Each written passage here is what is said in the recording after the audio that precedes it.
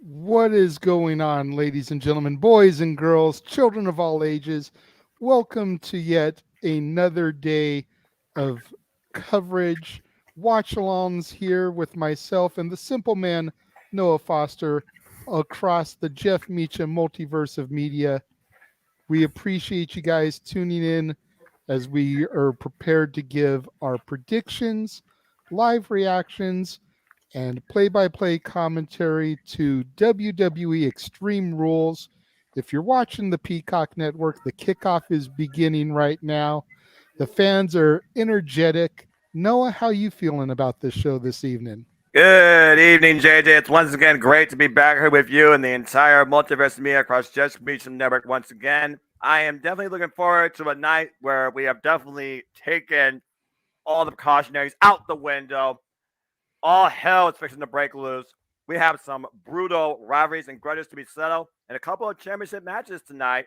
And someone might be let in. There's been a lot of teases lately. So, if nothing else, there's a lot of intrigue as we emanate from the birthplace of Extreme, Philly. And I'm looking very forward for the first time in a long time to a WWE Premium Live event, top to bottom. Yeah, me too. I mean, this pay-per-view, this PLE, it's still hard for me to call it a PLE. I've been so conditioned over the years to call it a pay-per-view event. But Understandable. but just from the first moment that we caught a teaser, I want to say it was last month, just building towards this with the words of Paul Heyman. And I've been stoked ever since then. And then we get to this evening, Philadelphia. Our background here for our broadcast during the pre-show is the old Viking Hall. It is the exterior of the ECW arena. You've got Jerry Lawler sitting there right now, who had so much hatred towards the original ECW. He literally called out Paul Heyman. Extremely crappy wrestling, as he used to refer to it as. And it feels like there's a lot of full circle here this evening in this broadcast. Yeah, and again, it's almost like it's not going to be like an homage to something that was nostalgic. It's going to be redefining something that definitely was anything but less than epic. I mean, you think about who you got at this kickoff panel here in Booker T and Jerry the King Lawler. They weren't necessarily men that took it to the extreme, but they definitely are men that can reflect a lot in some of these rivalries, especially tonight with what we have in this fight pit match as Matt Riddle will take on Seth freaking Rollins, special guest referee former UFC fighter Daniel Cormier, incredible UFC record. Won a lot of his matches, by the way, more so by a submission versus knockout. And we've seen how personal this has gotten to the point Seth Rollins has called out literally Riddle and his family situation. Yeah, you never want to get personal with stuff like this. And Seth freaking Rollins just throwing caution to the wind here. Like, who who knows what is going through that sick sadistic head of his. And speaking of sick sadistic, they're talking now about Edge versus Finn Balor, the Judgment Day. You know, Edge began the Judgment Day many, many, many months ago, and now here we are. What looks like it could be the final chapter. It could be the final chapter for at least one of those two men as far as the rivalry with Judgment Edge literally being the guy to start Judgment Day. But right now, they're just ran down the card again. We got a strap match, I quit match, ladder match, extreme rules match, a good fashioned Donnybrook. We got everything tonight. There isn't a single match on this card that feels normal. No, And right now, we talk about control, we talk about power. There's not going to be any sort of control tonight, especially in this ladder match where Bayley has sought to take over Monday Night Raw and prove who has all the power as she looks to take the title from the EST, Bianca Belair, in the first ever singles women's ladder match for a championship on the main roster. History to be made tonight, regardless, for sure. yeah, I mean it's nuts when you think about the fact that this is the first one-on-one women's ladder match in WWE history. You think about names like Mickey James, Lita, Trish Stratus, Victoria, Molly Holly, all women who in their own right could have pulled this match off. especially you think about the Lita Trish rivalry.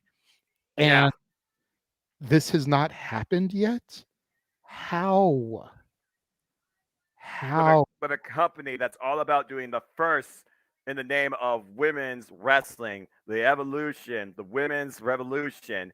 The fact they haven't pulled out this particular type of scenario since Bailey versus Sasha Banks raised the standard back at NXT Takeover Brooklyn is truly astonishing.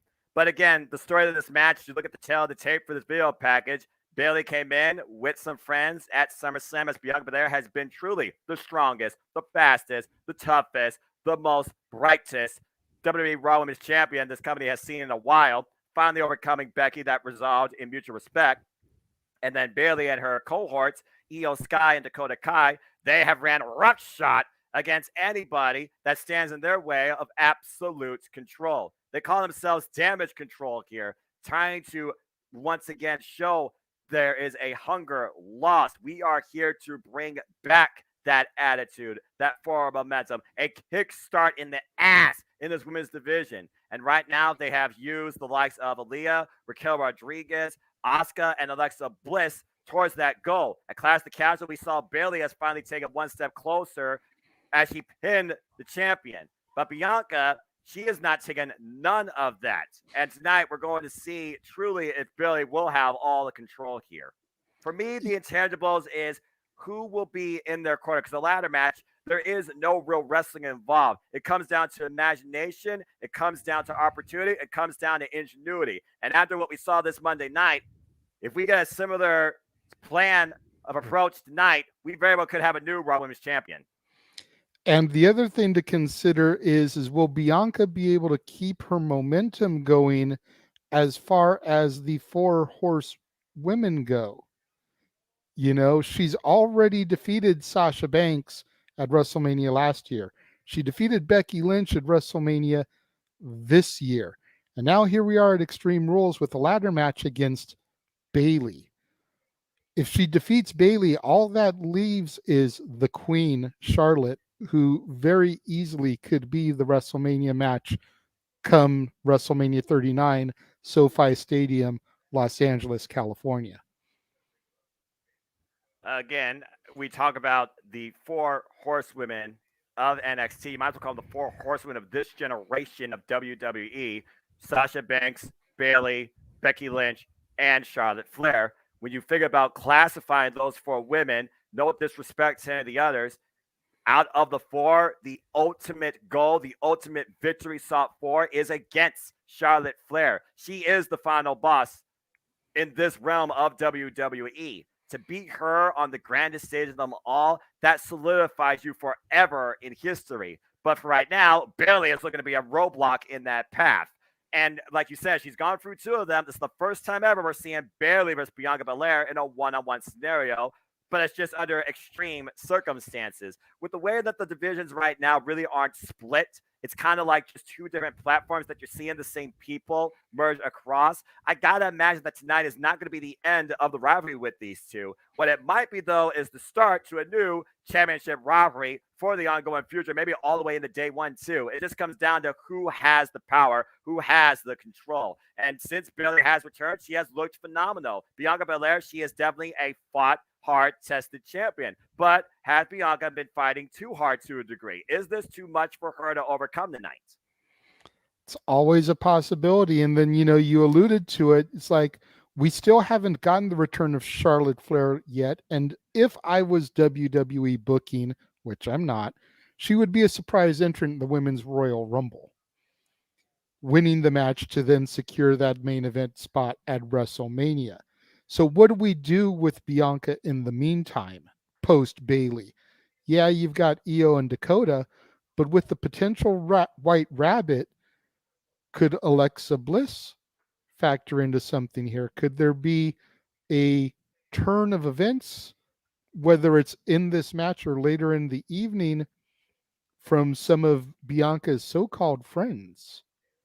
Well, you know what they say: keep your friends close and your enemies closer. Bailey has backup. Bianca Belair seemed like she had backup going in. They got taken out on Monday Night Raw. With this idea of the White Rabbit being teased to finally be revealed tonight, you wonder who the White Rabbit could influence and how could they influence somebody. We all know the connections that Alexa has to Bray Wyatt, to The Fiend, and does that still linger within her somehow? Does Lily still have some sort of control over her as we talk about a month of possession, spooks, and horrors and such? I don't necessarily see an exorcism happening tonight, but I definitely see the numbers game playing a factor in this ladders match. And Bianca Belair, this is new territory for her. She hasn't been involved in a singles ladder match. She has been involved before in Money in the Bank. So I'm not going to say that she's not experienced as far as implementing this weapon into play. But again, there are so many different factors that could be a turning point to this. We also talk about the other women, like you said.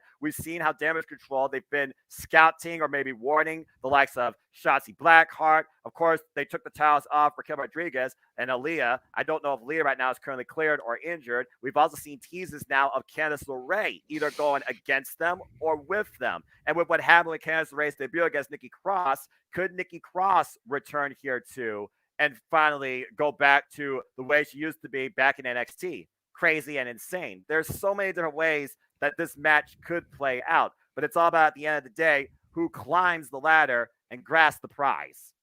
Absolutely. And going back to the White Rabbit, Daniel says that he will be upset if Bray Wyatt is not the White Rabbit. And I feel that's pretty much par for the course. I feel that's the way everybody feels. Unless they pull, excuse the pun here, an even bigger rabbit out of their ass, I think people are going to be beyond pissed if it's not Bray. And then Zach brings up an interesting comment. He says WWE passed out White Rabbit word searches at the show this evening. Inside of the search are the words Zodiac Killer. What does this mean? Zodiac Killer. That sounds like something of astronomical proportions. That's not even like horoscope based. I'm not really sure, but with the creative mind of Winnie Rotundum, Zodiac Killer could have something to do with the stars aligning tonight. Something Possibly. could come out of sight. Again, it's cryptic. It's one of those things that just keeps your brain guessing. And right now, when I think of Zodiac, I think of maybe something to do with, like, calendar or space or constellations or something in the universe, a balancing of forces being interrupted. It's hard to say. And I'm looking at everybody involved on this card and who could relate to that. I mean, Karrion Cross cost himself literally, walking Armageddon. Doomsday is arriving, TikTok, but I don't know necessarily that that comes into play as far as that riddle goes, because that's really a riddle at this point. Mm. What a great transition there. Speaking of riddles, I don't know what they're going to discuss next, but let's go ahead and move on to Matt Riddle and Seth freaking Rollins. Oh boy. This fight pit match with Daniel Cormier as the referee. And before we get too deep in that, let me acknowledge Matt Helms. You know, love the fact that you're here, Matt. Thank you for trying to get everyone to hit that like button. We appreciate it. Like, subscribe, comment, tell a friend, folks. Have fun tonight with us. Sean says, live better win. We will definitely get into that when we get to that match. Hot But take. you mentioned how personal this has gotten with the way that Seth has brought Riddle's family into things. And I know that wrestling, you've got to be diabolical. You got to get that upper mental advantage. But is that the type of thing that we really want to see this day and age? Or would we rather just have it be good old fashioned, rivalries without everything getting so personal? There comes a point where I feel like you not only test the athletic capabilities of who you're in the ring with, but if you feel like that you cannot overcome what they bring forward, you try and attack them a different way, and then you go to the mental game to prey on someone's psyche when it comes to what has happened along with their family. That is a pretty low bar. But right now, Seth Rollins is in Matt Riddle's head, and he's using that to his advantage. We saw what happened at Clash of the Castle. He was able to prey on Matt Riddle's psyche, catch him in a opportunistic time, the architect always with a plan and curb stomp him into the mat. But Matt Riddle, he has not let up on his hostilities towards the Drip Master yet. And we saw most recently he has been causing Seth Rollins key moments on Monday Night Raw. So, with this being said, Matt Riddle has challenged Seth Rollins in both the physical and mental game. There's only one other way to go from here, and now we're going to, well, pretty much a shoot fight scenario, it seems. The fight pit. This is a world unfamiliar to Seth Rollins, but this is a world very known for Matt Riddle based on his MMA background. It's one of those things where I look at wrestling, progression, and storytelling. There is that mutual beginning where you're seeing who is the better wrestler, the stronger athlete, and then it comes down to which individual deserves to have a happy ending. And I feel like tonight we're finally going to see the culmination of that, at least for the short term. And right now, technically, they only have had one match. This would be their second, even though they had their first physical conflict back at SummerSlam, where Matt Riddle wasn't cleared. So to see how Seth Rollins actually handles himself in a non-wrestling scenario where he's not in control of, let alone the decision, but the environment, I'm very curious how the architect could adapt to this new playground that he's going to be forced to fight in.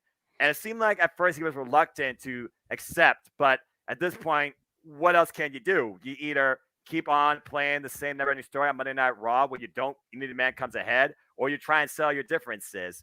But we're going to see tonight how Matt Riddle and Seth Rollins coexist in the fight pit. At least they have an official that understands the rules of the game. Yeah, now this comment I'm going to make here, I'm not discussing the look of the fight pit or anything like that, because the fight pit that I saw the blueprints for on Raw definitely looked very ominous, but the whole feel of this match kindly takes me back to the Lions Den matches that were had in the late 90s, the likes of Shamrock and Blackman and Shamrock and Owen Hart, you know, just that little extra oomph, if you will, to try to bring things to, at that point it was Shamrock's home in the octagon, and in this case it's going to be Riddle's. And with Daniel Cormier, you wonder will he actually keep Law and Order, or one of the two participants force his hand? Again, in a fight pit, there are no ropes. It is a steel cage structure surrounding just a flat ring map with an upper walking tier surrounded by a railing.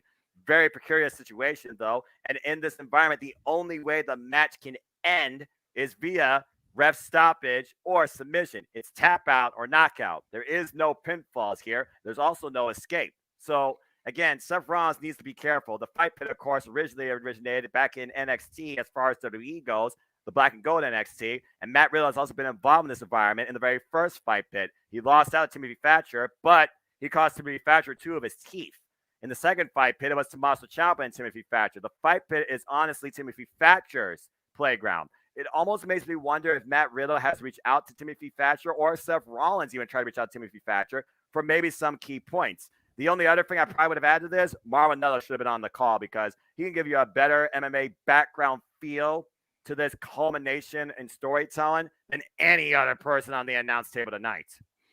It's fair. That's fair.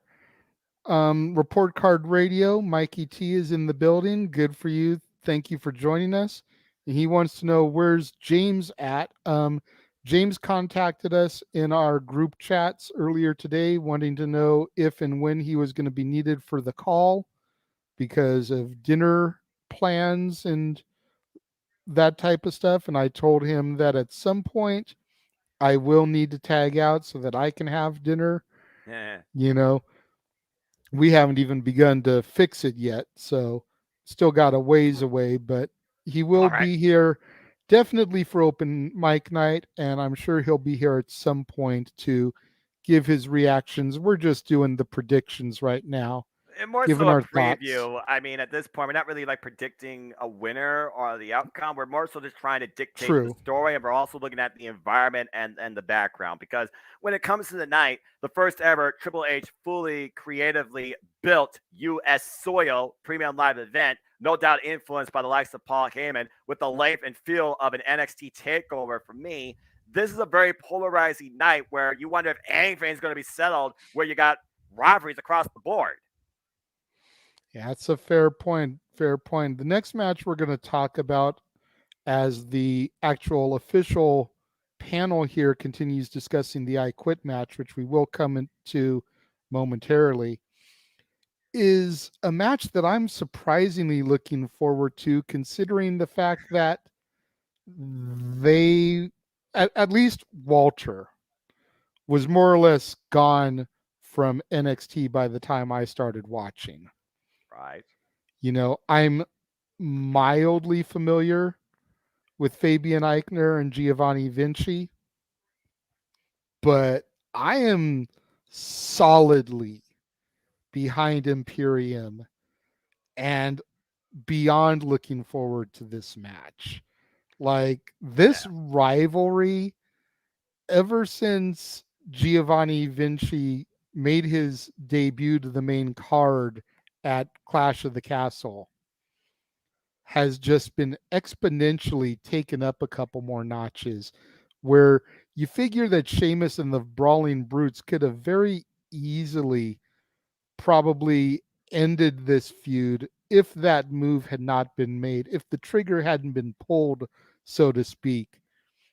And his addition to the roster, reuniting Imperium and everything that has come subsequently since then, ha- has made me look forward to Sheamus storylines more than I have in a very long time, because it's well documented. I am not a fan of Sheamus whatsoever, period, point blank.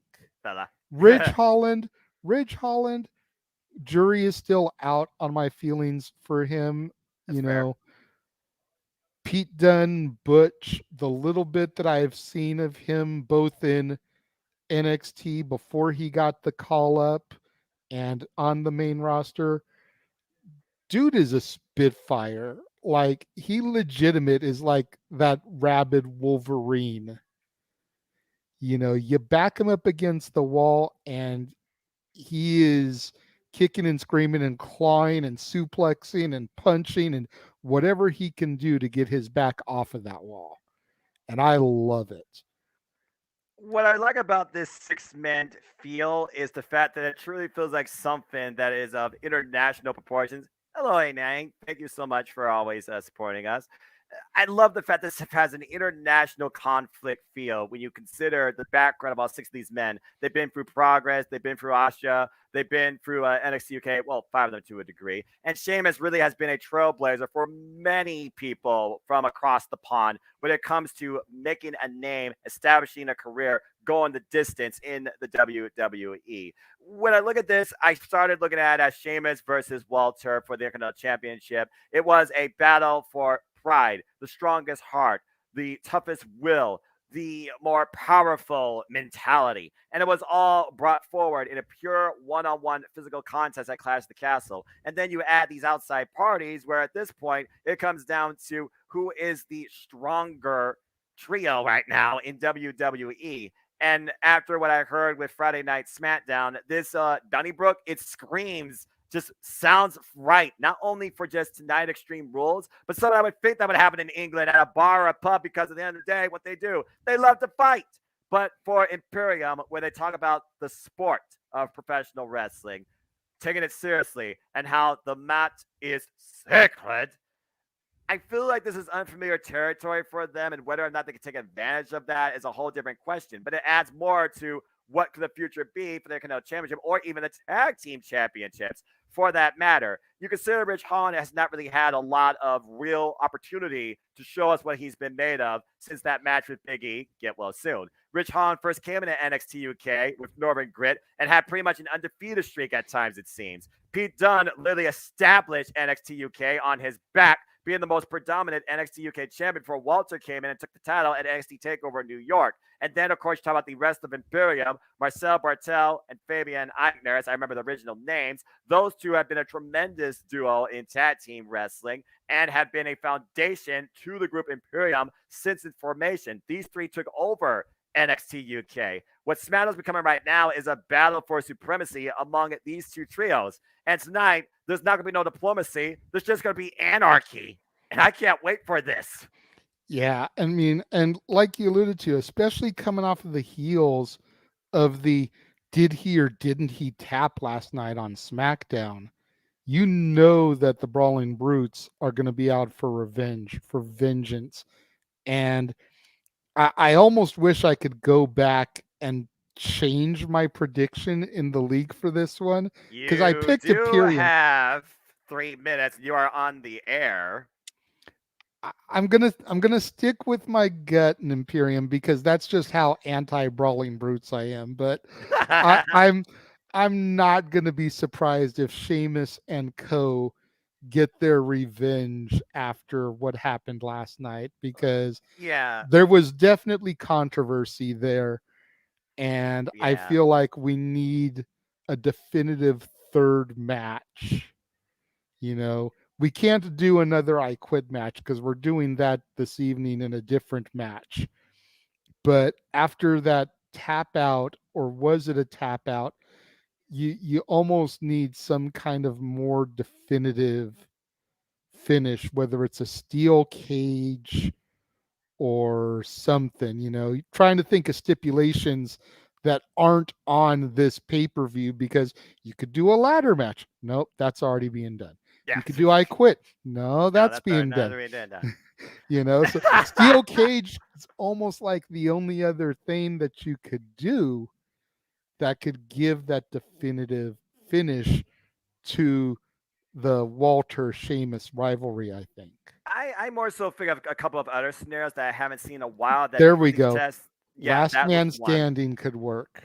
Yeah, but we also saw that at SummerSlam. And when it comes to me and True. storytelling, you don't want redundancy when it comes to the environmental scenarios. When I look at Sheamus and I look at Walter, I think about endurance. I think about pride. I think about how far you're willing to push a man until they break. And that for me comes down to one or two scenarios: 2 out of 3 falls or Iron Man match. Because I don't see them doing a best series of 7 like they did with Cesaro and Sheamus, that was founded more so on pride of who the better man was.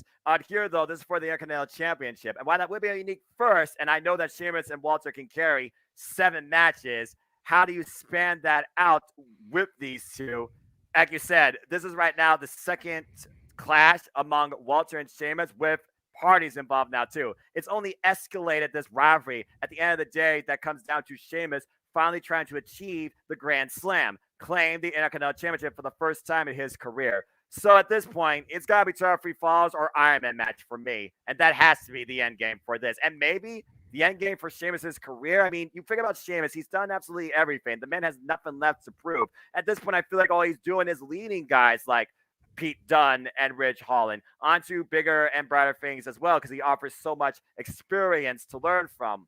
So at this point, until Sheamus either gets the championship or has one last one and you're done opportunity, I do see this rivalry continuing, but that's how I would propose the ending.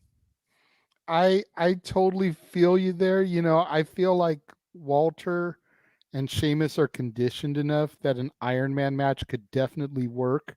I don't think we've ever seen an Iron Man match for the Intercontinental title for anything other than the world title, for being completely honest.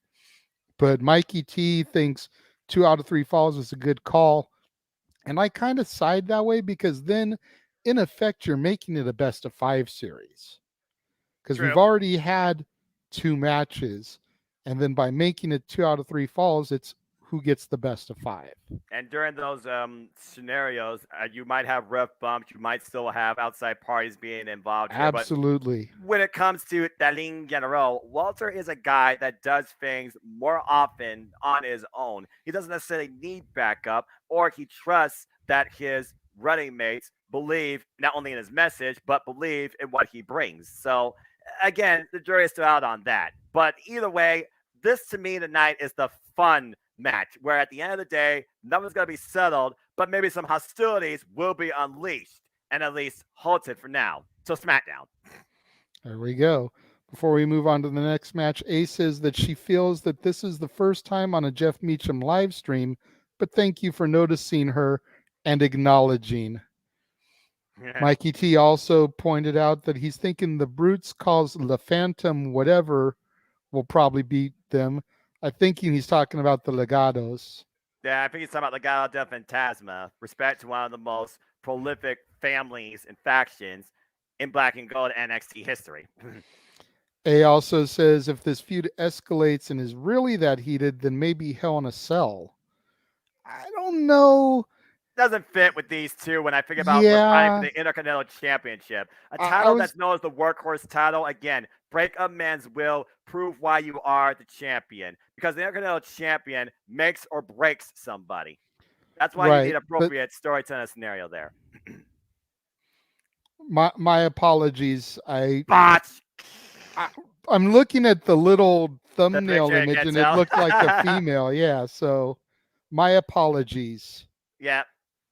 Well, Um, anyway, I'm also going to say this right now to every wrestling fan and sports entertainment enthusiast. The forum for the No DQ Galaxy is now officially closed. Good luck to all of you. there we All right, go. so So as this, over on the official preview on the Peacock Network, they're talking about this match. So let's go ahead and get to it too. all right. Liv Morgan and Ronda Rousey. Oh Lord. The match that pretty much everybody in my house is looking forward to for other reasons. CC, she doesn't even care if Liv crawls out of there with her belt. She just wants to see Ronda beat Liv within an inch of her life. She's a masochist, and I respect that because I am too.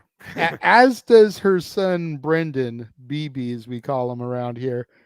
Same thing. He just wants to see Ronda pummel Liv beyond recognition. And it's like, I'm Harvey Dent here. I'm of two minds about the situation Can't be because trusted.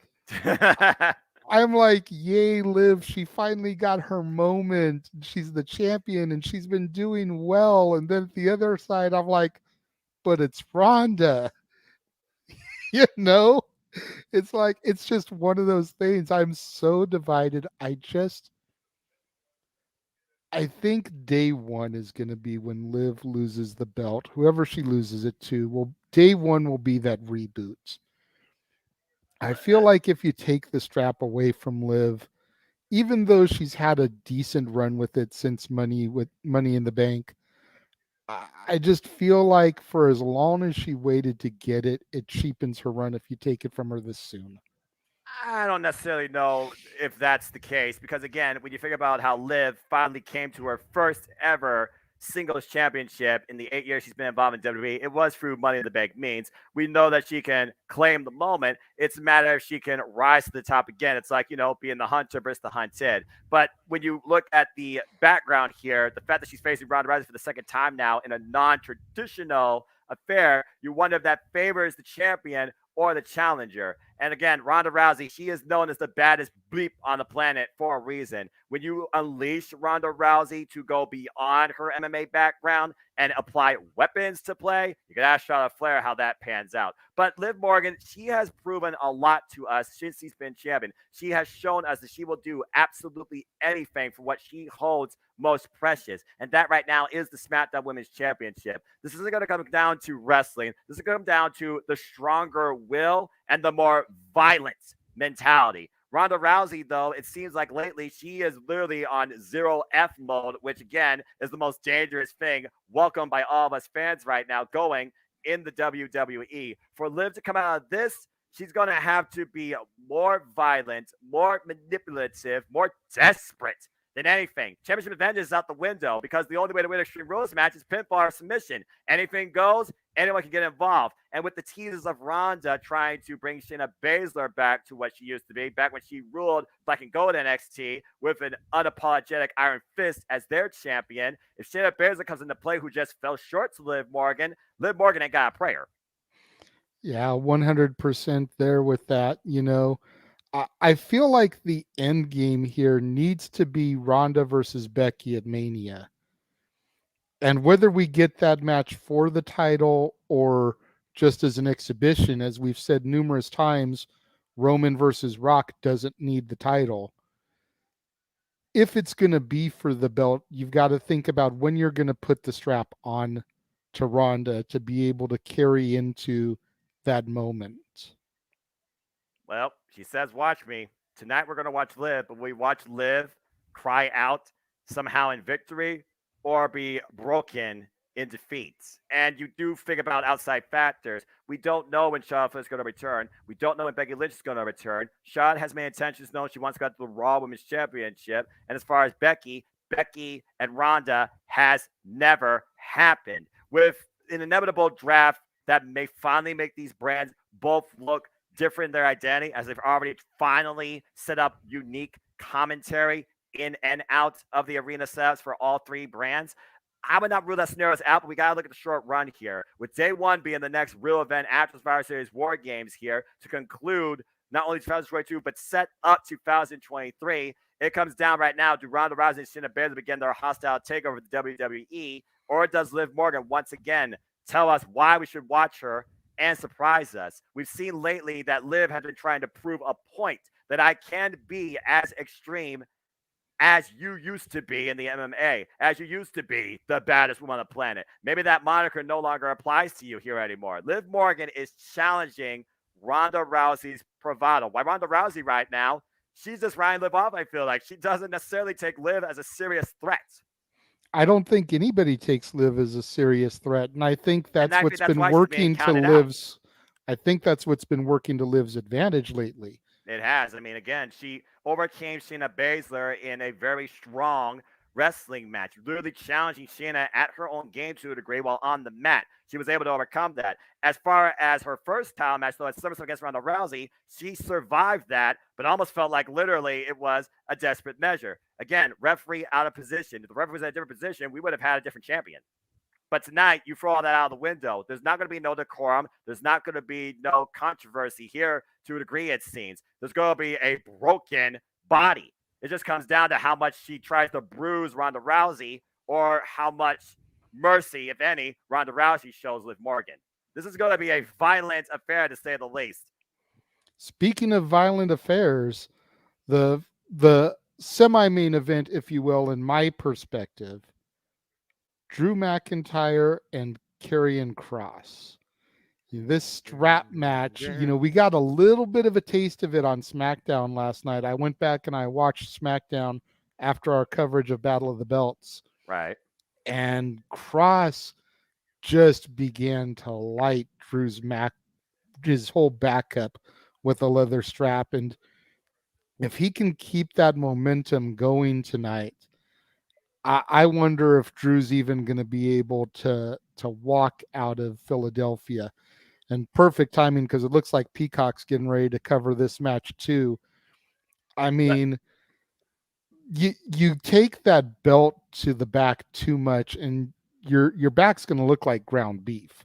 Take it from a man who worked the meat department. Like seriously, it just is no joke. And you could ask Brian Danielson about that when he took on the Fiend for the WWE Universal Championship back at last year's Royal Rumble. we're being joined by Mikey T, calling himself Hey, Mikey Mikey. Extreme, Love the posters. as we begin to discuss Drew and Karrion Kross. Welcome, Mikey. As he gets himself in order here. Yes. I don't think he was expecting me to bring him in that quickly when he came into the room. Hey, we had to talk. I mean, come on now. No, Mikey, just first getting up, good myself to see you. situated. Good to hear you. We're talking about the strap match right now. So why don't you go ahead and give your tail of the tape towards this and what you expect?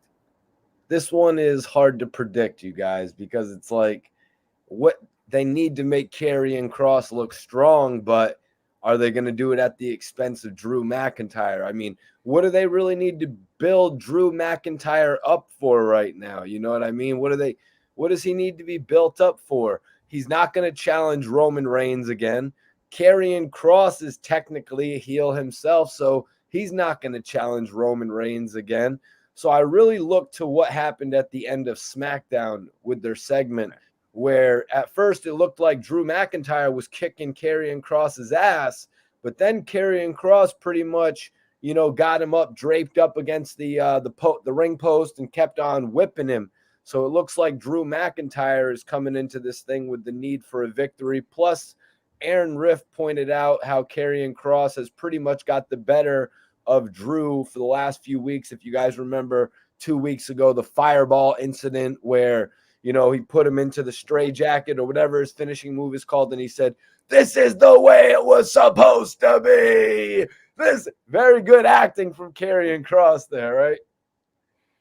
Yeah, I mean, if history has told us anything, it's that generally speaking, whoever has the momentum going into the pay-per-view, coming off the heels of the go home, is the one who loses at the pay-per-view.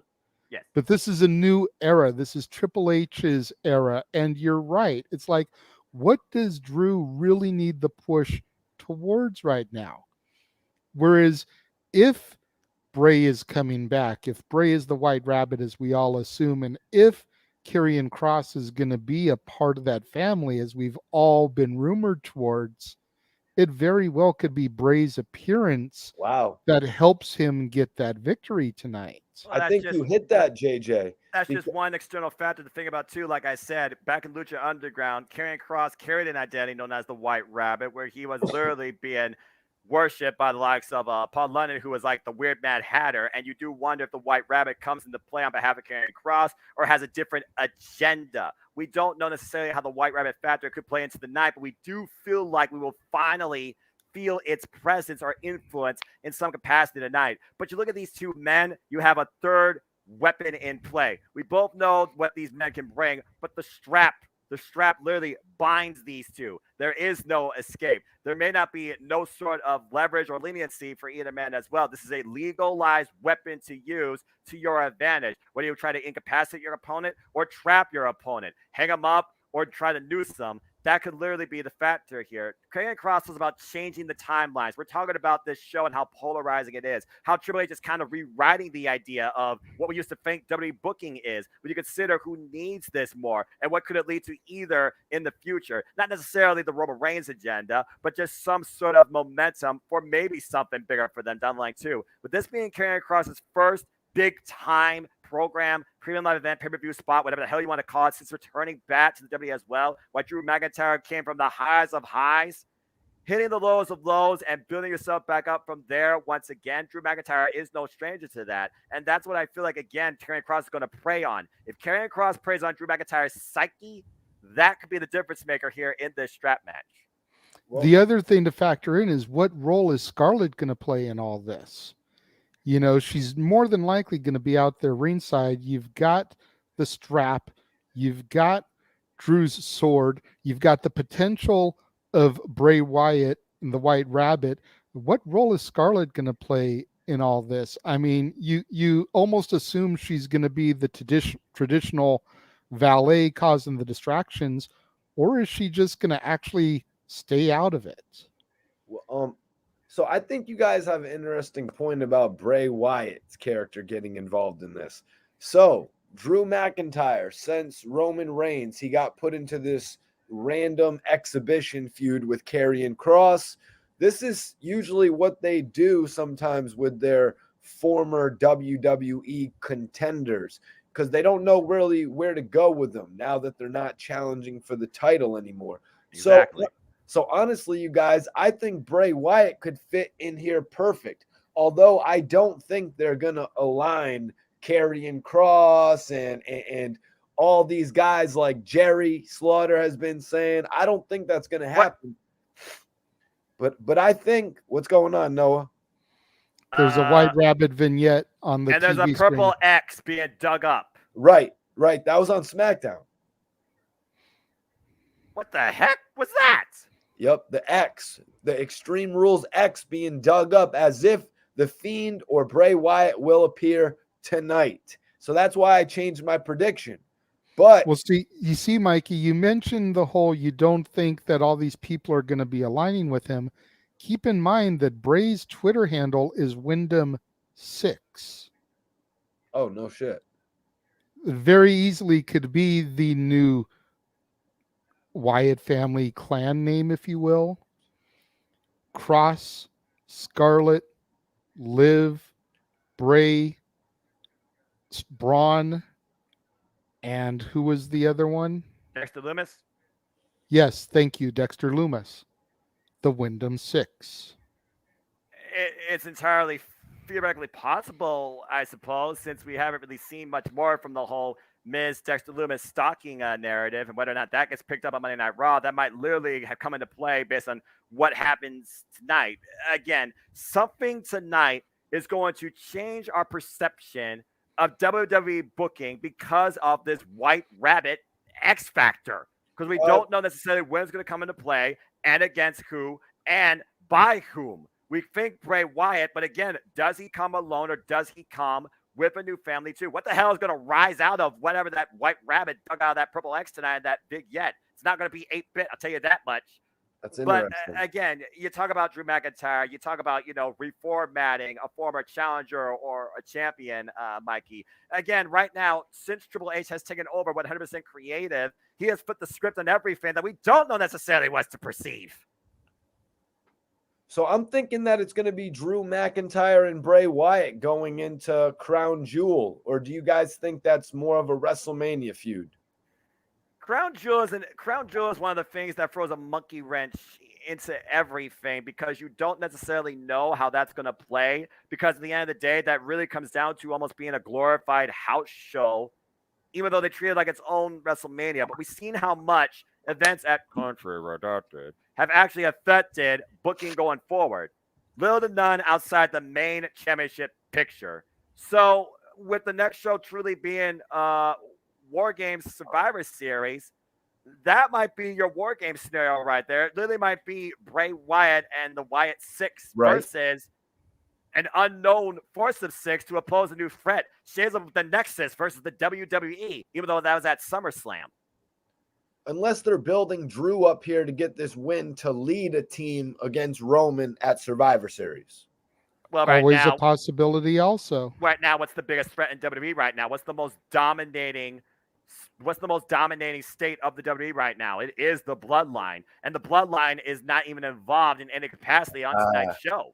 Here we go. The I Quit match right here. This the feature main event, and as fitting, we got the rest of the party online. James, good to see you. So, yeah, man. So Paul, JJ, thank you for joining us. Sorry, Mike, you didn't mean to step over you there. Just wanted to make sure we welcomed everybody else back to the show. All right. Go ahead, Mike. What do you got? Like, it really sold it for me when Edge gave that promo at the end of SmackDown, at the end of Raw. Because I was like, after seeing the Judgment Day's dominating performance to start off Raw, I was like, oh, Edge has this all day. But then they did that Edge promo where he was like, there is nothing you can do physically to me to make me say, I quit. And it's like, and okay. That's why I literally said it will not be physical implications that determine the decision. It will be a choice of consciousness that decides the victor at the end of the day. And ultimately, judgment. Yep. At the end of the day, I flash back to Rock versus Foley at the Rumble. I saw that too. And you think about how Foley gave that promo just before the match began, and then they recycled the verbiage to make it seem like he said, I quit. Quit. If this is not the end of the Edge Judgment Day feud, what a beautiful poetic way to go out and to make the match. You figure that's the type of thing that Hunter would book, having been around back in those days. You think about the connection between Edge and Foley back in the days, and the whole ENC crashing the commissioner's office. And for them to bring that out. Yeah. I mean, how perfect would it be for them to have used Edge's verbiage from Raw of saying I quit and have that be the way that Finn Balor wins this match? Well, the thing is, though, like you said, they already played that with Mankind versus The Rock. They even played that against John Cena versus The Miz. When it comes to using a stipulation, I don't think you want to use retcon. I don't think Triple H personally wants to use retcon. I do think that Dominic will put himself in harm's place willingly and Rey Mysterio will be out there to try and change Edge's choice, in which case maybe that very moment determines the end of the match. Like I said, I feel in terms of consciousness, it's going to come down to what really could become a family affair of two sorts: father versus son, creator versus creation. You got Judgment Day with the former leader versus the new leader at the forefront, while you have a broken-hearted father trying to convey sorrow to his son who wants to hear none of it. You know what's funny? We mentioned the Miz and John Cena. I honestly thought you were gonna go the John Cena JBL. That is such an underrated goddamn I Quit match. It's ridiculous. I still watch it to this day. It's so good. It's so good. I don't even care if you're a Cena hater. That match was fucking outstanding. Like, that might honestly be the match of their careers. I love that match so much because it was brutal. I pose this to you based on what I said. Does this match follow suit of a Shakespearean tragedy into Edge, or do you see Finn Balor carrying out Final Judgment? This has to be the end game for Edge and Judgment Day, or not. I have to see Balor finally getting the W here. And I say this because, I mean, no, I set my expectations low with my gut, so that's where I'll go into it. But in my brain, I'm gonna go with my brain in this case. Prediction: Balor and the Judgment Day have lost like 3 pay-per-views in a row. It feels like to Edge or a team of Edge. They need the fucking W here. It is a must-have for Judgment Day, or there's nothing. There's nothing. I honestly feel like the only other place to go from here is Survivor Series. Yep. You know, and you've got Edge and Priest. You've got AJ against Balor. You've got Ray against Dominic. You've got Beth against Rhea. There you go. Problem with that, JJ. Like, what happens when one of the females eliminate one another? It's kind of obsolete. Like, it needs to be saved for another pay-per-view that's not an elimination style. Well, You still do that, and you can have them do a double count out. You can have them maybe you on don't the have outside. Rhea and Beth involved in the War Games environment because of that scenario. You just have to do a one-on-one match because, again, Rhea Ripley, Beth Phoenix, one-on-one has not happened. Nope, that's got to happen too. If you're gonna do that, you got to get that belt on Rhea immediately. I don't know how post that match, yeah. What I'm saying is, because you have Liv Morgan, I'm gonna just say it. If anybody should dethrone Liv, it's Rhea, because that makes storyline sense, and Rhea would be the perfect person to be the SmackDown Women's Champion going into her match with Beth. I think that would be good, especially to give Beth like one final title match for all the work she's done. Plus, I mean, Beth can still go at like a top level, so I don't see why you don't do it. And also, though, James, again, we still have to worry about the scenario. Judgment Day has been a focal point only on Monday Night Raw. So unless they do a draft, bro, don't matter right now. That don't matter until fucking after Mania. You and I both know that. Come on. I know. Come on. That's why I see Bianca Belair retaining, because I feel like she has more heel challengers, like you're saying, James, like Rhea Ripley, and then eventually whoever comes after that. Yes, I agree. Well, Rhea will probably take it, actually. Yeah, true. Again, Rhea wasn't injured. It probably would have been Rhea Ripley versus Bianca Belair. Oh, yeah. Yeah, man. Right. That prolonged Bianca's title run, I believe, unless she was just going to go over at Money in the Bank. By the way, it's good to see you again, Mike. Shit. Hell yeah, James. We got him hooked so bad. He's like, I'm coming on next week. Hey, it's 2 weeks in a row we've had Mikey T on the It's always a pleasure. Welcome conversation too. Dude, I got hit with a cold this week. I thought I had COVID a few days ago because my temperature was rising up to 100. That's fucking gnarly that you say that, because my dad's literally dealing with the exact same thing that you just said, and I'm pretty sure it's a cold. Yeah, but it's just the cold. that's weird. That's weird. Everyone's Okay. just catching colds now. It's like it's not. You know what I mean? Yeah. But, They pretty much confused the two. Yeah. right. COVID helped us battle the vaccine, but in reality, it reversed the effects of what the cold vaccine could do. Shit. Right. Good What Lord happened? Almighty. Now we're really screwed again. We got no pre-show match, Noah. No. Once again, We only have 6 matches on the card. Oh yeah, that's true. Is there only 6? Oh wow, he NXT takeover this, huh? He did say it's like about 2 hours and 45 minutes of actual airtime they have for this. So yeah, again, this is the first fully creatively made Triple H US soil WWE Premium Live event, and it already feels like an old school NXT takeover. Since I was late to the party, like big time, can you show me the graphics and I'll speed round my predictions quick? Because I can do that for you. Thank you. Last 2 minutes stand. Go ahead and shoot your brain.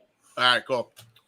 Let me see here. So first one we'll have you shoot your brain on real quick is Liv and Ronda. Ronda.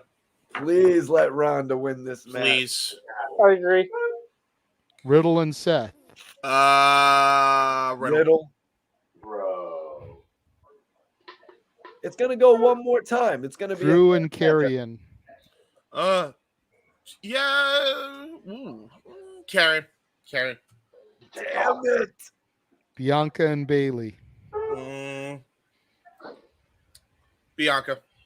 Yep, that Raw finish was too strong. And then the last one is the Brawling Brutes and Imperium. Oh, this match is gonna fucking roll. Okay. I didn't expect this from the match. JJ won't budge on this one. JJ is sticking with Imperium. I'm with him. But I am happy. Put it this way, Mike. I am happy with either result they decide to go with this. I love that. I'm just loving that. That's a match I'm just gonna be ready for. What I was saying earlier is we got this new group. How do you say their name? Legado Fantasma. Legado del Fantasma. Yeah, Legado del Fantasma. Yeah. So if we just give, sorry, Paul. If we just give Imperium this win over the Brawling Brutes, I really feel like there's nowhere for that group to go as far as being seen as dominant. So why not? You know what I mean? So I see a 3-on-3 feud between those two teams coming up after we get done with Sheamus and Walter. So that's why I say give the Brawling Brutes the win here. Again, it could go either way, especially because at Donnybrook, it's basically a fight at the bar or the pub.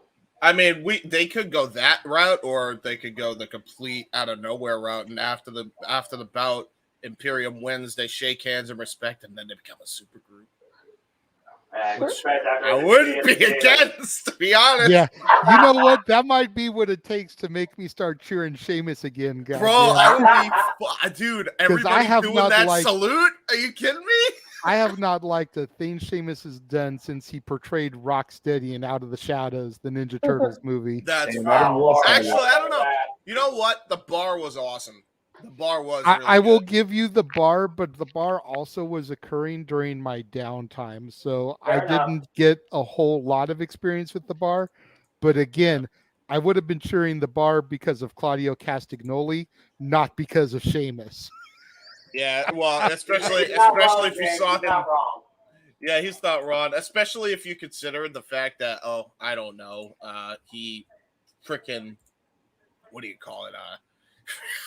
He busted Jeff Hardy's tooth. Like Sheamus legit booted him in the face accidentally. So that was great. No, I might need your Peacock information again. For some reason it logged me the fuck out. Start. I got you. Hold on. Actually, I say that actually. Let me see if I can go on. Let me see if I can actually. Real quick, because okay. JJ, back then the people were having a hard time starting to like Sheamus again. Like they were just getting done saying he looks stupid, and then Cesaro and him teaming up kind of brought him back. Exactly. I get that. I've had an issue with Sheamus pretty much ever since he won his first championship, because the whole rumor going around back then, and it ended up being true, was that Sheamus was a workout buddy of Hunter. Yep. And Yeah, so sure. it was like, so you were only getting that rub because you were a buddy of Triple H. James, Right. do you still need it? And Including- there Yeah, were yeah, so yeah. many other Yeah, I people do. that deserved the rub over him. I just had serious issues with it. And then I never got over it. And that's Fair. fair enough. I've Yeah, you got it. I've grown to like Sheamus now, especially nowadays. I But definitely have a ton more respect for Sheamus, especially what he's done recently with the programs with Drew McIntyre and how he really has led this trio into this one-of-a-kind unique program against Imperium that feels like an actual international warfare in Yeah. Europe. can I also say about Sheamus as well as his workout routines are freaking insane. Oh, yeah, Oh, he yeah. does a whole Some of YouTube the- channel about Celtic workouts. Yeah, Yeah, it's a crazy workout channel. I have not had the same level of respect for Sheamus since he lost the world heavyweight title to the Big Show. Dinner is here. I'll be back, boys. All No right, worries, you have Thank you, a James. no, by the way. Now we got a kid and a spelling bee. Those are Which two means- of the biggest things that I piss can't. in the history of wrestling. Randy Yeah. Orton losing the world title to Mark Henry and Sheamus losing it to the Big Show. Oh, That's fair. Paul Heyman literally asking a kid to spell extreme. Yep, this is Triple H produced, all right. Wonder what Oh, this is gonna be something. Oh yeah, this is going to be a hell of a show, Extreme Rules in Philadelphia, Paul Heyman is behind part of the creative. Triple H produced. This is going to feel so special. Oh, that That's why that's why I chose the backgrounds I did, the exterior Viking Hall for the pre-show and then the interior of the ECW arena for the main show. It's like just had to give it that extra little oomph as far as our presentation goes. To all 17 of you that are watching our coverage right now, thank you very much. We appreciate it. Welcome to the Jeff Meacham Network Multiverse of Media coverage of Extreme Rules, the WWE Premium Live event. The Renegade JJ Williams, the Simple Man Noah Foster are going to be providing commentary and play-by-play coverage once the official show begins. In the meantime, we've got Paul and Mikey Extreme here to kind of give some thoughts and reactions, and we'll be bringing them back in as well as James post matches. As the event goes on, it'll just be myself and Noah on screen calling the action for the matches as they occur. Gentlemen, welcome to the channel, to the show. It's a privilege to have you guys all here joining me tonight, joining us. And with that being, Go ahead and mute you because, because ladies and gentlemen, boys and girls, true and professional wrestling fans and enthusiasts, tonight on October the 8th, 2022, 8:04 p.m. Eastern Standard Time, this is Extreme Rules, where fear could be your downfall and absolutely anything is possible. Welcome to the land of Extreme Philadelphia. Welcome to Extreme Rules. I am the Semendo of Foster, with you as always, my color cohort, the Renegade JJ Williams. JJ, it is a night of rivalries. It is a night where we conquer adversity. It is a night we're going to see utter brutality. Are you ready for the carnage that awaits? Absolutely. I am ready to get into the land of extreme as we are here inside of Philadelphia, Pennsylvania. As I alluded to earlier, we've got the backdrop of the ECW arena. Man, we've got Corey Graves and Michael Cole providing commentary on the Peacock Network. The Simple Man Noah Foster, the Renegade JJ Williams providing commentary on the Jeff Meacham Network and the Multiverse of Media. What have they got to start us off with? And it looks like we're going to begin with the Donnybrook match. Everybody, as they show us best shillelaghs, out. shillelaghs and kegs at ringside. this is going to be just a bare knuckle brawl for the ages between these two 3-man teams.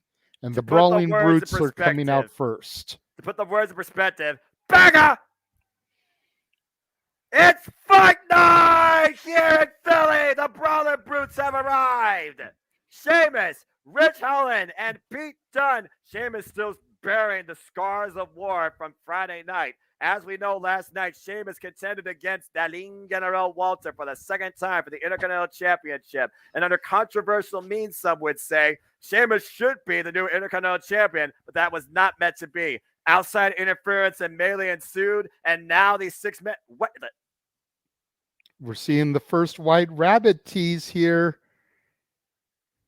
A White Rabbit approaches a purple X, digs into it, and unleashes a fiery inferno. What force is going to be coming forward tonight at Extreme Rules? Stay tuned, folks. But anyway, as we think about that later on, we now go to this 6-man melee as the Brawler Brutes take center stage first, awaiting their competition. Yeah, something in my gut, Noah, told me this was going to be the curtain jerker match.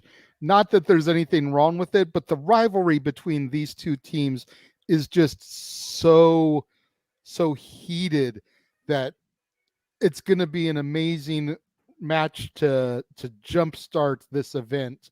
And here comes Imperium, led by the ring general, flanked by his cohorts, coming to the ring to do some more damage to the Brawling Brutes.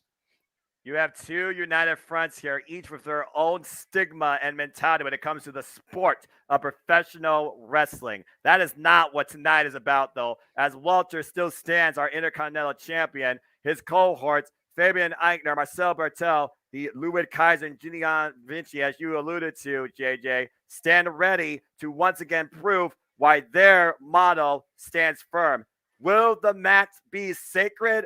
Will blood be shed? Will Guinness be enjoyed? We're about to find out here. It is a good old-fashioned Donnybrook, where absolutely anything goes.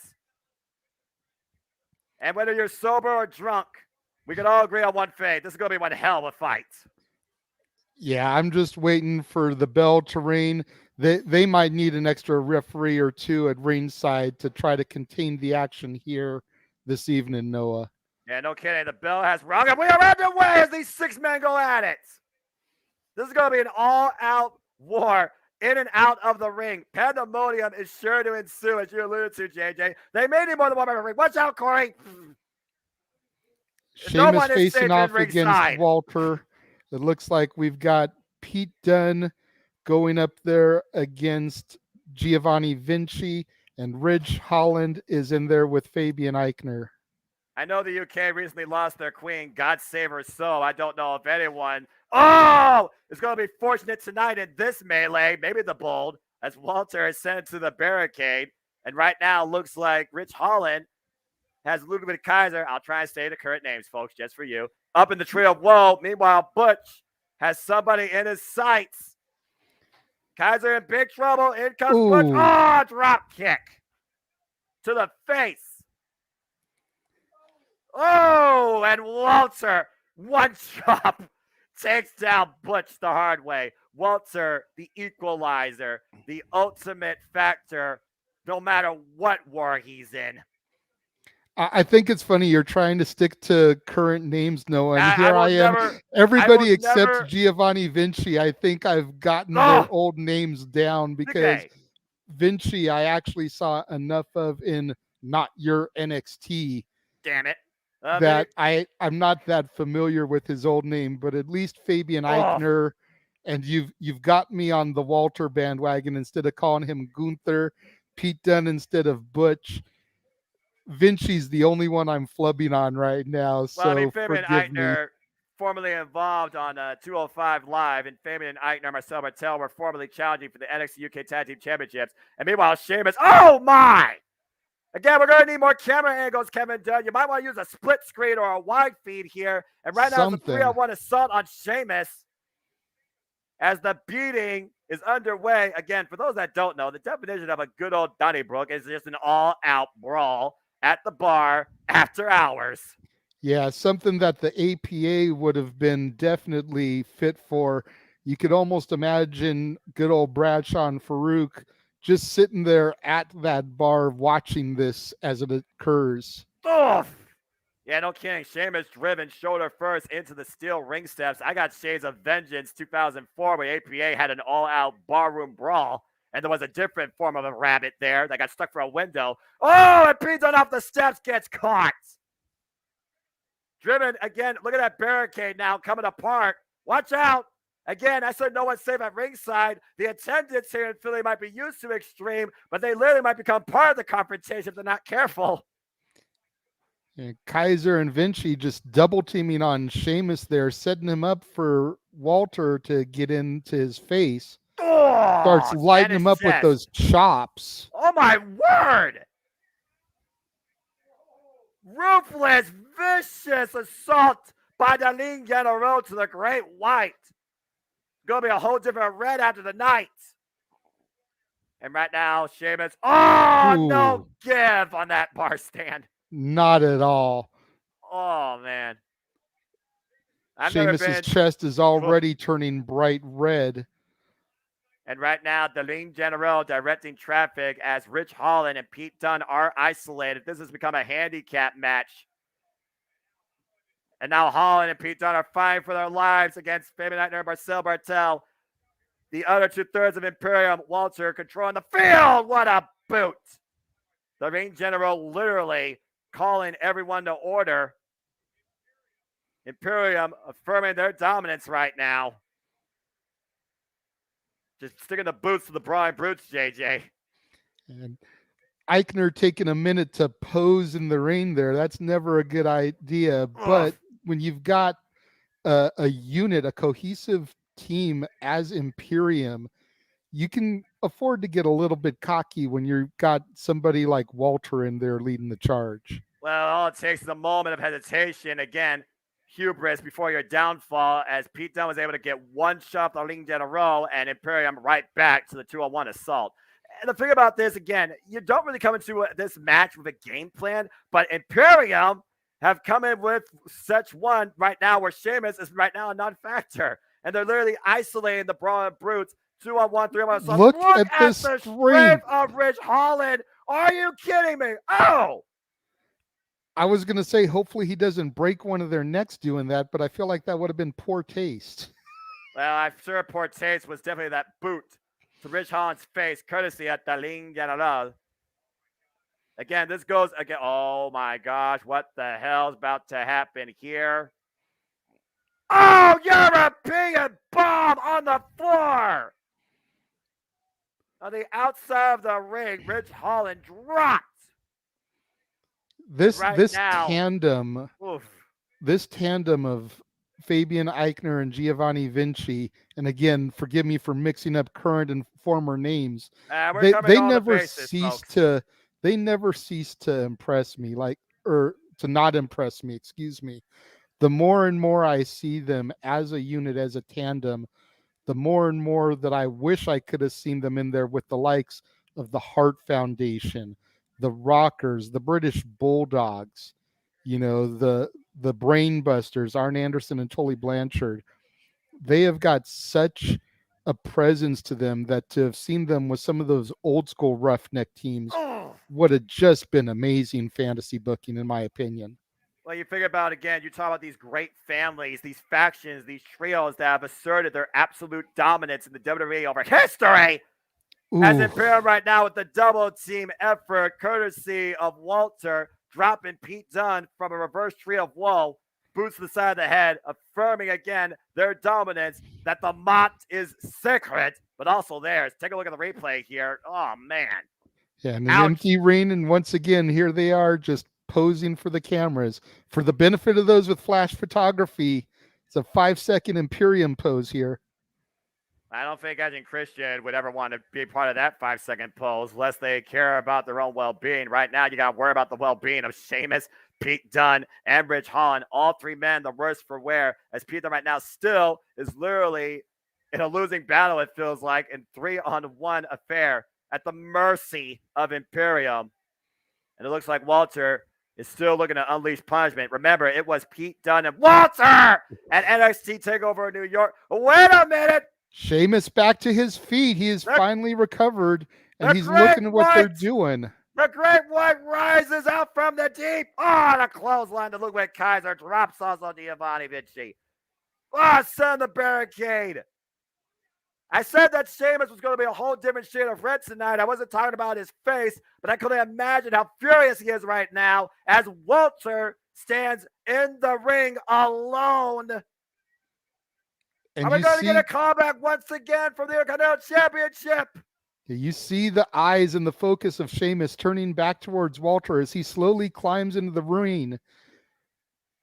Oh, man, these two forces are about to collide once again. And here we go. Both men exchanging forearm bombs in the middle of the ring after two titanic affairs with the Intercontinental Championship. But a suplex by Walter to Sheamus. These two colliding is one of those irresistible force, immovable object moments there, Noah. Yeah, no kidding. But a clothesline that just dropped Walter Sheamus right now. We all know Sheamus loves to fight. It is his MO. It's been that way since day one. Doesn't back down from anybody. Oh, what a power slam. And right now, this fighting spirit fueling Sheamus on as Philadelphia is firmly behind the Brawling Brutes tonight. Sheamus seeing nothing but anger right now. You got to imagine how much hostility, how furious he is that he is not still Intercontinental Champion, the only illustrious accolade to be avoided in his career. And right now, looking for 10 minutes of the bound, but Walter, caught in position. 1, 2, 3, 4, 5, 6, 7, 8, 9, 10 as the crowd in Philly counts along with us at home. And look, Sheamus isn't done yet. And here comes Butch and Ridge Holland to try to dish some beating into Walter as well. The Brutes are brawling, as their name implies, tonight against Imperium and Walter. And Sheamus has Walter up. Setting him up. Is he looking for white noise? White noise! Planted! But right now, Sheamus needs to continue forward on this momentum. He cannot let this be delayed. We cannot count out the outside factors of Imperium coming back into play. Sheamus looking to the crowd for approval, and that could be a bad thing here if he takes too long to capitalize. Might be looking for the brogue, JJ. Brogue kick, lights out. That might do it. Cover 1, 2. Oh, man. Perfectly timed splash by Giovanni Vinci. And Ridge Holland back in the fight now, fighting with Vinci. As Walter literally is saved from a splash. Oh, man. Just put him in for that clothesline. Took his head off practically. And back in Ludwig Kaiser. Might be looking once again for the European bomb. A backdrop by Ridge Holland. Meanwhile, Pete Dunne catches him out of the air with a forearm. Double drop kick. Takes out both the Brawling Brutes. And once again, the air that Walter. Wait a minute. Oh, backbreaker. Irish curse backbreaker. The air that Walter was able to get on that drop kick was gorgeous. And looking just like last night for the Cloverleaf. And it is in the middle of the ring. Some said that Walter tapped last night. Will he do it again tonight? Will we see him tap? Sheamus has him firmly in play in the middle of the ring. There's drawing him back to the center. Sheamus sits down, all his body weight. Meanwhile, Eichner with the shillelagh to the back of Sheamus. Breaking it in half. Cover 2. And the Brutes in at the last second. Whew, I was worried there, Noah. Even though I picked Imperium, I thought that was it right there. Man, look at the way that shillelagh just snapped in half. Exploded that shillelagh off of Sheamus's back. And right now we have all 6 men in a vulnerable state who can capitalize at this moment. This is Extreme Rules. We are coming to you from Philadelphia, Pennsylvania, the birthplace of Extreme, as we have 6 men brawling it out in the middle of the ring. And right now, Pete Dunne, you see the ire in his face. Rich Holland also back up in place, and they're doing it out again. All right, Pete Dunne going toe-to-toe with Fabian Eichner, Giovanni Vinci going head-to-head with Ridge Holland, while Sheamus and Walter, as they rise eye to eye, Noah. Eye to eye, forehead to forehead, the absolute hatred being exhibited by both these tremendous factions here tonight. Oh, man, you're just wondering which resolve is going to waver for a 3 count here tonight. And Sheamus and Walter exchanging bombs, chops, right hands, hitting everything in sight on each other. And you hear the crowd echoing their disapproval and approval with the boo yays as they trade chops back and forth. And right now, both these dueling factions are just trying to get back up to their feet and assist their leaders. Again, you see what these 6 are willing to go through. And Pete Dunne gets caught. What the hell is that, reverse exploder? Crossbody off the second rope. And Walter looks for the clothesline. Sheamus, though, hits him with a rising knee. Drops the champion. The cover, 1, 2, and no. And once again, Imperium saves their general from absolute defeat. Imperium will not be denied in what they stand for. Uh-oh. Well, we got carries, we got bar stools, we got steel ring steps. Why use all that when you got a freaking announce table at ringside, right?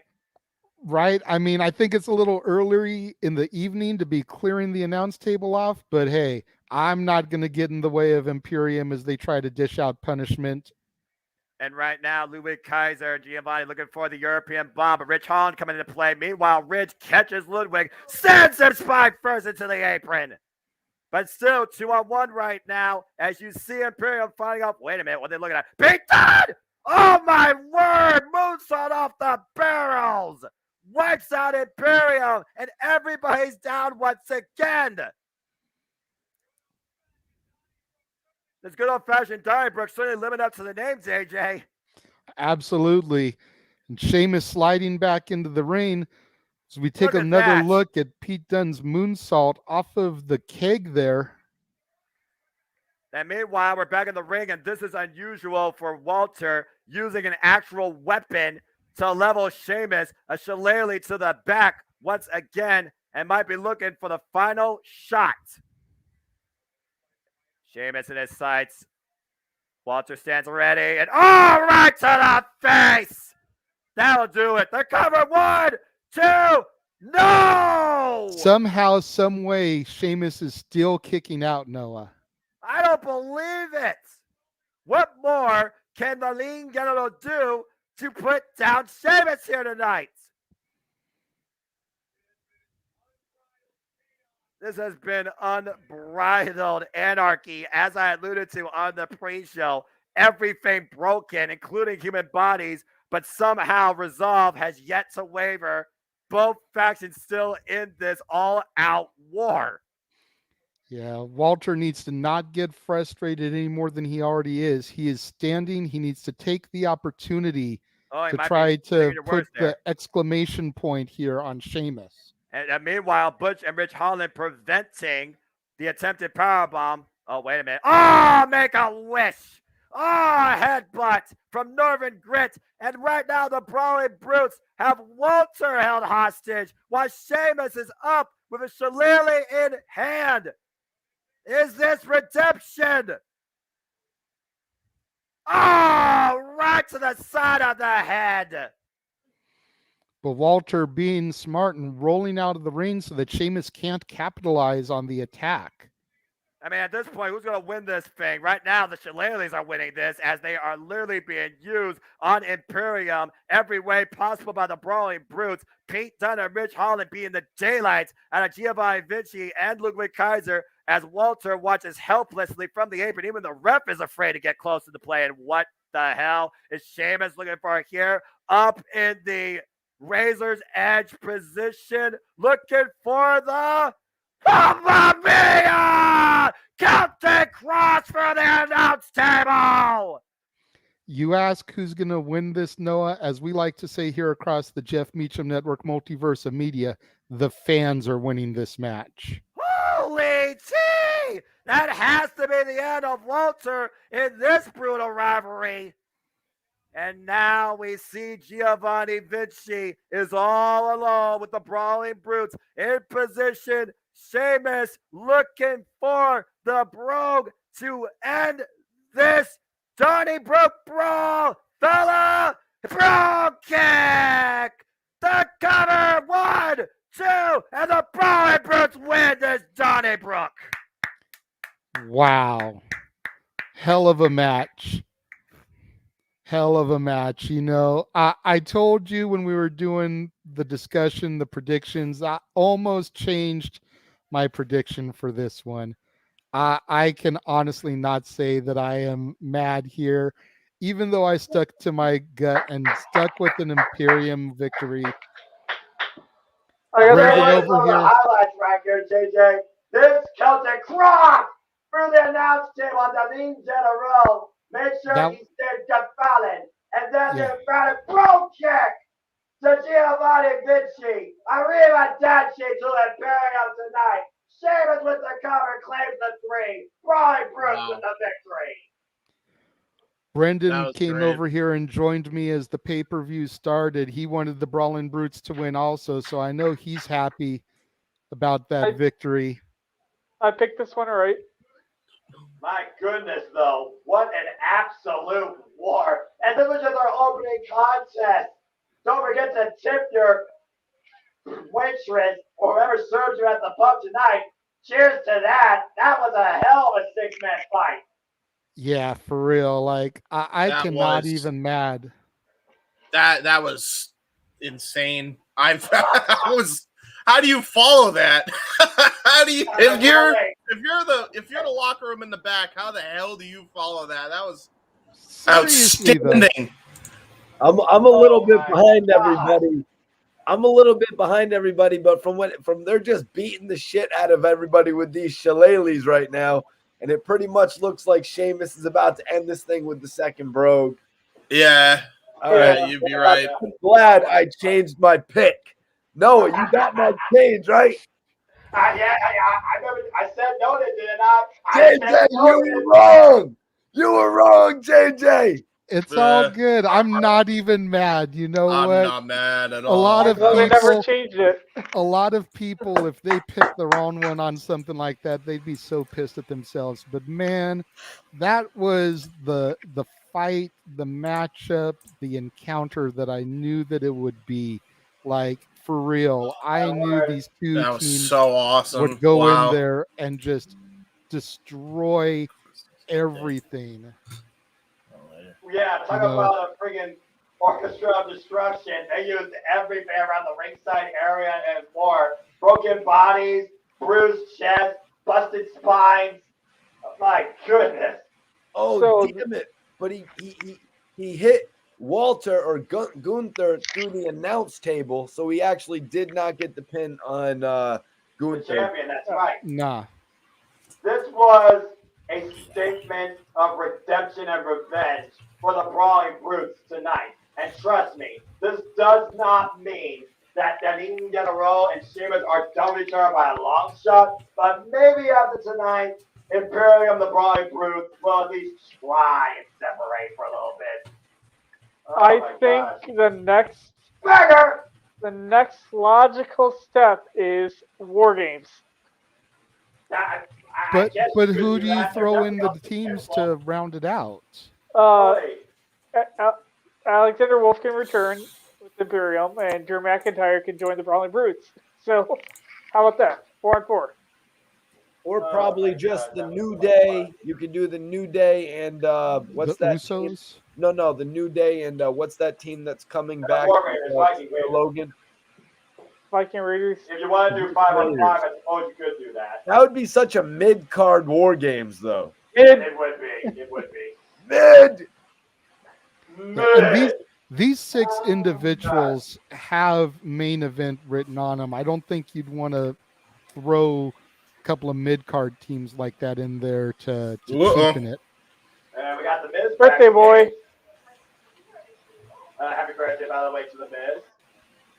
With, Who we got Megan going Moran. on there? Don't say his name. Bianca Belair promo. Or am I way behind everybody? You're way behind, Mikey. I can't get this thing synced up live. It's just the way your streaming service works, my friend. Different areas. Oh, that was so much fun. Everyone look out for Dexter Loomis. See if he's behind the Miz somewhere. Look for He's going to something be going on in the behind one of background. those trunks or something. There's going to be some kind of action in the background. Let's see. Oh yeah. Did Sun choose Imperium, Noah? Uh-oh. I'm gaining on. I'm number 2. Told you something's happening. Wait a minute. Miz took his sunglasses off. What? Oh, Jesus. Is that? What? I forget his name, but that's the mascot for the Philadelphia Flyers hockey team. I learned this a couple years ago from Bar Down on YouTube. I forget. Well, there you go. Miz, that's what he thinks of that. I gotta say it. The You'll look brawler it up, but kicked Death Triangle's ass. That was a bit rude. Gritty. And random. yeah, His name is Gritty. like I said, I learned Alright, it well, a couple years ago on YouTube. I guess Fury is awesome, but I don't get it. yeah, that was just random. That was different. I mean, I know it's a hockey reference, I think, right? Yeah, it's just the mascot of the Philadelphia Flyers hockey team. Well, as we try to get back to action from a city that's known for history, hostilities galore, WWE Extreme Rules brought to us from Philadelphia. We move on to our next match. Oh my word! Guys, get ready to get extreme. The SmackDown Women's Championship is next. Let's go! Ronda Rousey. Rousey beat her ass. Quick thought, maybe Shayna Baszler cost Ronda Rousey this match to start their feud. That's the only way I see Liv retaining. Again, in this environment, the thing you have to consider, anything goes. She can be as sadistic, hostile, desperate, evil, any words, any ad you want to use. Either of these two can do absolutely anything to one another in the name of coming out as SmackDown Women's Champion. I told you during the pre-show, Noah, I am of 2 minds about this, but I've got BB here to the side of me who's looking for Ronda to just cripple Liv. He just went and got his mom to come out in the room, so Cece is in the room now. Oh, Jesus. Here to watch Liv get crippled to the point where she can barely crawl out of the ring, let alone walk out of Philadelphia. Good. Damn It is going to be Might be onto something. if the match that opened this show is anything to set a standard to, Ronda and Liv is just going to be a knockdown, drag out, brutal encounter, as we all knew that it could and should be, especially with the viciousness of Ronda Rousey. Again, we talk about the viciousness of Ronda Rousey. This is legitimately one of the baddest women on the planet in combat sports, and I would say in sports entertainment. But we have seen lately that Liv Morgan, she could show a dark side to herself as well, and is willing to go to those lengths above her own fear, above her own expectation, in the name of proving why she is the SmackDown Women's Champion. We saw firsthand what she was willing to do to Lacey Evans with that kendo stick and off the ring post, that ridiculous cannibal senton dive through the table. Right. We know that both these women coming tonight with a killer instinct. It comes down to who is willing to shed more blood and break more bones. Serious question. Am I a freak that I found all that attractive? Yes. No, you aren't. But that's in professional wrestling. Damn it. I'm okay with it. And here we look at Harley Quinn. I mean, Liv Morgan coming to the ring with the baseball bat. Look at the tape. Hey, yo. His head off. Instead, she suffers Piper's pin. And I love how Ronda slammed her and the bat just happened to bounce into the ring. Like, you could not have planned that any better. Hey, I have to ask the $1 million question now that you brought it up. If you put Alexa Bliss and Liv Morgan together as a team, would they be known as the Harley Quinns? Yes, Yes, they would. Yeah, there you go. Simple question, simple answer.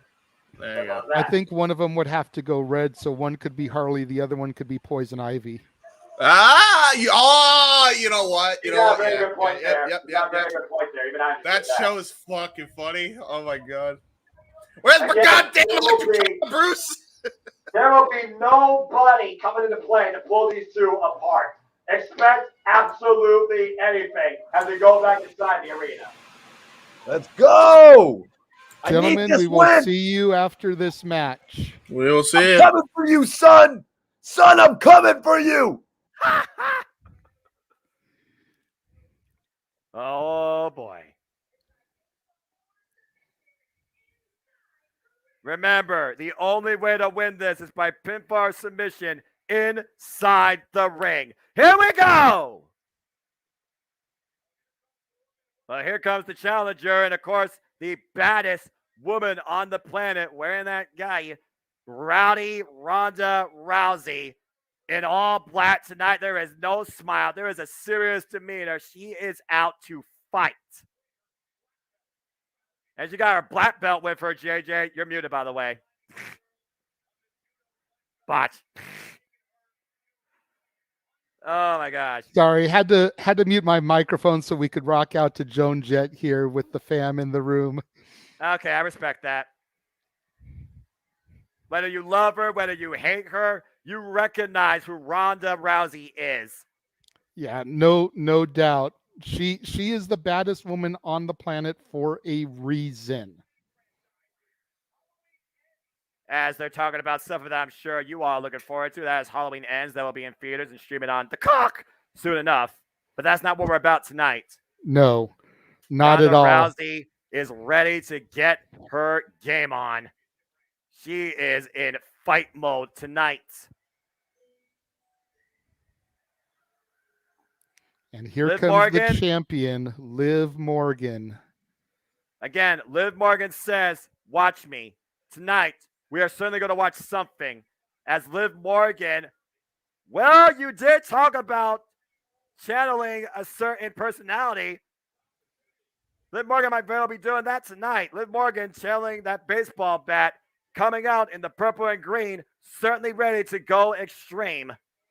But will it be enough to overcome the baddest woman on the planet in 100% condition tonight? Yeah, that purple jacket is very reminiscent of Jared Leto's Joker. You know, you got to wonder if Liv Morgan right now is channeling the psychotic nature of Harley Quinn. Will that be enough to not only overcome, obviously, the physical prowess of Ronda Rousey, but how much can these two dig down deep inside themselves when it comes to the killer instinct to break the other? Liv Morgan being the SmackDown Women's Champion after successfully cashing in Money in the Bank on Ronda Rousey, successfully defending it against Ronda Rousey at SummerSlam. Some would say she survived that match. And of course, she successfully defended against Shayna Baszler as we go down the introductions. See, I think we know how much Ronda can bring to try to break Liv. The question is what can Liv do to try to break Ronda?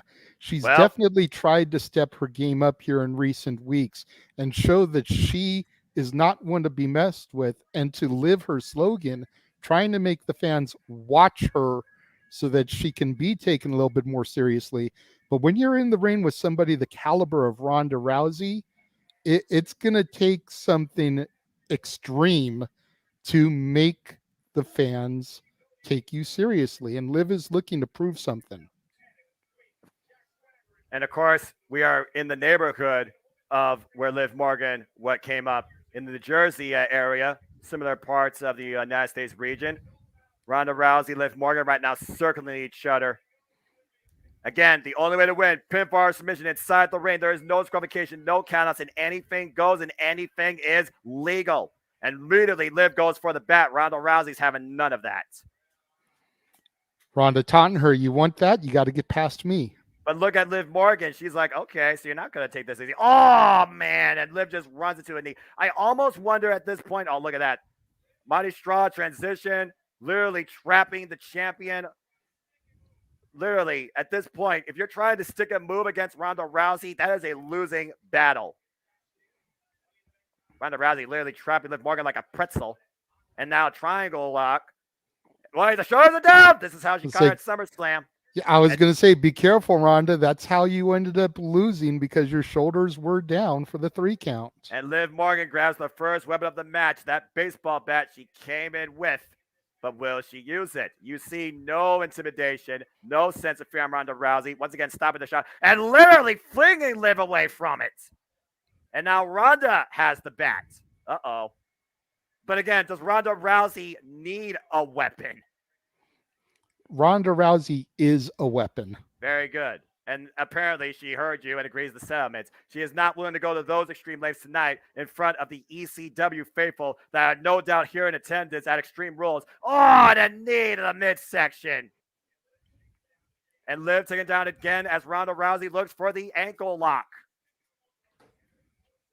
And meanwhile, Liv Morgan, using so far her resourcefulness, rolling through, breaking the hold. Liv Morgan following up. Nice knee strike. Takes Ronda off the apron to the floor. And now, what is Liv Morgan going to do here? What's this curious thing telling her? Off the ropes. Might be looking to pick up speed. Might be going for the... Uh-oh. Got caught off the basement drop kick.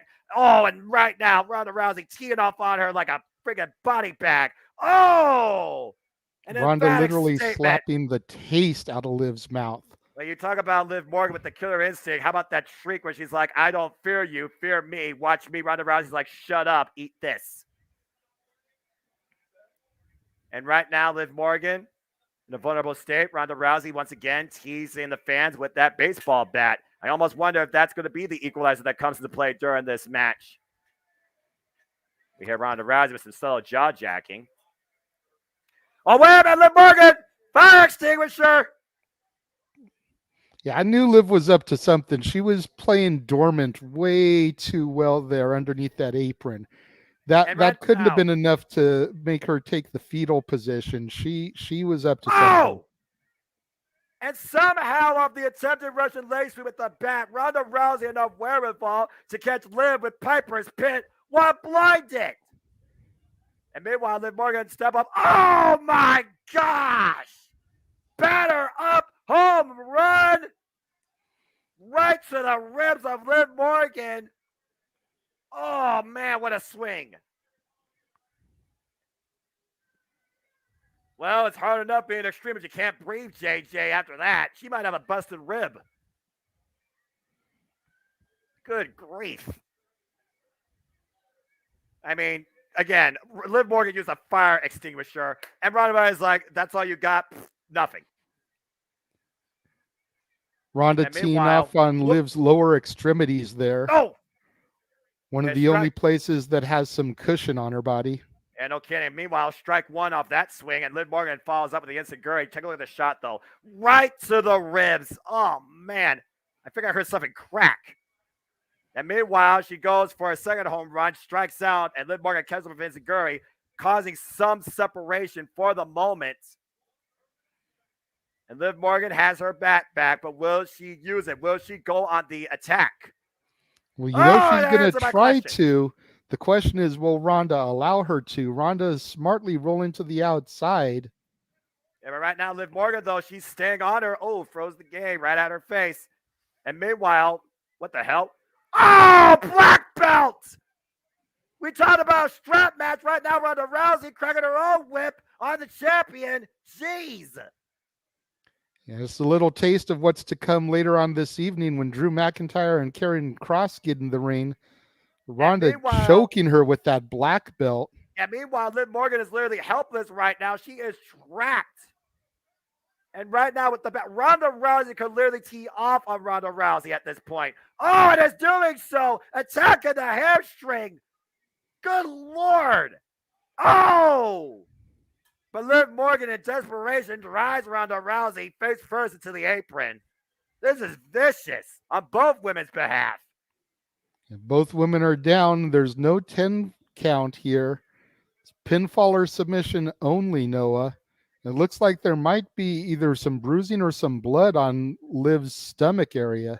And no kidding. Take a look at the replay here. There's some shots to the upper hamstring, and the next thing you know, Ronda Rousey gets driven face first to the apron as Liv yanks her arm. And it looks like we're bringing out more of the toys here tonight. ECW was known for their tables. Yeah, I was going to say there's no better weapon to have here in Extreme Rules in Philadelphia than the table. Yeah, The Dudleys, pioneers of the table, the Flaming Table, and ECW original. We know damn well this isn't going to get set on fire, but who's going to go through it is the question. Well, at least it's not a glass table like I saw in TNA. But again, I wonder how much of a killer instinct does Liv Morgan have? She really hasn't mustered a lot of actual offense here that has made her challenger look vulnerable. She's only used the offense she could actually get for a little bit of distance. Ronda Rousey back on the attack, driving Liv Morgan face first into that table. Oh, and another rising knee. We're clocking Liv Morgan on the jaw. Stun the champion, and right now be looking for her to tie her up in the ropes. Again, there are no counts. She's going to hold this all night. You hear Ronda asking Liv Morgan to tap out, and this is 100% legal. Trying to choke her out with the use of the ropes and her legs. Again, the most dangerous thing that could happen to you when you face Ronda Rousey is being trapped. You know, I've got... Yeah, I was just going to say exactly what CC just typed. You know, to kind of echo James's sentiments earlier, I was a little bit envious of Liv Morgan there, being trapped between Ronda's thighs, but that's a whole other story. You and every other true American here tonight in Philadelphia. That would be a whole other kind of Extreme Rules, sponsored by Brazzers. Don't give them any ideas, JJ. That's actually a brilliant idea for creative. And third-party marketing. But I digress. Buy the shirt. Buy that shirt. All the shirts. Buy all the shirts. And meanwhile, Ronda Rousey trying to follow up against the champion. Liv Morgan, though, looking for a steel chair. Oh! And finally attacks the midsection of Ronda Rousey. Again, it's hard to fight, even be extreme, when you can't breathe. Yeah, without a doubt. I've been through that before myself, having been in wrestling competition. You know, if you're not used to going 10, 15, 20, even 30 minutes in the ring, you can get blown up really quickly just in a regular match. And then you add in the extreme element, the weapons, the fire extinguisher, and it just becomes even harder to keep that breath and the stamina to be able to go through. Oh! And as you say that, she gets shot put, catapult, literally into the steel ring post, shoulder first. Liv Morgan looking to follow up. Here's the first cover of the match. Is enough to no! Ronda Rousey gets the shoulder up. It's crazy to think that was the first cover of the match, Noah. This match has been going on for easily between 5 and 10 minutes. Yeah, and that was the first pinfall. All they've been doing so far is trying to injure one another, or at least hinder one another long enough to put him down on the mat to get advantage of a weapon. Ronda Rousey welcoming in the chair shot, saying, Liv, bring me what you got. Liv trying to bring it. Chair shots to the arm. That shoulder set in the steel ring post by Liv Morgan. Ronda Rousey now from underneath, just trying to get away, it seems. Clutching that shoulder. And there's the chair. Oh! Code red, the cover, 1, 2, no! Ronda kicks out. BB here thinks that Ronda's looking like it's going to lose by something weird, technical or something. You never know. You know, Liv's whole thing here recently has been watch me and trying to prove all of her detractors wrong. Exactly. So it would be unlikely, but definitely not out of the realm of possibility for Liv to be able to pull something off. Psycho Jet White, we see you in the room. What is going on, my man? Thank you for joining us this evening. I am acknowledging you, being as how you acknowledged the white rabbit in the corner. But right now, we're looking at Liv Morgan taking her time, trying to set up something. You talked about maybe what it's going to take here. In the land of extreme, the only thing, again, that limits you is your imagination. Doesn't matter what the gimmick is, but literally when it's extreme rules, absolutely anything should be possible for you to do. It just comes down to, are you willing to do it? To go extreme is a choice of will, knowing you are putting your own body, your heart, your soul, your career on the line to a degree, it seems. And right now, Liv Morgan might be looking to go to the high-risk district just for that purpose, to put away Ronda Rousey. Vulnerable on a table. Is she taking too long to play possum? Oh, Cannibal Senton! Got all of it! Will she retain the championship? Here's the cover. High stack two. No. What the hell? And look at that. Ronda Rousey literally turning things around, trapping the arm. Playing again, possum was Ronda Rousey. What I tell you, Ronda Rousey is the most dangerous when she is on the mat and if you get trapped. But look at Liv Morgan fighting back. This deadlift. Oh, and threw the broken bear on the table. There's a cover, too. No, that was a bit resourceful there, but Ronda Rousey still refusing to release her hold. And again, you hear Liv Morgan screaming right now in pain. Ronda Rousey turning her body, leaving her shoulders off the mat, trying to literally pop that arm out of its socket. Look at this transition. The sheer strength of Liv Morgan, I think, should be something to make the fans take note of her and actually start paying a little bit more attention to her. But meanwhile, that was amazing. Gosh. And Liv Morgan literally trying to take Liv Morgan. Oh, wait a minute. Look at Rousey. She's made the adjustment. Liv Morgan might be going out. Is Liv Morgan going to pass out? Is this it? Liv Morgan down on the mat. She looks like she's smiling, though. That's it. With the pressure of the tail on the legs, Ronda Rousey has incapacitated Liv Morgan. Ronda Rousey is the new SmackDown Women's Champion. She knocked her out, made her pass out to the point where her fake eyelash fell off. I don't know if you noticed that as she was in the submission. And you look at the MMA background of Ronda Rousey, that's what came into play. That was the signing factor. That was the end game. Not first just extenuating the arm, but literally incapacitating Liv Morgan to the point she couldn't breathe. Once Liv Morgan was down on the mat, that's all she wrote. Ronda Rousey, once again, SmackDown Women's Champion. Watch that.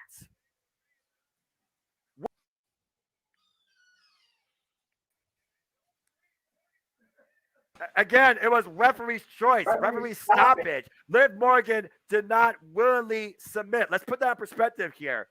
Whether you like it or not, referee for own discretion and the safety of the competitor chose to stop the match. Let's go ahead and look at some of the replays here. Look at this ridiculous senton off the top rope. Through Ronda Rousey, through the table, broke it in half. We thought this was it. But somehow, you look at the fall here, referee in perfect position, she was able to kick out. But look at this transition here. With a piece of broken table and her legs trapped underneath the carotid artery of the champion, Liv Morgan unable to answer the referee.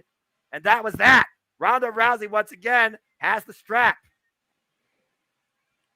And you know, nothing against Liv, but deservingly so.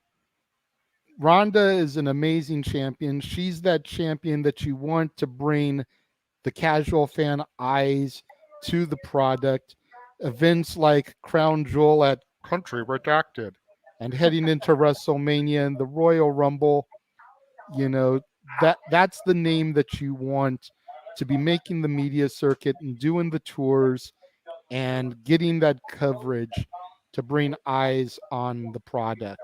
Yeah, I understand where you're coming from, definitely from that point, but you also heard what Ronda Rousey said, right? My strap, bitch. Yeah, it's her strap, all right.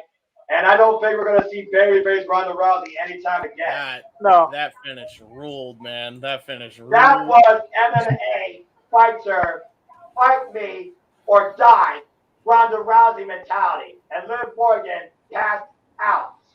Yeah, that's right. That was Ronda pretty good. Rousey once again the baddest champion in all of WWE. Psycho Jet White says the White Rabbit in the corner was really clever. Thank you. I don't know how many other people caught that over there in the corner. I've got the little White Rabbit there. Yeah. So Jet White. It turns out, by the way, that Psycho Jet White is the White Rabbit.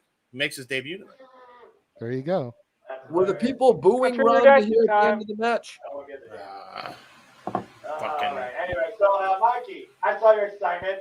Give us some of your thoughts towards what you saw out of Ronda Rousey in this match. Because let's be honest here, guys. 85% of this match, Liv Morgan had nothing. Well, Noah, honestly, the longer this match went on, I was like, damn, they cannot be having this match go 12, 13, 14 minutes, and then Ronda's going to win. Like, they're making this match go long so they can make Liv look better.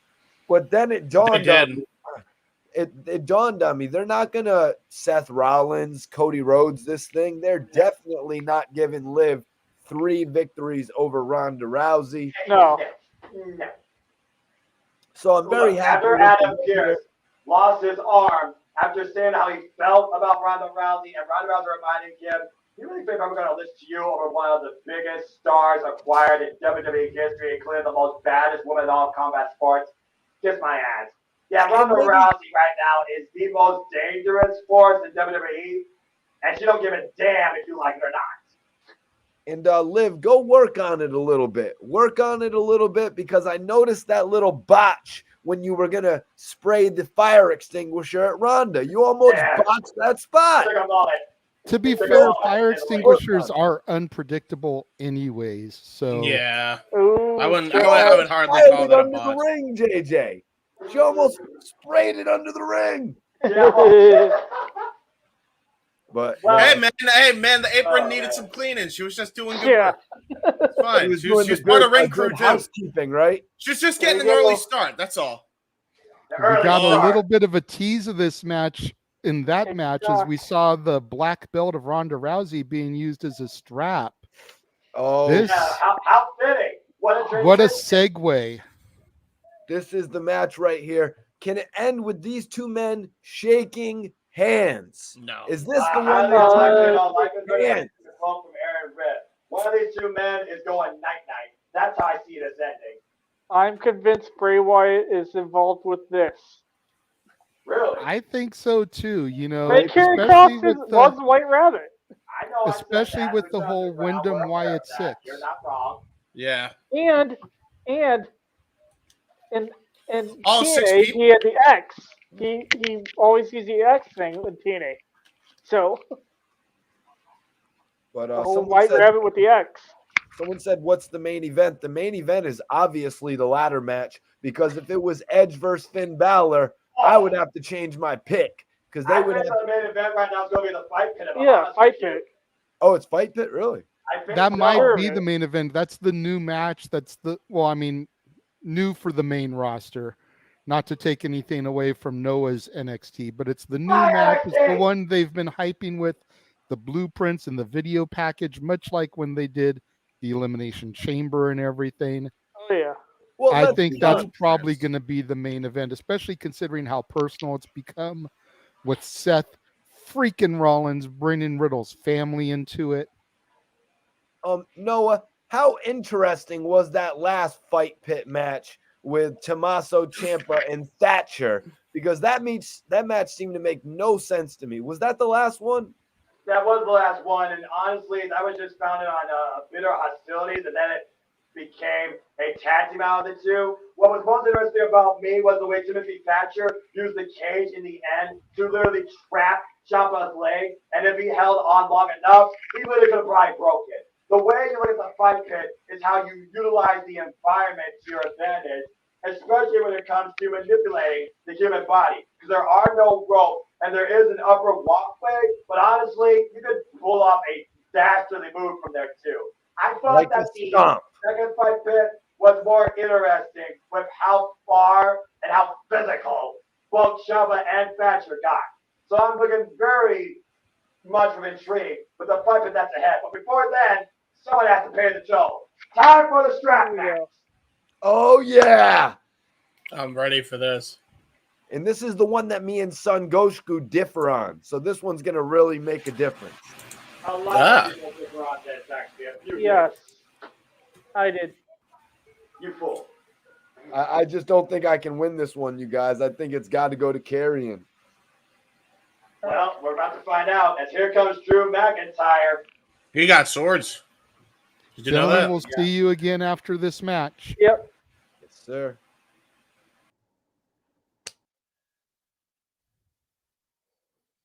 Yep, there we go. Got it.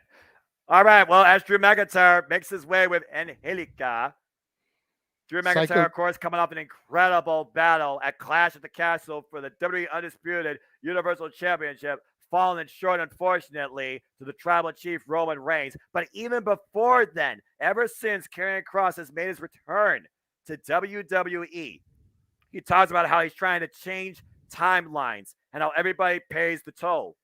Since day one, Drew McIntyre has been in his sights as his first target. We figure out the hourglass. Has time run out on Drew McIntyre tonight? You know, that's an interesting point in question. I'm not really sure, and the whole hourglass is one of the things, one of the key clues that leads me with Karrion Kross being part of this whole White Rabbit debacle. Because you think about the White Rabbit in Alice in Wonderland and how he's late for a very important date, how he's constantly looking at his watch. Exactly. And could that be one of the things that ties Karrion Kross into the returning Bray Wyatt, the Fiend, Wyndham Rotunda, whatever name he's going to use? Yeah, some name. Psycho Jed White, before we get too deep into this, yes, beginning October 18th through the rest of the month, I'll be covering the entire Halloween franchise. So make sure you tune in to Renegade's reviews for that. But We also getting gotta back consider- to this, We also got to consider how much Drew McIntyre has fully healed after the multiple assaults lately he has faced at the hands of Karrion Kross. And is he in 100% peak fighting condition after his battle with Roman Reigns? As here comes Doomsday. And I'm not talking about Fires J. Mitchell. I am talking about walking Armageddon being ushered in with a dark angel at his side. Karrion Kross has arrived. you know, and their entire presentation since Cross's return, granted, I wasn't watching when he was in NXT and had his initial run with the company, but their entire presentation has just been so captivating to me. No kidding. Oh my Lord, Scarlet. And not, I'm trying to find the right words to say this because I don't want this comparison to come off as snarky. That's not the way I mean it, but Scarlet, in her appearance and her outfits lately, really harkened me back to Sable when she was with Mark Marrow. I agree 110%. As again, the one that controls the field, dominates the play, is definitely Scarlet Bordeaux. As we now all will fall and pray. You know, I just didn't want, with the bad blood that Sable had left with the company, I didn't want it to be a negative comparison there. And I definitely didn't want there to be a negative stigma comparing Cross to Mark Marrow. But just their whole presentation and her outfits and her look really take me back to that time in the Attitude Era. It also proves that Karrion Kross is willing to do anything to Drew McIntyre to win this match. And all that separates these two tonight is something that will bond them together. A leather strap. Oh my Lord. In more ways than one. As Scarlet Bordeaux takes her leave now and just stands at ringside as referee Jessica Carr prepares to strap both men. So there is absolutely no way for there to be any real separation. As we know, this strap match, the strap can be used as a legal weapon. The only way to win is by pinfall or submission inside the ring. And wait a second, what's Karrion Kross doing? It's almost like McIntyre is not surprised with the fact that Karrion Kross is like, you see this strap? I don't need this to beat you. But you want this? You got it. Remember, it was Drew McIntyre who wanted this match, yet Karrion Kross demanded for Drew McIntyre and again denies putting on the strap. And meanwhile, Scarlett Bordeaux, a distraction factor. The bell is not rung yet. Karrion Kross already on the assault. And now that he's taken control of the match, just watch, he'll grab the other end and strap it on to make it legal. Okay, well, there's no disqualification. So, again, this is all perfectly legal. But as we alluded to, JJ, the bell has not rung yet. And the strap, almost used. Again, this strap was the advantage that Karrion Kross used last night to get the better of his challenger. And sending Drew McIntyre face first in the steel ring post. Regular steel ring post, by the way, tonight, not LED. Probably because you got to put on the fight pit around it. And meanwhile, Drew McIntyre sent into the WWE Universe. And again, that strap technically still binding the two together as they fight among the attendees in Philly. I knew that nothing was going to contain these two, but you figured the strap at least kept them inside the ring. And this match hasn't even started yet. Oof. And right now, Karrion Kross and Drew McIntyre just fighting out among the stands. The referee's got to get some sort of control here, JJ, or these two might fight all night. I would not be opposed to that. Start the match now and the match lose all control to the point where they have to go to the next match and then come back to this down the way. Well, kind of like they did the first time we had something like that. That's to say the least. And Drew McIntyre sent inside the ringside area the hard way. Again, Drew McIntyre still has the strap on his wrist. Karrion Kross has yet to be strapped. This match has not even begun yet, but the strap is already being used to Karrion Kross's advantage. And what is Karrion Kross looking for here? Eyeing the steel ring steps. Oh, no. And Kross right now looking for a suplex, but Drew McIntyre trying to counter it. It does so! With a suplex on Karrion Kross to the floor. And now Drew McIntyre looking to add some punishment, sending Karrion Kross face first into the announce table. Using everything possible to his advantage. Except the strap, it seems, right now. Again, James in the chat room talking about God bless Scarlett, ruin me. I'm not one to usually say this, but James, I agree with you. And meanwhile, Karrion Kross, I am a simple man, keyword man, folks. And meanwhile, Karrion Kross, though, on the steps in Drew McIntyre's hands. Drop back first, sidewalk slam on the apron. Damn! Noah had his moment with Scarlett here tonight, just like I had mine with Liv getting trapped between Ronda's thighs earlier. But anyway, back to the match at hand. We are literally giving poor third-party ideas to the WWE right now. We need to stop. And meanwhile, nowhere to run, nowhere to hide. And there's the bell.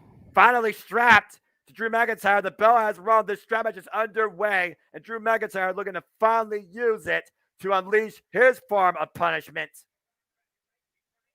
Man. And again, you hear the whip of the leather strap tearing the flesh of the back of Karrion Kross. And again. And McIntyre right now looking to unleash absolute punishment tonight on the one that looks to bring doomsday here. Looks like the hourglass might be turned upside down. Man, you hear that? Eesh. Echoing out the arena, JJ. I can only imagine how that feels. That's got to be worse than a freaking frying pan off the stove. And meanwhile, Drew McIntyre being confronted by Scarlett Bordeaux. You interpret that how you wish, folks. And Drew McIntyre was like, whatever. Oh, and Karrion Kross taking advantage, driving Drew McIntyre upper left arm first in the steel ring post. Again, using the strap to his advantage. Yeah, Cross is just trying to get back control of this like he had last night on SmackDown. Run Drew into the ring post. Oh. And again, the shoulder. And think about this, JJ. Over the last few weeks, we have seen how much physical assault Drew McIntyre has faced at the hands of Karrion Kross, including his shoulder. As you saw, Jessica Carr checking on the well-being of the competitors, asking Drew if he wants to continue. You know Drew willingly will never say, I don't want to. This is going to have to come down to wrestler resolve versus referee decision if we keep going down that road. Yeah, absolutely. I mean, you figure that. And again, on the bad shoulder, DDT to a degree. Karrion Kross putting all his body weight, slamming Drew McIntyre down. Noah, I'm going to leave this question for you. Would it be a stupid babyface move if it's a distraction from someone as hot as Scarlett? No. Anyway, back to the match. Karrion Kross right now ties Drew McIntyre up in the ropes. And right now, Karrion Kross firmly in control here, as this match has basically come down to kind of a fever pitch. Kross has picked his target, though. It is definitely the upper left arm and shoulder of Drew McIntyre. If nothing else, that could hinder Drew McIntyre from hitting the Future Sock DDT, which involves both double undercooking arms of his challenger. And Karrion Kross right now, driving the knee into the midsection. But the Scottish Warrior with Braveheart resolve will not stay down that easily. We know how much Drew McIntyre has fought his entire career. And meanwhile, Karrion Kross looking for the clutch. Trying to trap Drew McIntyre in the submission. Oh, and once again, breaks the hold. But again, you can only have so much reprieve when you're strapped to your opponent. Jeez, oh, peace. I think my chest felt that. I understand the term put some hair on your chest. That raises the hair on your chest. Oh, man. And right now, Karrion Kross looking to add more punishment, taking Drew McIntyre to the outside of the ring. Again, there are no countouts. There are no disqualifications. Jessica Carr is there to count a pinfall submission inside the ring. And meanwhile, what is this? Oh, somehow no. they have a new announce table, though. I think if I'm ever going to invest in something, I need to invest in wherever WWE gets their announce tables from. Yeah, no kidding. I don't know how good that announce table was built, though. Definitely better than the last one. You just saw what Karrion Kross did. Driving Drew McIntyre shoulder again into the announce table. Almost shades of a reverse flatliner. The absolute pure vengeance of this evil resolve by Karrion Kross being put on full display tonight. You gotta wonder what Karrion Kross's intentions and motives are to be in the long run here. Drew McIntyre is the first. Why was it Drew McIntyre, though? Where does he go from here? Should he actually make sure that McIntyre pays the toll? As it looks like he's trying to tie him up. Oh, my gosh. A whipping the likes of old school punishments like Salem witch trials here, and just assaulting McIntyre relentlessly with that leather strap, and Scarlett Bordeaux laughs. This is just sadistic. And Scarlett screaming at him for more. You put that into terms that you wish. And meanwhile, Karrion Kross with a sense of euphoria here right now, as Drew McIntyre is laid out at ringside. It's almost like Karrion Kross is playing with Drew McIntyre at this point. This match has become equally physical and mental, courtesy of Karrion Kross and Scarlett Bordeaux. And right now, Karrion Kross looking to drag Drew McIntyre back inside the ring. That is mostly dead weight at this point, I gotta imagine, JJ. Yeah, without a doubt. But Kross realizes that he's got to get him in the ring to beat him. There's the dangerous Saito as you say that. There's the first cover, too. And no, Drew McIntyre lifts the good shoulder up, the right shoulder. Take a look at the replay here. Look at the Saito suplex. Man! On the right shoulder, though, thankfully. And you got to imagine that helped alleviate some of the pressure of that impact on the bad shoulder, too. As you saw Drew McIntyre kicking out with the right arm. But you still see him grasping that left arm. You see that sick smile on this sadistic, evil human being carrying Cross right now. And again, the strap coming to play. Cross going back to lighting up this. that back of Drew McIntyre, getting those shots in. But look at Drew McIntyre, JJ. There's a certain point we've seen in matches before. When it comes to Drew McIntyre, he will not only endure punishment, he will thrive from it. And you see the face on that Scotsman. Oh! And now Drew McIntyre looking to rally here, build some momentum, taking Karrion Kross down, asking him to get up. And meanwhile, Drew McIntyre, belly to belly throw. Karrion Kross right now, not in the driver's seat, using the strap for a neck breaker. And a kip up from the Scotsman. I think there's a count on the Doomsday. It looks like Drew McIntyre is trying to delay that. This is the first time we're seeing Drew McIntyre in control since the bell ring. Looking for the future slot DDT. As I said earlier, the Karrion Kross, a great awareness, drives McIntyre into the corner. Tried to set up for it, but Kross had enough within him to be able to resist. Yeah, right now runs to an elbow, though. Meanwhile, planted! Spine buster! Jackknife roll through, cover two! No! Beautiful spine buster. Again, this is Extreme Rules. Thank you for those that are allowing us to trend. Hashtag Extreme Rules, trending #1 in the United States. Thank you for those that are watching across the JMN Multiverse of Media. Please like, subscribe, comment, and tell a friend. This is Extreme Rules. Drew McIntyre vs. Karrion Kross. And this is being sold in a strap match. The only way to win via pinfall or submission inside the ring. No countouts, no disqualifications. Both men bound by a leather strap. And Drew McIntyre has faced the worst of that, to say the least, so far. And now both these men just squaring off, trading bombs, forearms, fists, side of the head, middle of the ring. Neither man giving way. Oh, boy. I feel like if something is going to happen in this match, Noah, it needs to be coming like right around now. Drew's getting that momentum back. Both men are standing. This would be the opportune moment if something were to happen. Well, right now, the only opportunity I'm seeing is both men willingly, openly asking for the strap to be used against each other. These are two sick, twisted, driven madmen that are willing to endure punishment in the name of victory. What in the world? The strap is literally being used against both men. Side of the face, side of the arm, and to the back. Karrion Kross down to one knee. Drew McIntyre getting the bear of the exchange. What the hell are these two made of? And once again, looking for the... Hold it. Can you get it?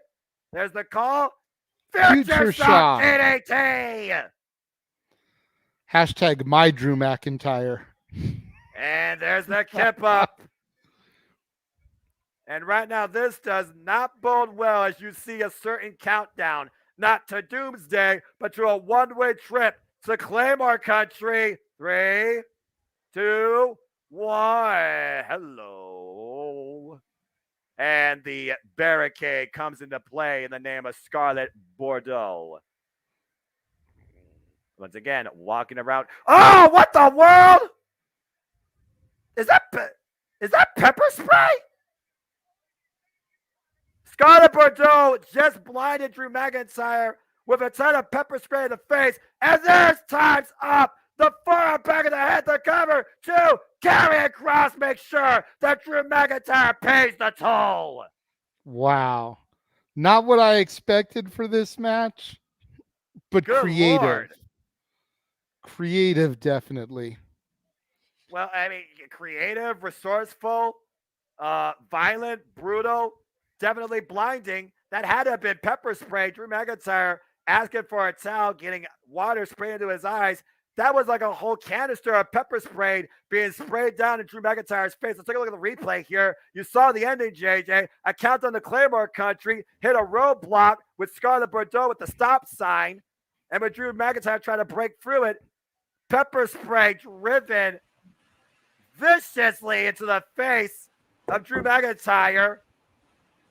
And then No! that clubbing blow to the back of the head. Time was up for the Scotsman. Oh my God!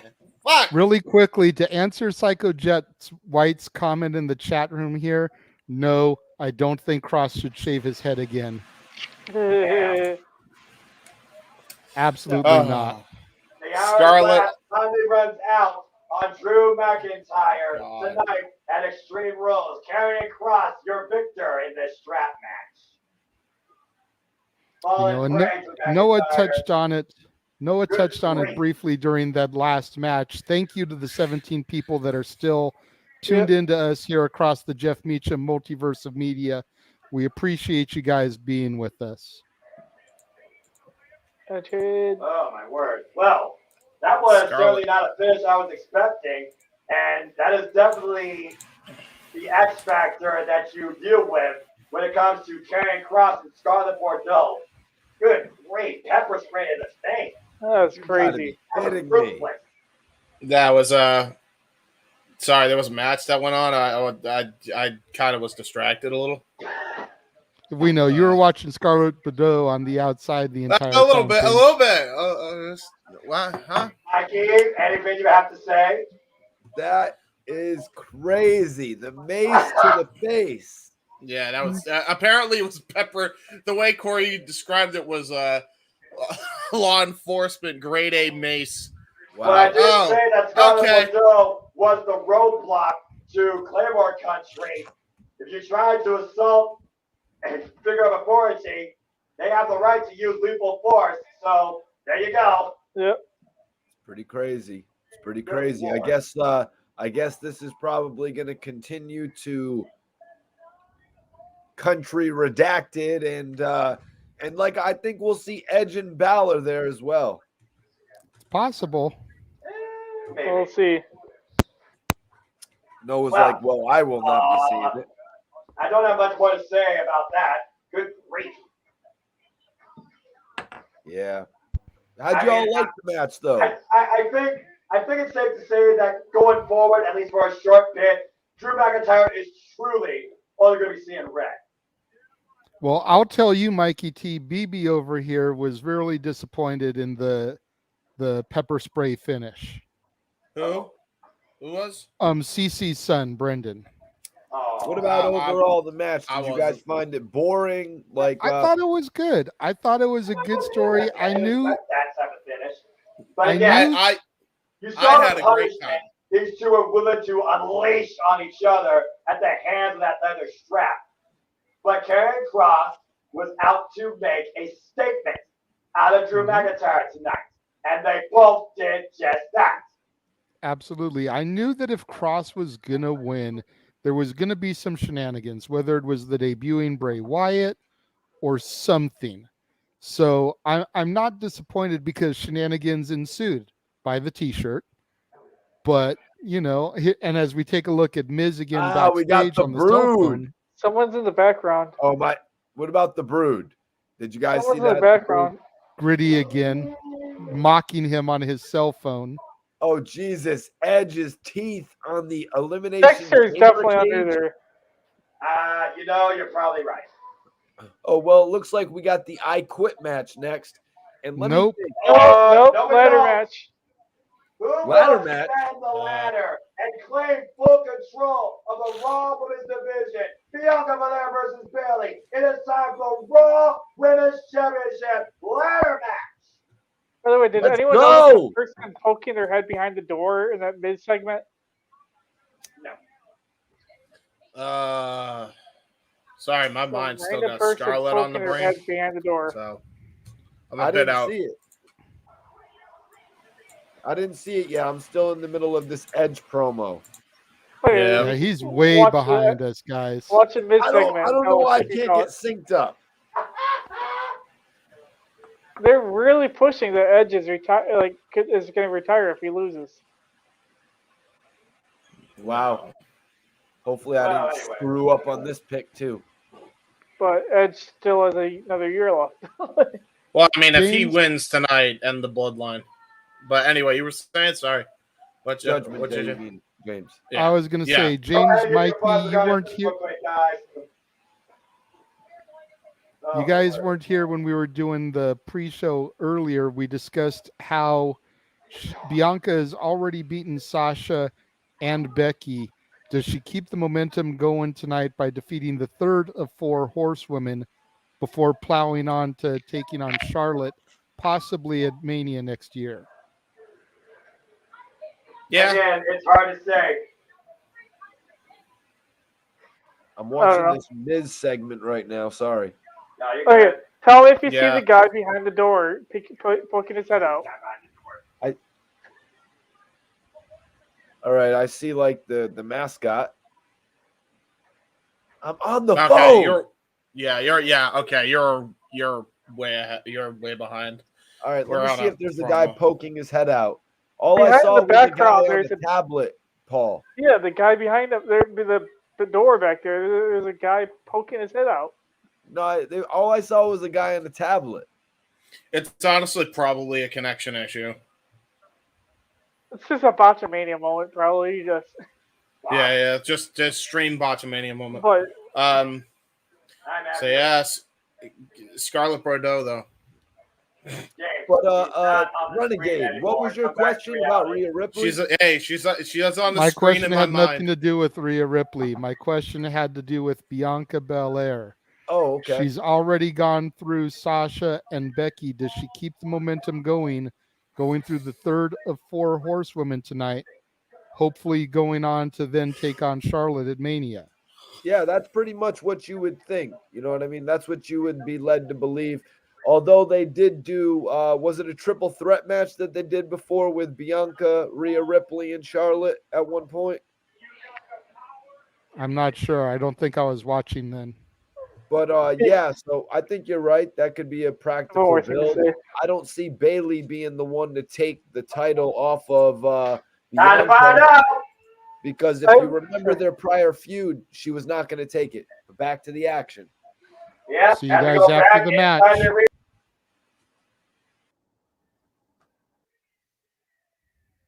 And this is for the Raw Women's Championship. For if you have the gold, you take control. Here comes Bayley. And Bayley is heavily accoladed, as we know, former Raw, SmackDown, and Women's Tag Team Champion, former NXT Women's Champion. She has done it all in the WWE. And since her return at SummerSlam, this trio she's formed, Damage Control, to literally take control of the entire WWE. It's been hostile, to say the least, on Monday Night Raw. And now Dakota Kai Sky claimed the WWE Women's Tag Team Championships. And after what we saw on Monday night, is barely truly having everybody in her corner. And Bianca Belair, will she be going into this on her own? Will the numbers come into play? Or will the ladder, of course, be the end game? It is a ladder match. The only way to win, ascend the ladder, grab the championship. Bayley is no stranger to doing that when it comes to Money in the Bank. But this is the first time ever in a singles women's ladder match. And there is NXT's Nakia Lyons at ringside. Interesting. Trying to get me distracted like James was distracted all last match with Scarlett Bordeaux, but I digress. You notice, though, Noah, that Bayley did not come out with the rest of Damage Control. She's coming out solo tonight. At this point, Bayley probably thinks that I have everything on my side. I will control the result of this match on my own tonight. And we'll see. Again, Bayley has all the confidence, all the momentum going into this. She pinned the champion back at Clash at the Castle. And as we saw on Monday night, Alexa Bliss and Asuka, they have been taken care of. As Bayley looks at the task that is awaiting her above her, the Raw Women's Championship held high above the ring. Only one thing stands in her way from maintaining that control with an iron fist, and that would be the champion. Paul says that the rumors are that was Joe Gacy in that Miz segment. That would be an interesting twist if that ends up being the case. But as you alluded to, here comes the champ. The fastest, the toughest, the roughest, the greatest, the smartest, but is she the most resourceful? The EST of WWE, Bianca Belair, holding the Raw Women's Championship since WrestleMania after being Becky Lynch. And in their rematch back at SummerSlam, they found respect among each other, but the next night, Bayley made sure that Becky would not be a factor tonight or for quite a while. Bianca Belair comes in with all the confidence, but does she have a plan of her own to take control of the match of tonight? As we go to Mike Rome, who will shortly give us the introductions. Well, you figure she's got to have a game plan. You figure she's gone back. She's probably done some scouting. She's looked at Bayley in ladder match scenarios. She's conversed with her colleagues, her friends, if you will, Asuka and Alexa Bliss.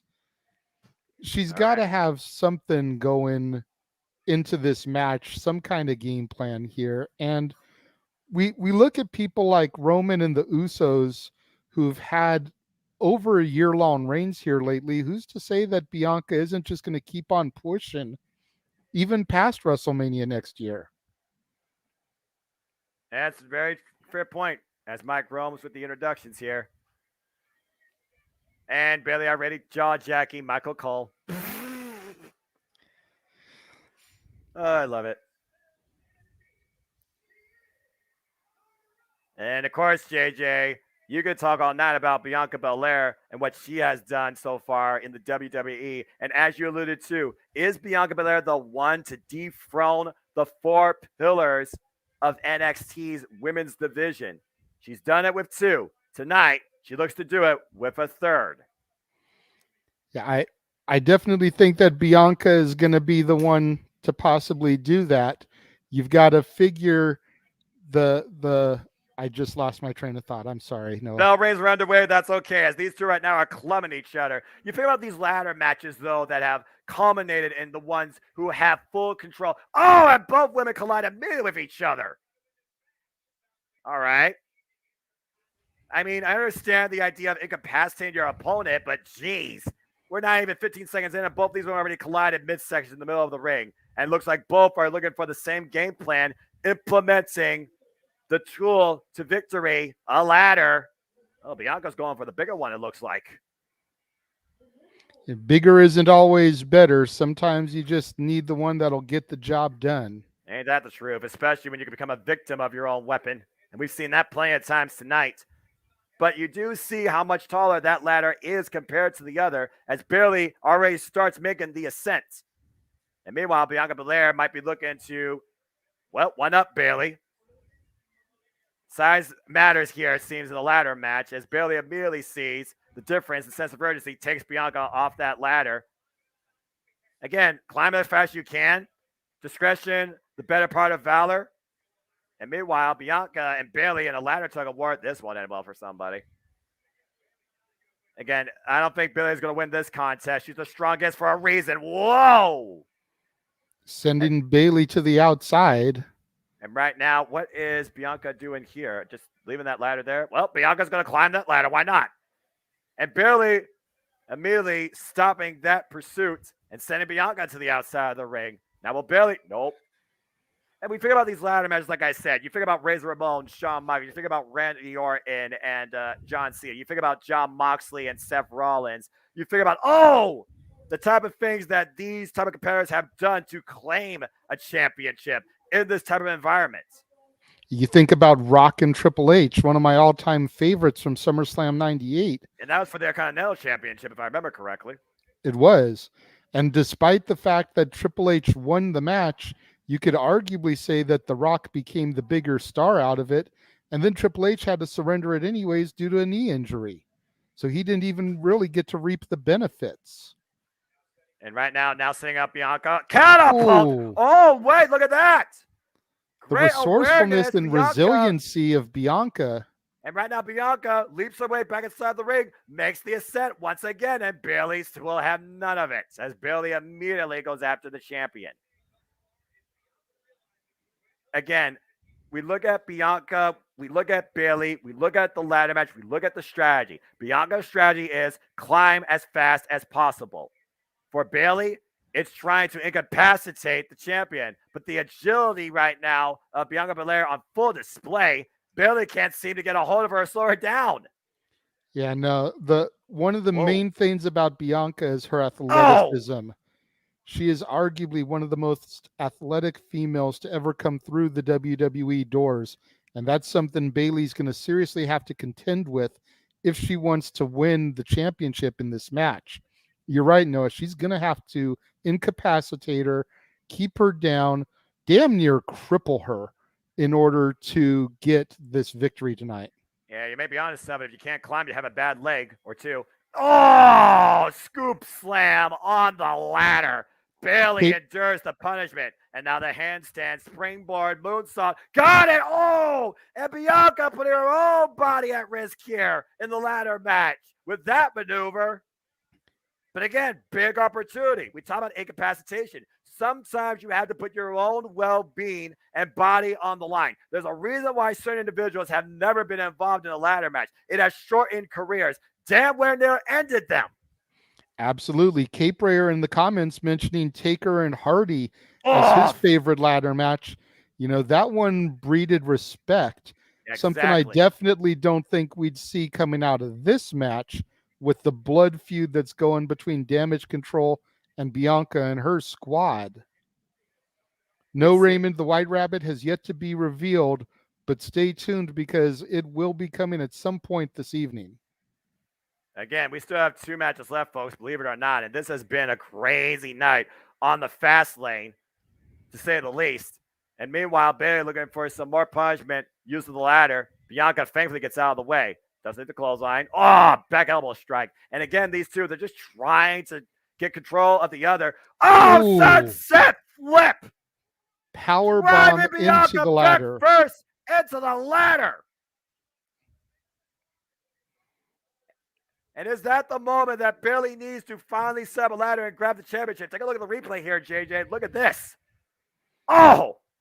While we watch the replay, I echo Psycho Jet White's sentiment. This show has flown by. The pacing has been so good.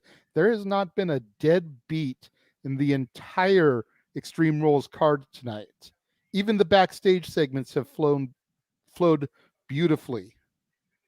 And right now, Bayley goes to try to climb again. Looking to have a beautiful victory here tonight. Extreme Rules, climbs the ladder, sees Bianca. Oh, Bianca immediately, though, back up on her feet. It's going to take more than that to keep down the EST of WWE, it seems. Driven face first into the ladder. Bayley needs to continue the punishment, needs to try and render the champion a non-factor. As long as Bianca is inside that ring, there is no way Bayley is going to climb and claim that championship. And I think Bayley's aware of it. If she's not aware of it yet, she's definitely starting to suspect it. And right now, driving the top of that ladder into the midsection of Bianca Belair. Bianca Belair just trying to get up on her own 2 feet. Again, we talk about rendering your adversary unable to climb. Maybe making sure they don't breathe is another way. Oh, and that could have been very bad for Bianca Belair. I'm going to leave that comment right there for you, Noah. Feels like NXT TakeOver. Noah's NXT. I did say that before coming into the night, and it absolutely does to a degree. There has not really been one note, to say the least. Hello, Elizabeth. And meanwhile, Bayley right now looking to leave a sour taste in everybody's mouths here in Philly to claim the Raw Women's Championship. What on earth is she doing?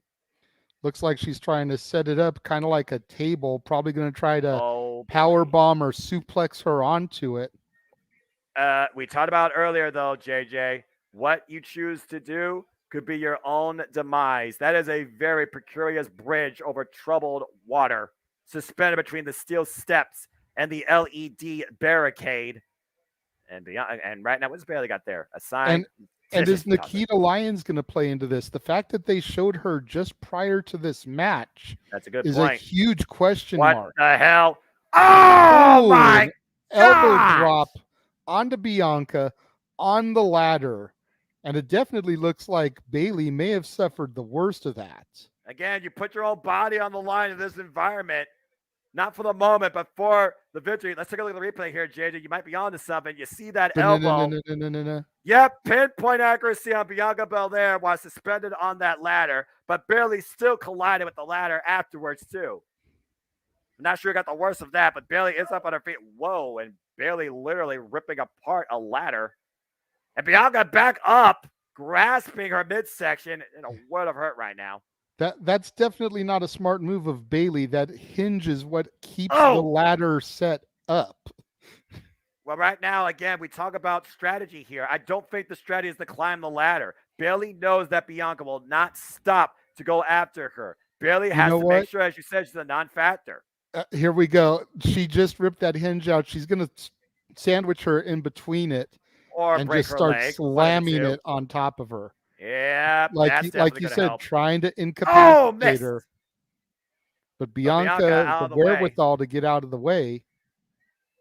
And that fan looks like, geez, Bayley, calm down. And right now, Bianca, drives the ladder in the back of Bayley. Well, one half a ladder anyway. And meanwhile, Bianca goes back inside the ring. What? Nope, maybe not.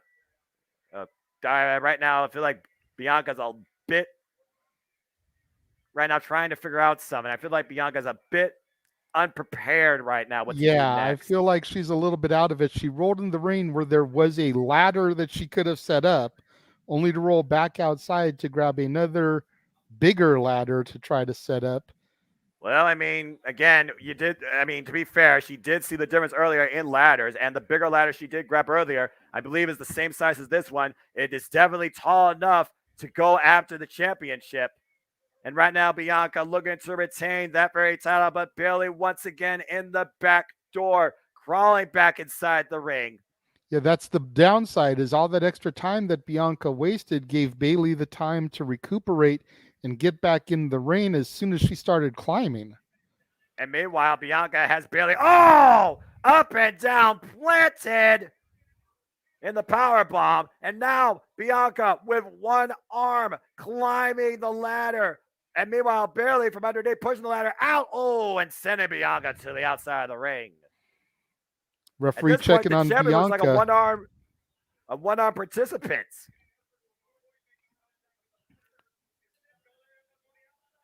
And right now, neither woman is in a good state to climb the ladder. And there is no ladder set up inside the ring to procure the championship.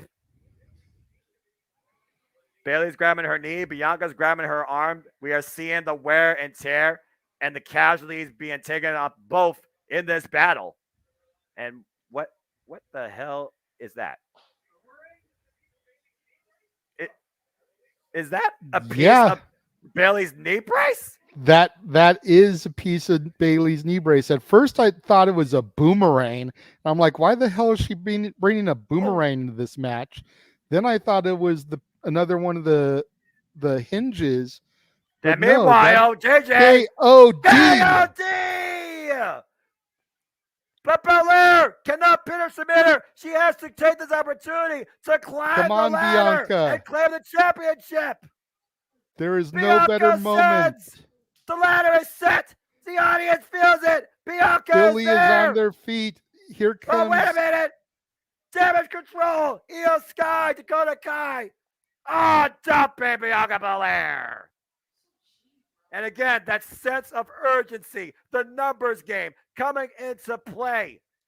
That second that Bianca hesitated as they came in the ring cost her the belt. She very easily could have pulled it down at that point. And right now, Bianca Belair in a 2-on-1 handicap match as Io Sky ascends to the high risk position, but Bianca fighting back. Bianca fighting against the world. Dakota Kai misses that kick. And meanwhile, you have got JJ. She is the strongest for a reason, Noah. This is absolutely incredible. Io Sky, Dakota Kai up on the shoulders of Bianca Belair. Can she hit it? KOD. KOD. Holy D. What the Brendan hell? is losing his crap over here off of that double KOD, just like the rest of the crowd in Philly is. I haven't seen that feat of strength since John Cena. And barely back inside the ring. I'm looking at the control room, and James is even like jaw on the floor at Look that at double this! KOD. That is unbelievable strength.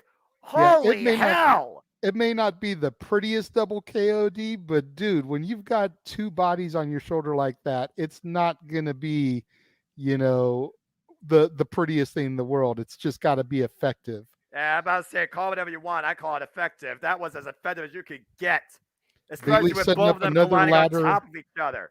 But Bailey again, setting up another ladder in the corner there. See what she's got planned for that. bad intentions to say the least. Oh, midsection first. And Bailey right now assaulting the champion. Oh, planted.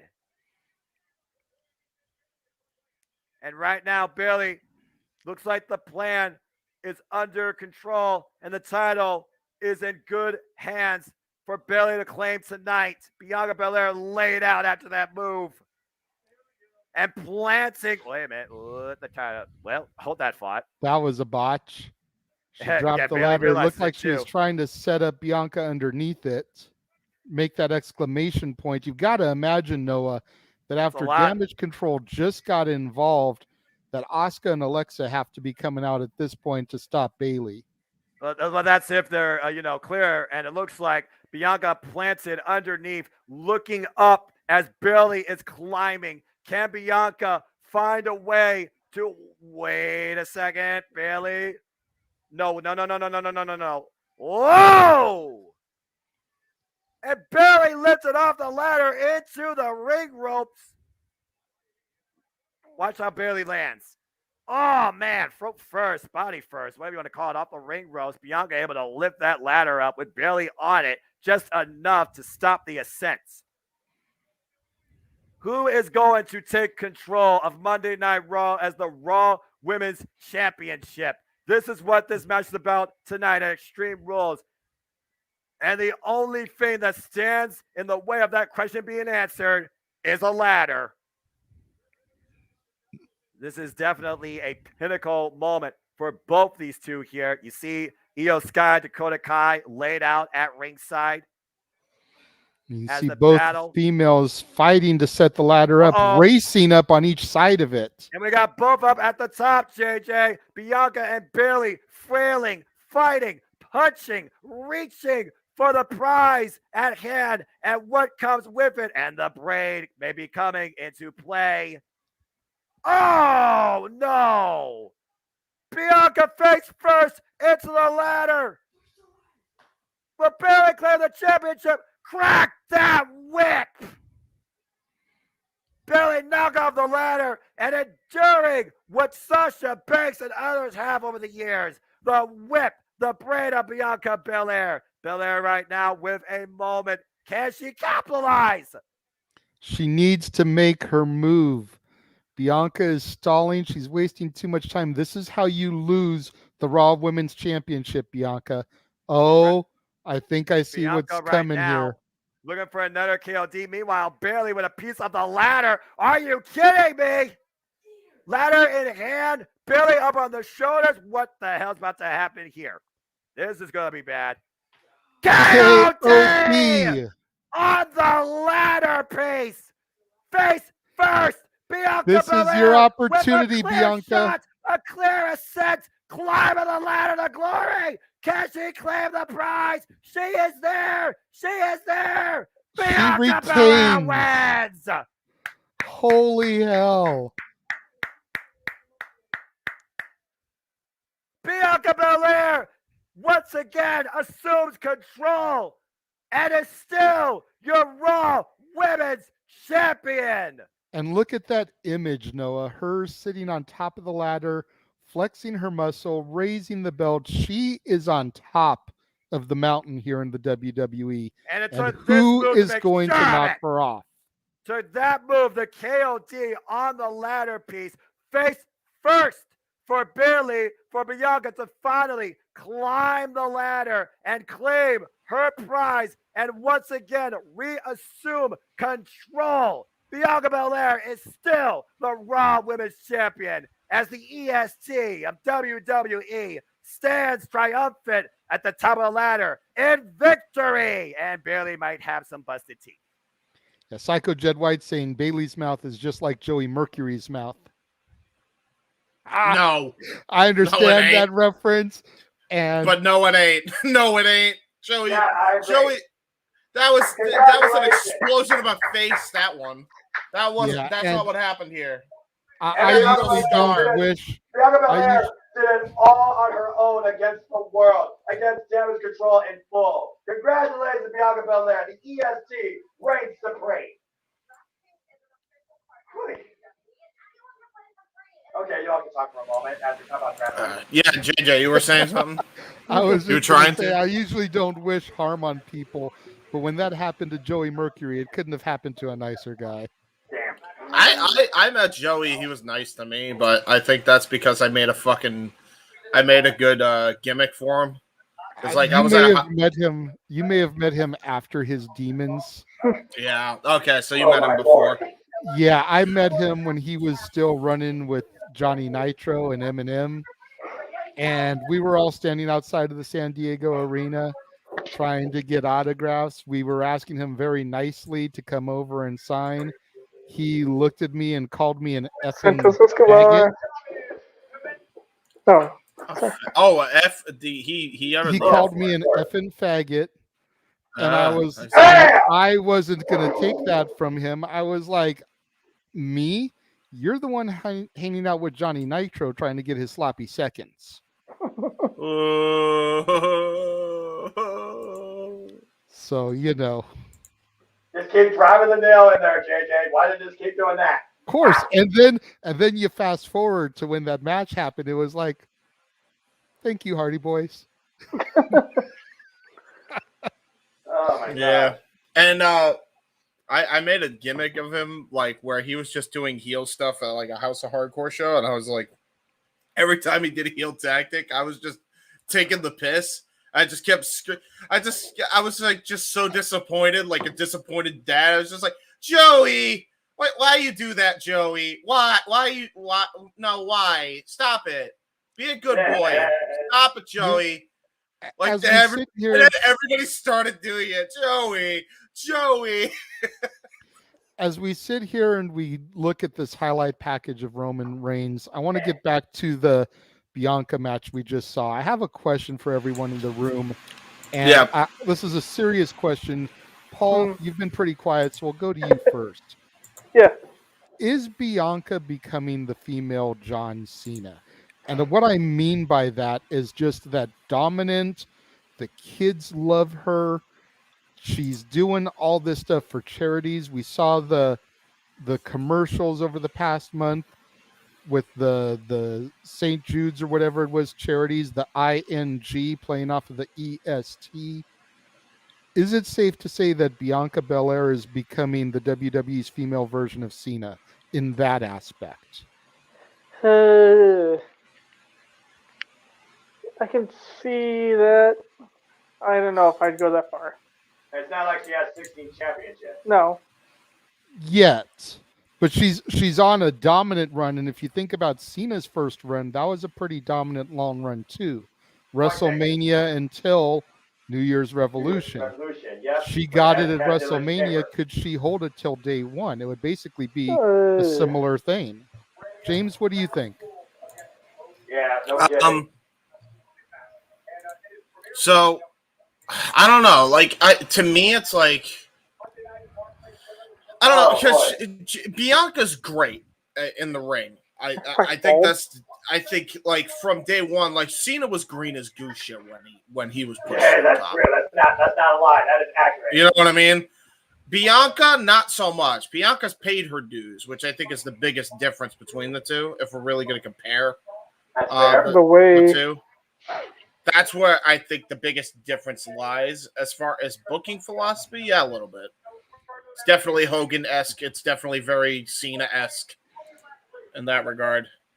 But the thing is, though, right now, she's not that polarizing. It's not like Bailey has tried to turn the fans against her. And it's not like you get dueling chants necessarily against the EST. But I do understand when it comes to her incredible in-ring athleticism, the strength we saw tonight, and the championships and the moments that she has been building so far in her very young WWE career, I feel she definitely could be on the road to that sort of look, but we have to wait and see. But speaking of roads and waiting and seeing what the future holds, Finn Balor, Edge, Judgment Day awaits. Who will be found guilty and will the innocent suffer? This has to be it, as the creator looks to destroy his creation.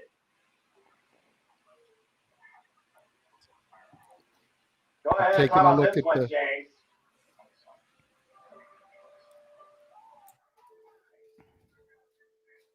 A story of return 11 years in the making for the rated R superstar who looked to reascend his championship glory.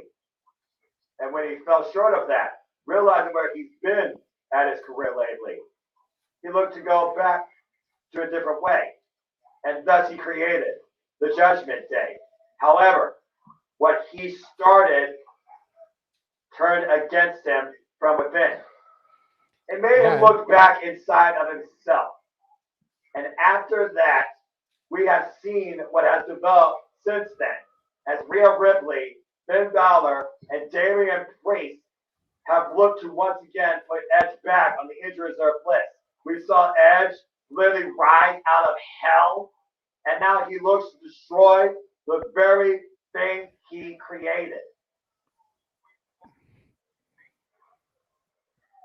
This is definitely a match with all different levels of personal animosity. Yeah, this is one of the ones that I've been looking the most forward to on this card. Not to slight anything tonight, because the card has been stacked top to bottom. Yes. And again, going back to the comment that was made earlier, this show has just flowed beautifully. There has been not a dull beat on the entire show. What a difference it makes when you actually have some different direction in creativity. Anyway, fair to Finn Balor. We gotta consider this. The match says Edge versus Finn Balor, I quit. In an I quit match, you are literally trying to break a man's will and force them to utter the two words that could follow them the rest of their career, where they might never be able to recover. An I quit match has changed people's resolve and has literally altered the flow of them in WWE. We can talk about those that have been affected by this match, the victors and those in defeat. But we got to consider this. Is it just Edge and Finn Balor tonight that's at stake? Or is there more than that? At the end of the day, it's Edge versus Judgment Day. And we're going to see who finally carries out the final verdict. Yeah. Absolutely. Joe, we've all noticed and commented on that as well, about the ring not being the usual ring. We think it's got to do with the fight pit that's going to surround it. Granted, the White Rabbit has to make its appearance at some point here, either this match or the next match, but we're pretty sure that the fight pit is what is the reason that we don't have the LED ring posts, and instead we have the OG ring posts. Yeah, usually with the any cage match in WWE. Yeah, exactly. All right, gentlemen, we will see you guys after this match as we turn things back over to Noah and myself. Well, JJ, this is it. What Let's Edge fucking created. go.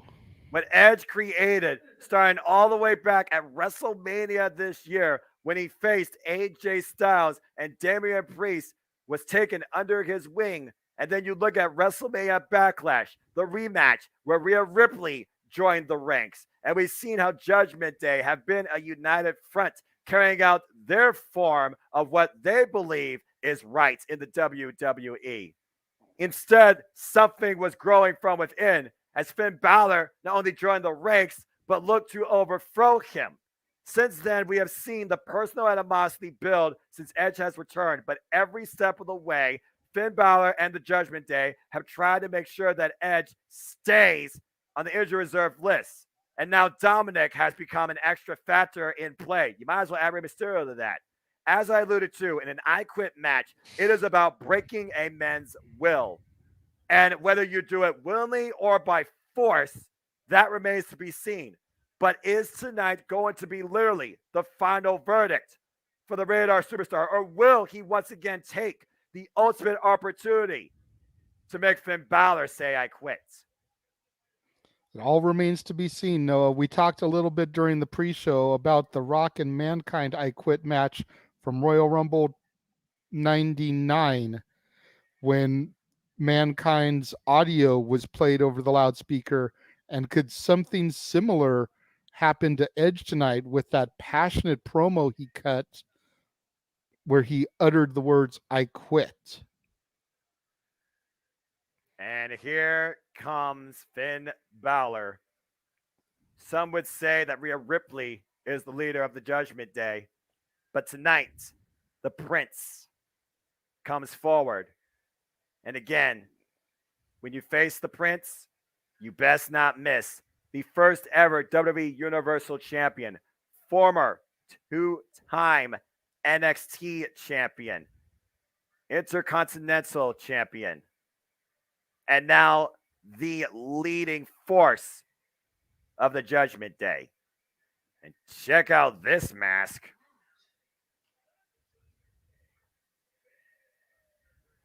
I'm not sure what this represents exactly, but there's definitely a different feel tonight when it comes to Finn Balor. Possibly some kind of executioner reference here.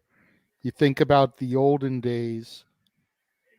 I'm curious why Finn hasn't resorted back to his demon persona while being in the Judgment Day. You would think that it would be perfect for him in that gimmick. Yeah, and we will also figure that the demon would rise again after Brood inspired Rated R Superstar came forward at SummerSlam. Here, that is not the case. The Rated R Superstar looks for an end, but could it be the opposite case with Finn Balor at hand? And we've all heard the speculation when it comes to Finn Balor and what could be ahead for him in the WWE. Is tonight that first step? Remember, 1 year ago, the Demon Finn Balor, the last time that persona was last seen, faced Roman Reigns in the main event of this very forum for the WWE Universal Championship and fell short. Tonight, there will be no excuses and there will be no conspiracy or circumstances.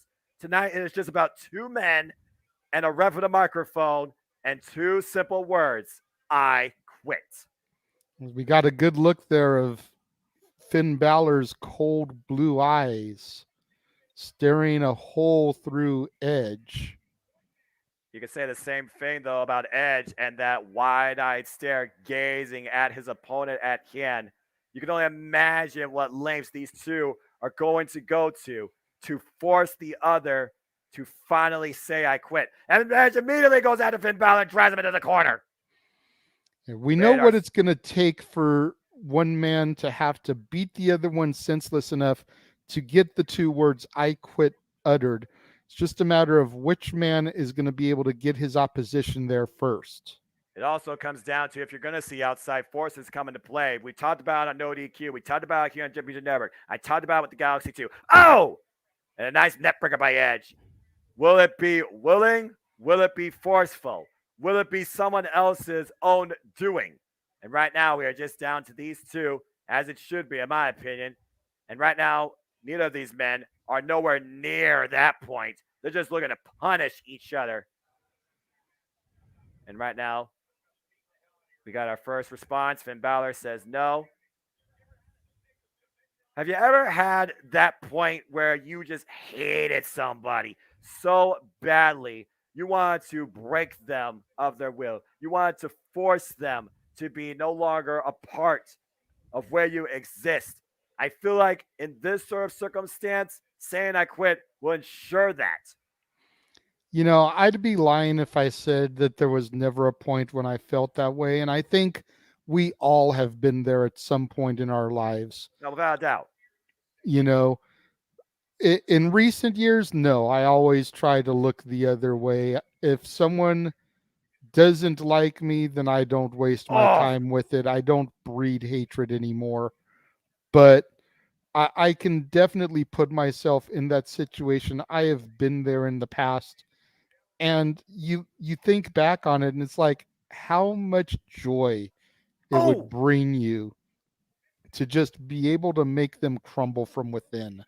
And I think that's what Finn Balor is really looking at with Edge. You know, he basically already usurped the Judgment Day from him by joining the same night that Edge was unceremoniously kicked out. you And gotta if he wonder can was put that Finn final nail in the coffin here tonight, right, proverbially. You gotta wonder though, was it Rhea Ripley who employed that? Was it Finn Balor who employed that? How long did the scheme come into play? Was it of a single man's doing, or the whole group in part? As Finn Balor right now targets the left leg of Edge. Again, Edge came back after 11 years where he retired willingly on Monday Night Raw, had triple fusion neck surgery. And ever since he's come back at the Royal Rumble, it's almost like truly a second coming.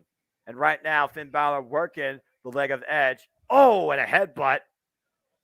Edge taking the opportunity at hand that was presented to him and looking to capitalize. Finn Balor once again picks the ankle, though, traps the leg, looking to wear down the Rated R superstar. And again, Finn Balor right now, he is probably at the strongest he's been his entire WWE career. When you figure about his showcasing and also his conditioning as of late. yeah, no doubt. And it's weird to say that considering that he's not even the champion. You know, to think that he's towards the top of his career in the company and he's not even holding any of the gold right now. And meanwhile, he might be holding a figure four leg lock on the Radar Superstar as the Woos reign out of Philadelphia. You also consider this the fact that Edge and Finn Balor, this is a first time ever one-on-one match. And it's an I quit match. And look at the resolve on Edge. As we know, a figure four leg lock, it's literally your own leg moving against you to try and alleviate the pressure. You turn your own body over. Edge looking to try and do that. Finn Balor trying to resist. Can he roll over? And yes, he does. And Finn Balor right now in excruciating pain. Yeah, all that force, all that momentum, all that agony just reversed into Finn Balor. And the thing is, Finn Balor was the one that first applied the hold. He cannot willingly let it go. And Edge once again rolled back on his back. Finn Balor back in control. Again, there are no pinfalls. Shoulders can be down as long as needed on either both challenger or the one that's delivering the move. The only way this match ends is through two words at one person's mouth. And again, it might not be Edge or Finn Balor that says it. And there's some separation with some shots to the head of Finn Balor. And right now, though, JJ, I feel like Edge right now, he is, of course, the aged veteran, but I feel he's suffered more in this match, too. Yeah, with age comes weakened bones and joints, you know, and it's a lot easier to beat somebody down and give them Charlie horses, you know, and really work them over when they get to that age. Finn Balor working the upper back and the shoulder blades of Edge, trapping him in between the apron and the floor. Vicious stomps as Edge just slumps down. But again, Edge says no, and Finn Balor staying on the attack. Has Edge trapped. Needs to get out from underneath there, for Pete's sake. Again, using the environment to your advantage. And once again, we've had how many times that announce table come into play tonight? Too many to count. First. It's a good thing we're not playing a drinking game where we have to take a shot every time the announce table comes into play. It wouldn't matter with me because I'm straight edge. And meanwhile, again and again, how much punishment can one man take? Oh, jeez. Hey, damn. Balor relentless assault on the Rated R superstar, driving him face first into the announce table. And Balor just soaking up the crowd reaction, jaw-jacking with Michael Cole You need to focus on Edge because Edge is resilient. And as you touched on, Noah, he is the aged, grizzled vet. He also, Knows how to overcome these type of odds. he also has the moniker of the ultimate opportunist for a reason. Oh, and there's one right there driving Finn Balor into the ring post. And again, we talked about a wrestler, the strategy, their mentality. A wrestler can be their own worst enemy here. And as you said, the pride, the hubris of Finn Balor, right now jaw-jacking the announcers, Edge right now capitalizing. Until he got Sling Blade on the floor just that moment ago. And again, Finn Balor working on the surgically repaired neck of Edge. Balor asking once again for the referee to check on Edge, and Edge telling them no. Let's take a look at the replay here. Look at this reversal of the clothesline, just planting Edge with that sling blade. Beautiful. Heavy assault again on the neck. And right now, Edge has Finn Balor up. Driving Finn Balor through the barricade. Holy into the hell. timekeeper area. Finn Balor right now grasping for breath. Referee doing his due diligence, checking on Balor. Again, the referee, he cannot stop this match. In this match, this isn't Extreme Rules. This isn't no DQ. This is I Quit. It doesn't end any other way. And right now, it looks like these two are going to take the fight out into the WWE Universe. Again, watch out, people. Whoa, good grief. That woman, you might get on TikTok with a few of those views, but you might also get a right fist in the face, too. Be careful. Security out there. Just trying to make sure that both these men stay within sight as we're back at the kickoff panel area. Psycho Jed White, just so you know, I have your most recent comment starred. We will address that after the match. Don't think we're ignoring you.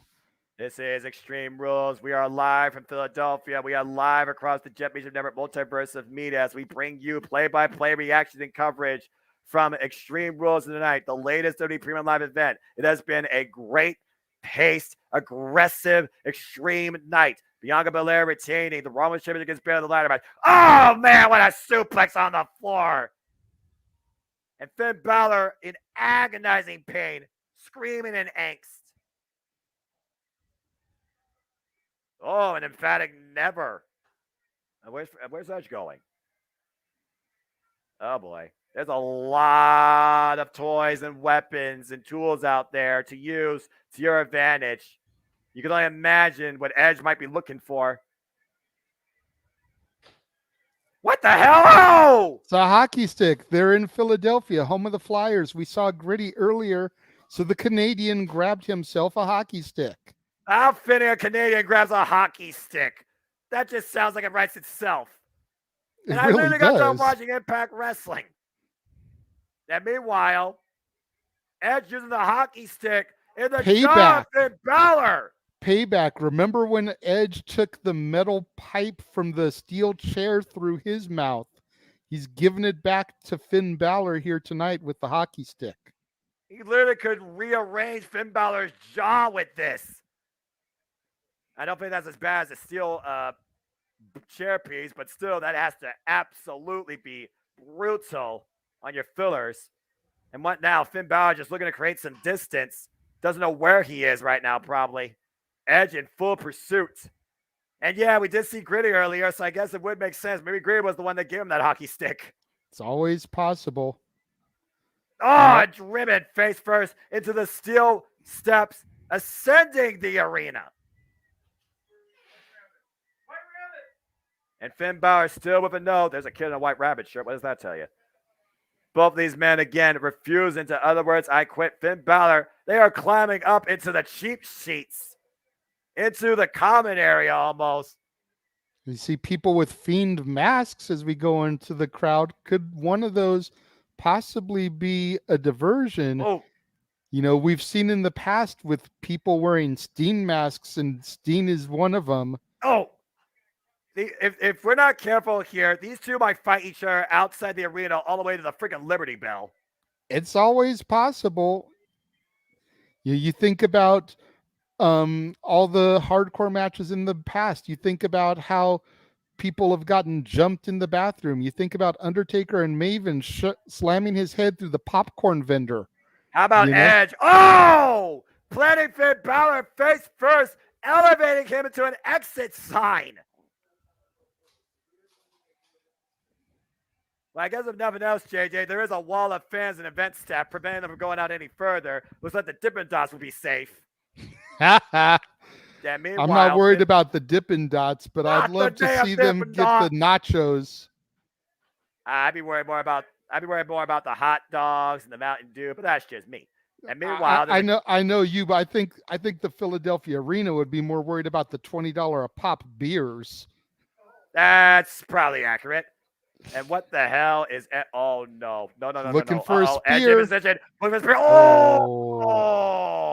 Took that steel railing right into his midsection and his upper chest.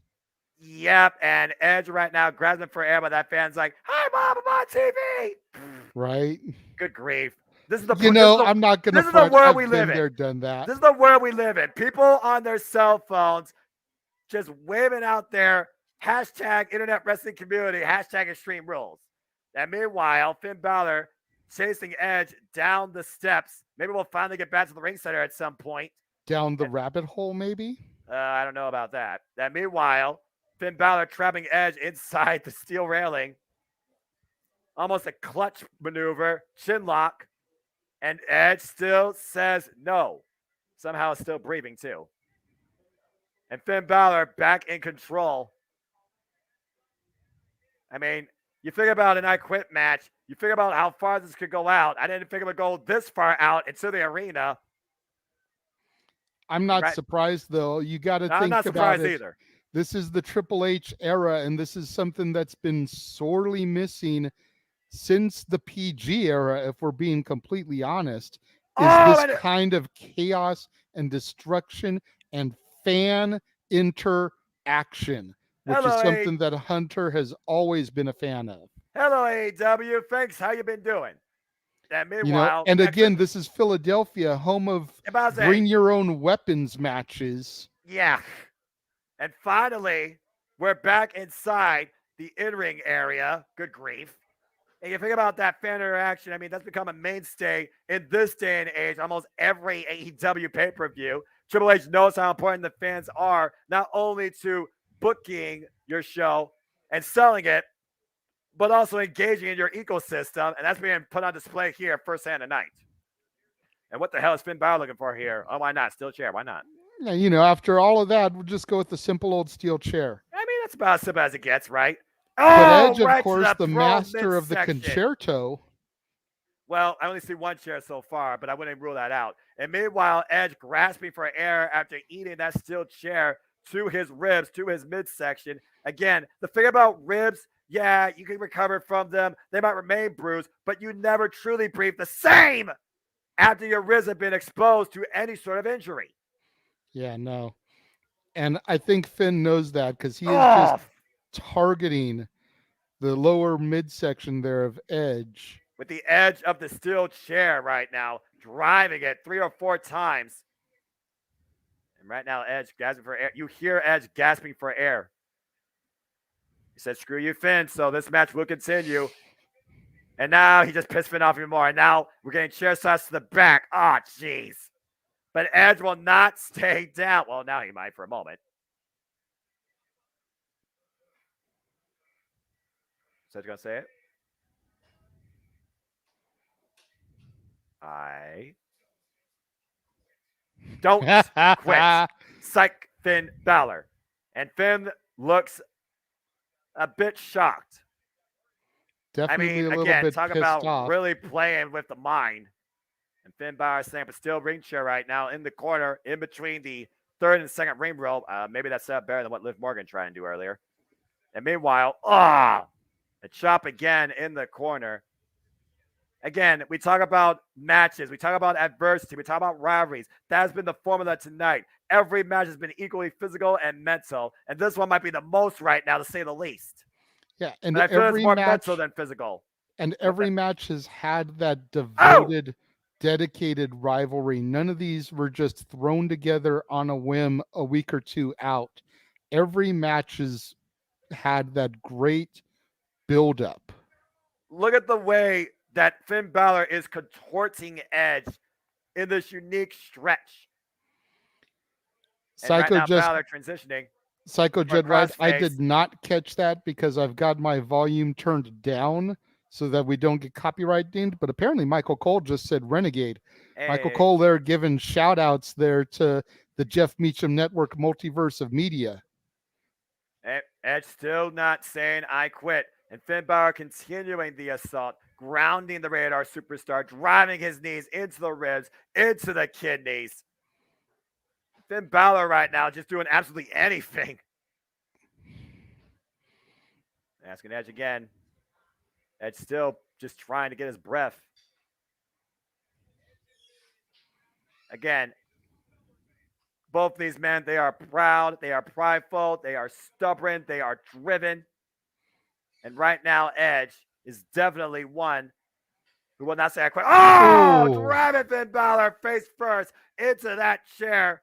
Again, you become a victim of what you bring. He who sets it up generally ends up tasting it. And right now, Edge with a bit of reprieve. Get a few seconds to draw his breath. Take a look at the replay here. Look at the velocity. Ooh. Jeez. That was cold-blooded. James, if you can, check your Facebook message from me real quick. Oh!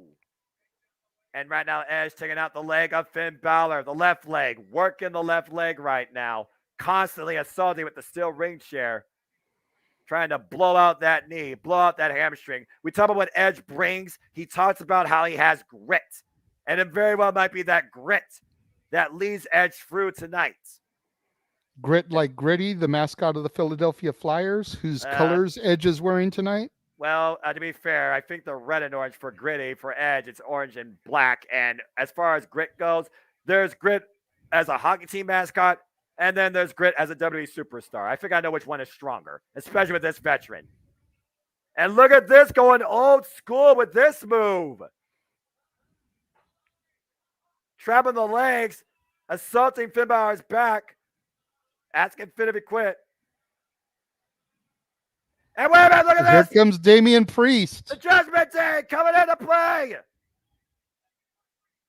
And Edge right now taking out Priest, driving him over the top rope to the outside of the ring. Finn Balor sent over the rope to the apron. Meanwhile, Dominic has come into play. What the hell is Edge picking up here? Edge picking up Spear! Good grief!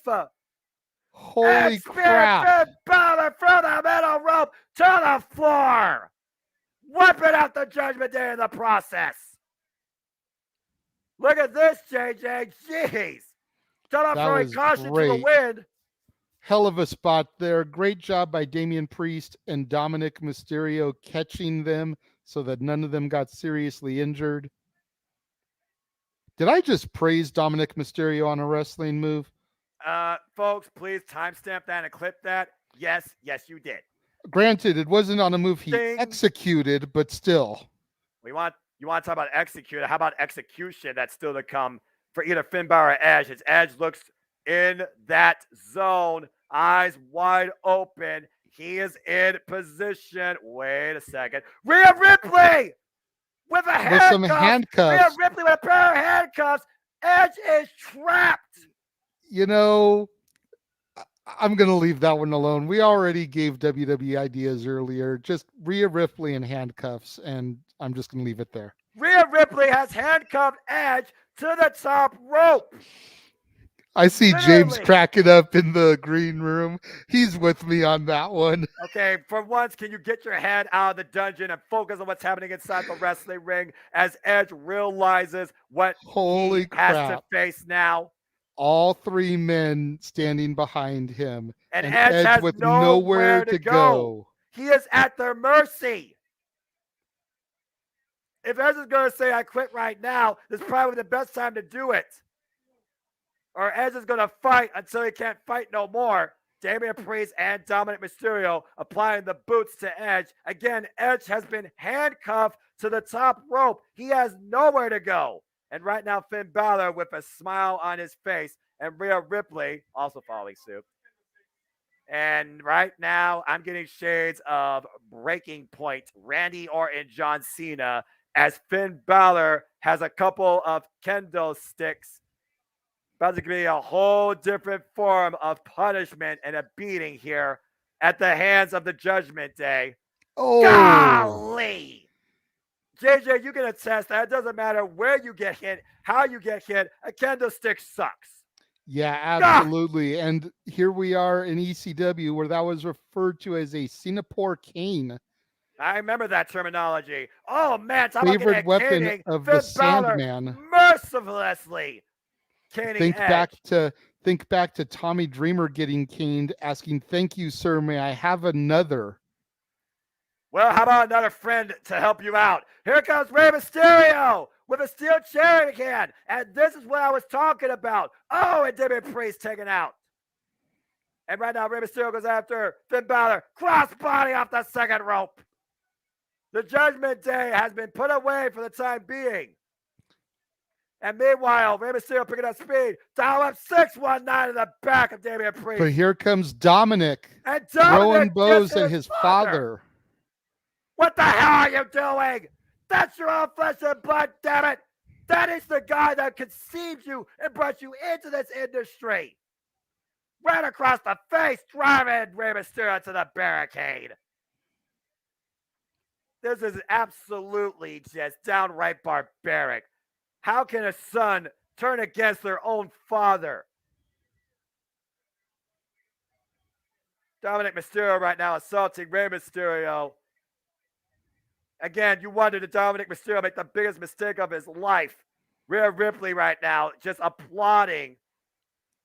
And meanwhile, Dominic Mysterio is literally unleashing who knows how many years of pent-up frustration and aggression.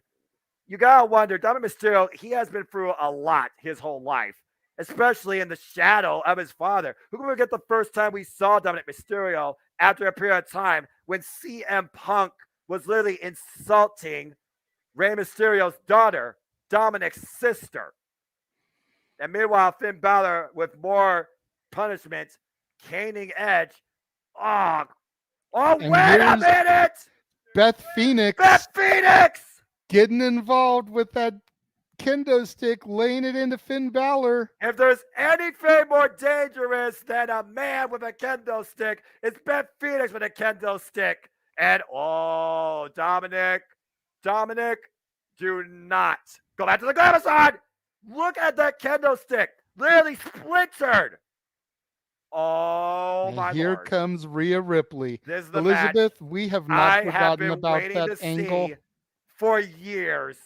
Look at this face-off. The Glamazon and the bringer of brutality. Beth Phoenix, Rhea Ripley. What the hell's about to happen here? Rhea licking her lips at the opportunity to tie up with Beth Phoenix. This Philadelphia crowd wants it. And there they go. We're getting it. Go get her, Beth. Beth Phoenix. Rhea Ripley squared off in the middle of the ring.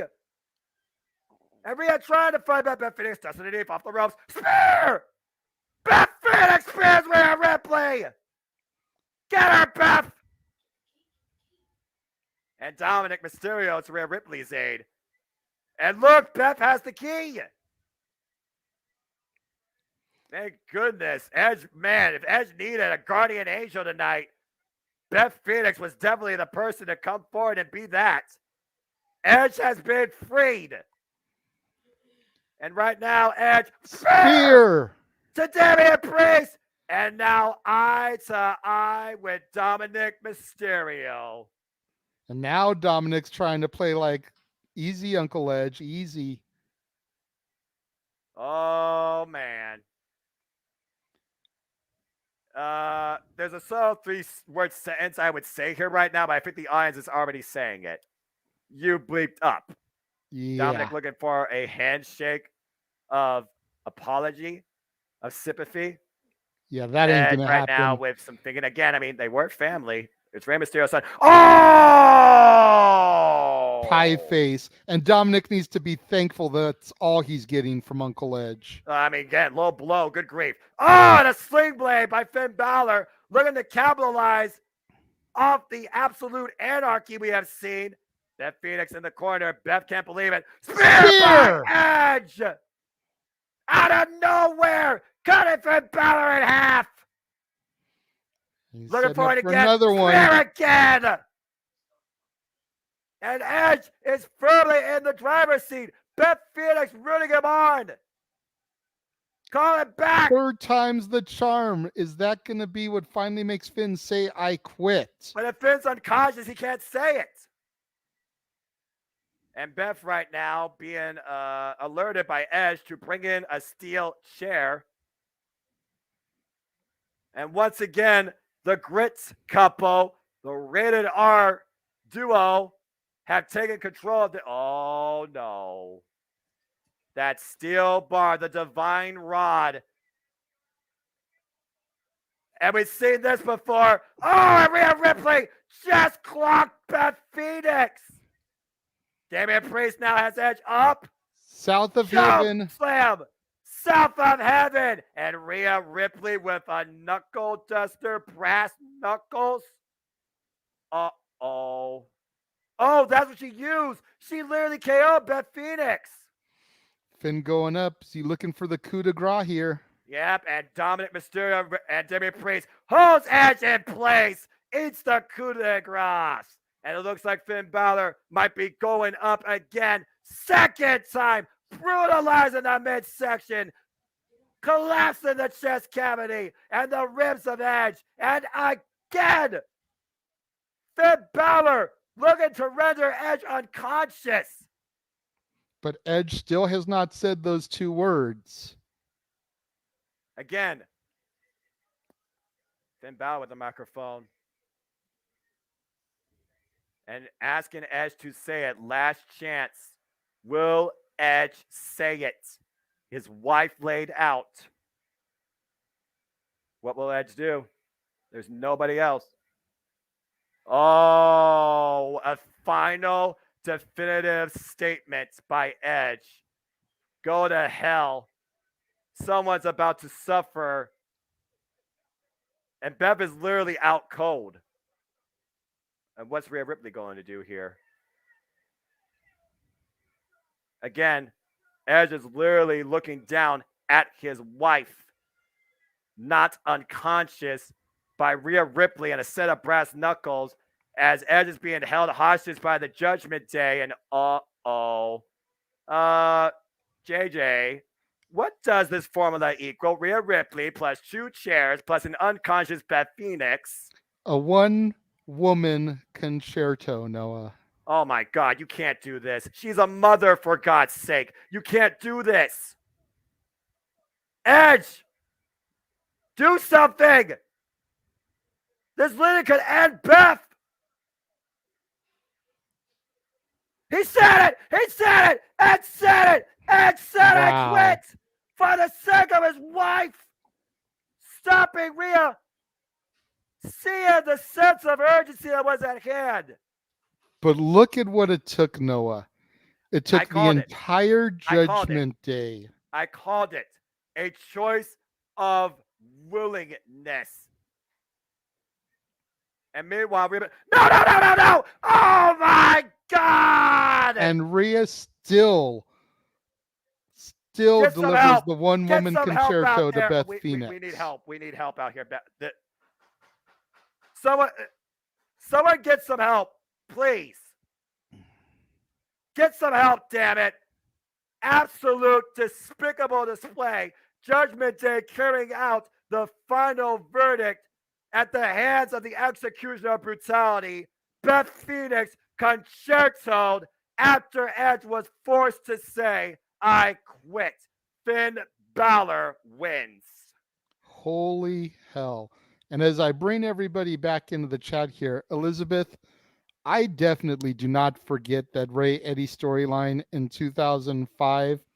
I remember that vividly. Go ahead. I don't talk about it because I try not to talk about it. It was just that horrid. You want to talk about horrid? Look at this picture. The Judgment Day stand in absolute triumphant, positive victory with the actions they have done tonight. at the cost of Edge's own wife. And Psycho Petey Jed White, Williams I and think Edge you're right in the here. ring together. I think it will be a mixed tag at Country Redacted. Fuck that. That Phoenix is out. We need to get medical help. Yeah, Petey Williams and Edge in the same ring. Wow, Yeah. Ratnick saying this is awesome for Rhea and exactly what should happen to DX on Monday. That's nuts. I am 4-1. I have got 4 out of 5 tonight so far. And here we are getting a little tease at Charlotte Flair. Psycho Jed White said earlier. Rhea Ripley carried out Final Judgment at the expense of Beth Phoenix to break Edge's will and probably his wife's neck. She's probably returning on Raw or something. Oh, please tell me they don't do it. That was sick. I mean, Monday's the season premiere. I just didn't don't mean jack shit. Anyway. Whew.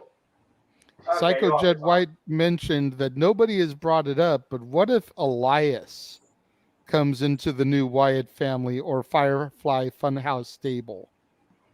That would be interesting to be sure. Jeez, oh, jeez. You got Bray Wyatt, Dexter Lumis, Joe Gacy. Damn. And then Elizabeth That says was that hockey fucking starts nuts. Wednesday. She's ready to root for the Canes. Who are you rooting for? Well, I know Noah isn't a professional sports person. Nope. I am a Kings fan. So LA Kings over here. I know Statboy is for the Anaheim Ducks, as well as the Nashville Predators, as well as the Minnesota Wild, as well as whatever team's winning. He always bandwagons along. Anybody else here, hockey fans? No, I don't- not I They've sure. been So bad for so long, but I'm a Red Wings fan. There you go. Red Wings have promise this year.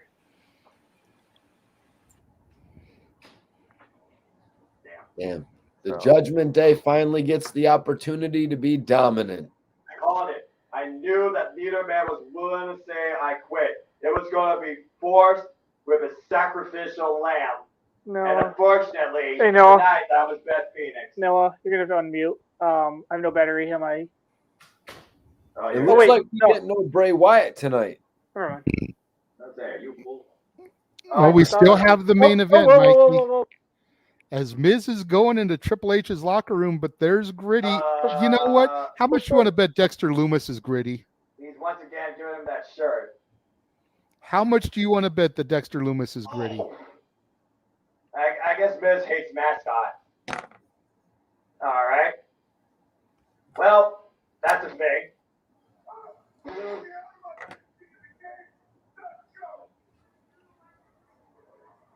Well. Nope. You were saying, JJ. It would have made sense. And once again, Kidnapping Dexter him on his Lumis birthday. traps the Miz in his clutches. What's going on? Miz is getting Miz is choked out going by night-night. Dexter Lumis after assaulting Gritty, thinking that it might have been Dexter. Oh, it's crazy. Who is it? Who is it? Is it Indy Hartwell? He's up in the mascot now. Yeah, where's this Loomis thing going? Like, why are they not doing a match here tonight? Oh! Gritty just kicks Miz while he's down, Yeah, storming that's off not with normal. Dexter Lumis. I don't know what to think about that. Main event. Well, It coming is up main next event is an time, absolute gentlemen. Wild night of emotions tested and This is wills gonna broken. go. Move forward to our main event. Seth Rollins goes one-on-one with Matt Riddle in the fight pit. Man, We take a look at how we got there with this video package narrated by Ariel Helwani. 12-time MMA Journalist of the Year. just to let the fans know, I will be stepping away for the main event. James will be stepping in to do the color commentary on this one. It is dinner time here at the house. As soon as this match is over, we'll come on, we'll give our final thoughts like we normally do. Then we'll probably take about a 5-10 minute intermission before open mic night begins here across the multiverse of media. What are you having for dinner, JJ? Chicken and rice, as far as I know. Okay, enjoy, man. So why was this match canceled at Money in the Bank? Does anybody know? Was it just overbooked? Injury. Oh, injury. Riddle was injured.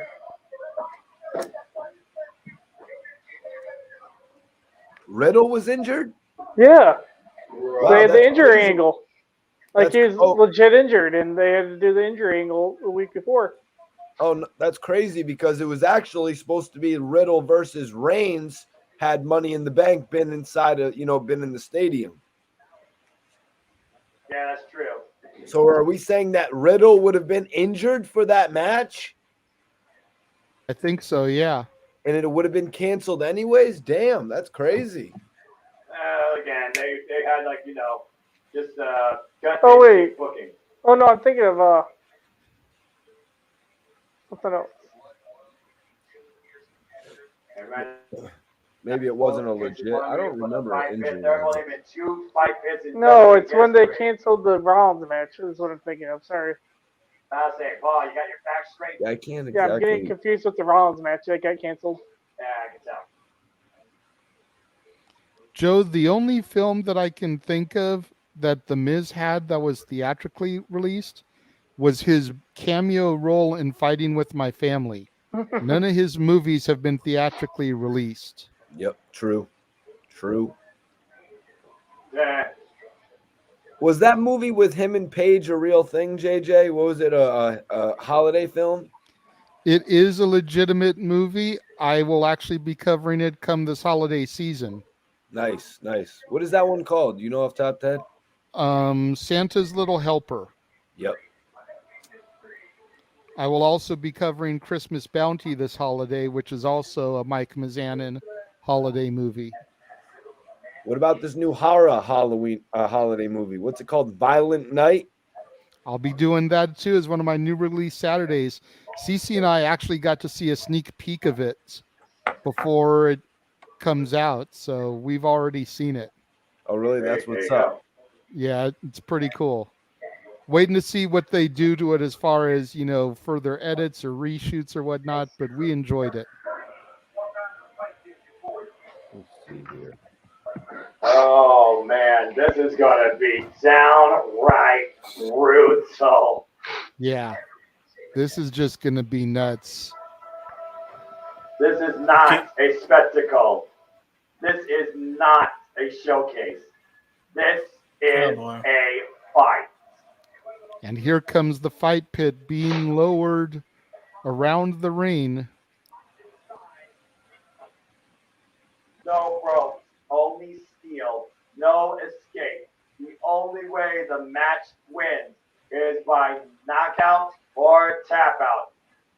And here comes our special guest referee. Gentlemen, kick ass on the call. I'll see you guys after the match. Peace, JJ. James, has been an absolute night of emotional warfare and physical brutality.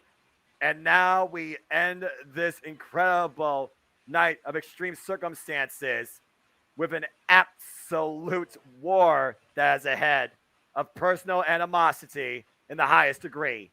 Matt Riddle, Seth Rollins, they finally collide and maybe conclude inside the confines of the fight pit. We all know Matt Riddle comes in here with a former UFC mixed martial arts background. Seth freaking Rollins has never been involved in anything MMA. He enters Matt Riddle's world tonight. When it comes to the architect, he always has a plan. We have seen him prey on the psyche and on the neck of the original bro.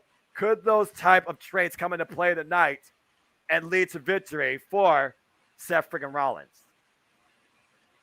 This is going to be Very interesting. And of course, in the Yeah. fight pit, there is no escape. But you could use the structure to your advantage. Of course, Corey Graves idolizing Seth friggin' Rollins. What a stand. Anyway, we saw Clash the Castle, Matt Riddle and Seth Rollins collide one-on-one, and it took 2 curb stomps to the back of Riddle's neck to finally put down the original bro. We've seen these two continue their hostilities on Monday Night Raw these last few weeks, and out of nowhere, Matt Riddle challenged him to the fight pit, and Seth just willingly said yes. Again, there is no ropes in the fight pit, folks. It is nothing but steel and wood. Yep. And there is the current NXT champion, Braun Breaker, watching on from the audience. Oh, okay. Okay. We need to talk about this. Braun's literally just in the same place that Nikita Lyons was at. They just rotated them out. Exactly. Come on, man. Make an effort. I told you not my NXT doesn't matter. And here comes Seth freaking Rollins. Mistress Audio in the chat saying, "Hey, Jan, good to see you in your natural habitat. Check her out, folks. She does best way I could describe it is story-driven narrations on her YouTube channel. ASMR kinda, but in a story form. So go check that out if you're interested in something like that." Appreciate you, Mistress Audio. Thank you for tuning in and supporting us, and of course, being a great friend to James here. Seth friggin' Rollins channeling the whole effing show tonight with this attire. Rob Van Dam, a true original of Extreme, but also a great pioneer of innovation. Now, while I got Mistress Audio in here, I just wanted to say hello and shout her out. That was mainly the reason I came in here. Now, getting to the match here with Seth Rollins and Matt Riddle. Bro. This is insane. Because basically what we have here is Daniel Cormier, UFC Hall of Famer, officiating this contest. Probably going to be the most durable referee, if we're going to be honest, in this, whatever the hell this thing is. We are going to be seeing some brutality unlike anything I think we've ever seen before. There have only been 2 fight pit matches in WWE history. Matt Riddle was involved in the very first one. It was a flash knee strike that took out 2 teeth of Timothy Thatcher during that war, even though Matt Riddle ended up losing. In the second ever fight pit in NXT, Timothy Thatcher won that as well. Timothy Thatcher is known as the king of the fight pit. And tonight, Matt Riddle looks to add his name to that. We, of course, know we got the Muay Thai background, Jiu-Jitsu background, the CrossFit background coming into play. Both these men have a high level of endurance and cardio for days. It's going to come down to trapping the other, using the structure, or literally incapacitating them. Tommaso Ciampa nearly lost his leg at the hand of Timothy Thatcher thanks to the use of this cage. And again, there is no ropes. There is nothing between these two but steel. So here we go. This is the fight pit. And the only way to win, again, is by knockout or submission. No ropes, no escape. 2 men, 1 referee, 1 result yet to be seen. Here we go. There it is. And here we go. This is going to be I'm going to tell you right now, what you're going to see is Matt Riddle in his natural habitat. He's no stranger to a UFC-style situation. Daniel Cormier is very familiar with that as he goes for the leg kicks right to the hamstring of Seth Rollins here. Got one off, but Seth Rollins, again, you see Seth Rollins. He is keeping his distance away from Matt Riddle. Close range combat right here could be Seth Rollins' enemy. And again, Seth, for the first time, literally feeling the fight pit. Again, there are no ropes. Looking to try and pick a leg. Yeah, that was smart by Rollins, but Matt Riddle just too quick. Well, again, both these men definitely have speed. Seth Rollins is going to have to use his brains to survive this game. Yep. And meanwhile, Matt Riddle wow, Seth Rollins down. takedown. And the ground and pound. Yeah, that's dragging away at Seth Rollins, looking to cover up. And I mean, you think of stuff like the Ultimate Fighter. We've seen him do stuff like that before back in the Octagon.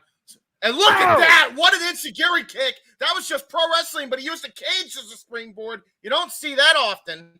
Well, of course, Matt Riddle wrestles barefoot, and so of course he had no problem using that to his advantage. Yeah, stuck his anatomy basically to the cage, just kicked right in the face, and now again ground and pound. Daniel Cormier right on top of the action. Seth Rollins trying to cover up. He just punched Daniel Cormier. I don't know how smart that is. And my! Again, as you alluded to, James, this referee is going to take no bullcrap from anybody, even if it's accidental. Yeah, no. And Seth Rollins right now seizing the moment, taking advantage of the opening. And again, Matt Riddle's emotions are coming into play. Seth Rollins has preyed on that constantly to take advantage every step of the way. And apparently what I've heard, James, it was Seth Rollins that called Daniel Cormier to be the referee for this in the first place. Yes. By the way, thank you, Joe Hill. Oh, triangle. Meanwhile, my deadlift. God. Nice deadlift by Rollins. Whoa. Tries to go for a flash kick. Tries to go for a German suplex. And now look at that. What a triangle choke. Great maneuvering there by Matt Riddle. Going right to the submission game. Looked like he was going to go for a head scissor takeover, but transitions it into a triangle choke. But there's Seth Rollins with the thumb to the eye, trying to claw the face off of Riddle here. And face first into the beams.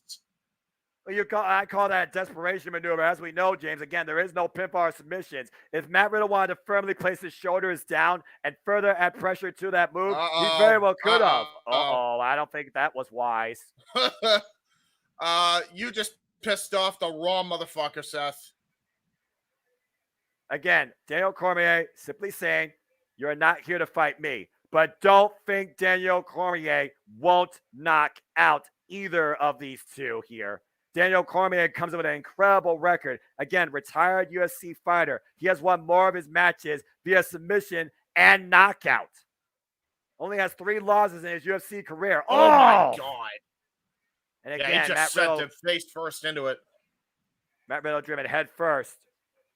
Again, this is what Riddle needed to avoid. He needed to avoid Seth Rollins taking advantage of his emotions. Ever since then, Seth Rollins has been able to counterattack. And meanwhile, Matt Riddle being hoisted up and eating the steel, breaking the epidermis of the original bro, Seth freaking Rollins, driving Riddle head first into the cage. Yeah, hey, bro, how about some cheese with that face grinding? I don't think he wanted that graded. And meanwhile, shot. Taking shades of Cassius Ohno, the Chris Hero with that freaking KO blow right to the back of the head. And you see Daniel Cormier starting his 10 count. Again, the only way this match ends, fight, is via knockout or submission. And we see right now Matt Riddle might be showing an open wound, a scar of battle at the hands of Seth freaking Rollins. Seth looking to capitalize, picks him up, and Matt Riddle out the back door. Oh, but big back elbow strike. Super kick rocks the original bro to his knees. And a follow-up indeed. Bending it backwards. And once again, Riddle staring up at the lights. This is definitely something that I don't think Daniel Cormier is even used to.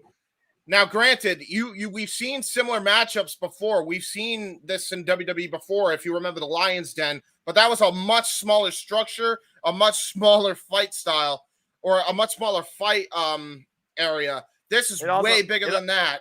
It also had a door of escape, and it wasn't a square, it was an octagon or a circle. Yes. As Seth Rollins once again praying on Matt Riddle's psyche, calling him a loser. Oh! Jesus, what an open hand chop by Riddle.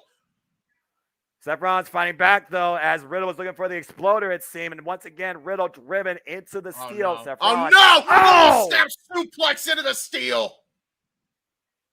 And once again, working on that neck, James. We know that Seth Rollins loves to go for that curb stomp. What is Seth thinking here? What in the hell are you thinking here? Well, there are no ropes, but there is an upper level to this fight pit. And if he's channeling Rob Van Dam, kidding me. splash! Oh my God! That was not 5 stars, but it was damn sure effective. Oh, that hurt. That hurt Riddle. I think he might have even hit him a little low there too. Which is legal. Again, that is legal in this. Let's keep that in mind. Take a look at the replay here. Yeah, look at his knee. Off! Oh no, his elbow hit his elbow hit him right in the midsection, I think.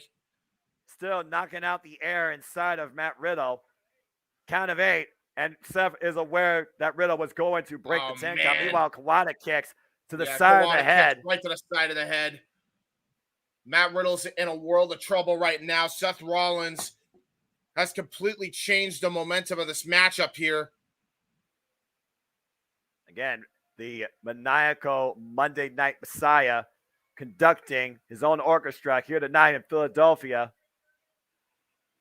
Preying on Riddle's neck and his psyche, still calling him a loser. But again, in the fight pit, you don't take this type of time to take this sort of advantage against your opponent. And you look at Daniel Cormier here. The story here is there's got to be some sympathy from that man, despite how impartial he's been so far.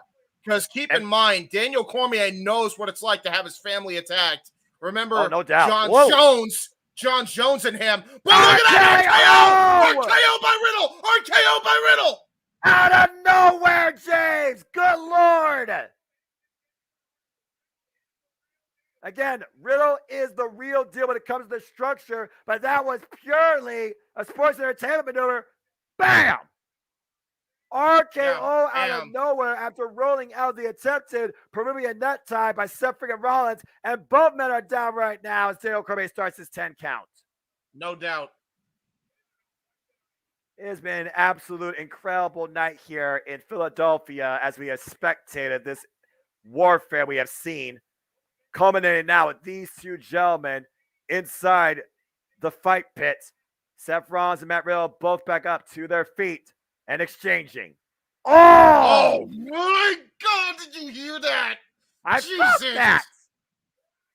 And that was just a loving arm. That forearm shiver just rocked Riddle. That's bone on bone impact. Now. Jesus. And a stiff side kick right to the chest. And now, here we go. My. Oh, multiple palm strikes by Riddle. Roaring elbow. RKO, a goal blocked. And meanwhile, Seth Rollins looking for the curb stop. Curb stop. He hit it. Start third count. Yeah, that might be it. Cormier right now checking on the status of Matt Riddle. Take a look at the replay here. Went for the RKO again, James. And Seth Rollins wrenching Riddle's head. Jesus and neck. almighty. It's one of those things, though, that Daniel Cormier actually checked on the status of Matt Riddle. He did not start his count immediately. This is very, very rough around the edges. This is not for the faint of heart. Any woman or child that is watching this, you're going to want to turn away. Hold that thought, James. Matt Riddle has Seth Rollins up in the electric chair position, but Seth Rollins and Riddle might finally be going up to the second tier. I say that, and then we saw Ronda Rousey, Liv Morgan, Bianca Belair, and Bayley kill each other. So, Yeah, I'm about to say, I mean, is that really any surprise right now tonight? Okay. Children only. This ain't going to be for the faint of heart. I think Seth Rollins is challenging Riddle to meet him up at the higher level. I don't know how wise this is. Smart at all. And keep in mind, that is it's a sturdy platform. Don't get me wrong, and there's no give on that either if one of them gets slammed back first. That is solid wood and steel. Yeah, and listen to this. Look at DC trying to talk sense into these guys. There's no way you're going to do that, Daniel. That ain't happening No tonight. way. And now look at that. Seth right Rollins now just teeing off on Riddle as he's scaling the top. Oh, and now boy. look at that. Oh, no. And Riddle in a very precarious situation. This is not great. Oh, no. And now he's biting the fingers. Uh-oh. And Seth Rollins, though, now in the clutches of Riddle. Oh, wait a minute. Oh, my God. That's innovative there by Riddle. That's a rear naked choke, literally using a supported chain for leverage. Yeah. Oh, but Seth hyperextends the left arm. Oh, and driving Riddle sternum first into that supporting chain.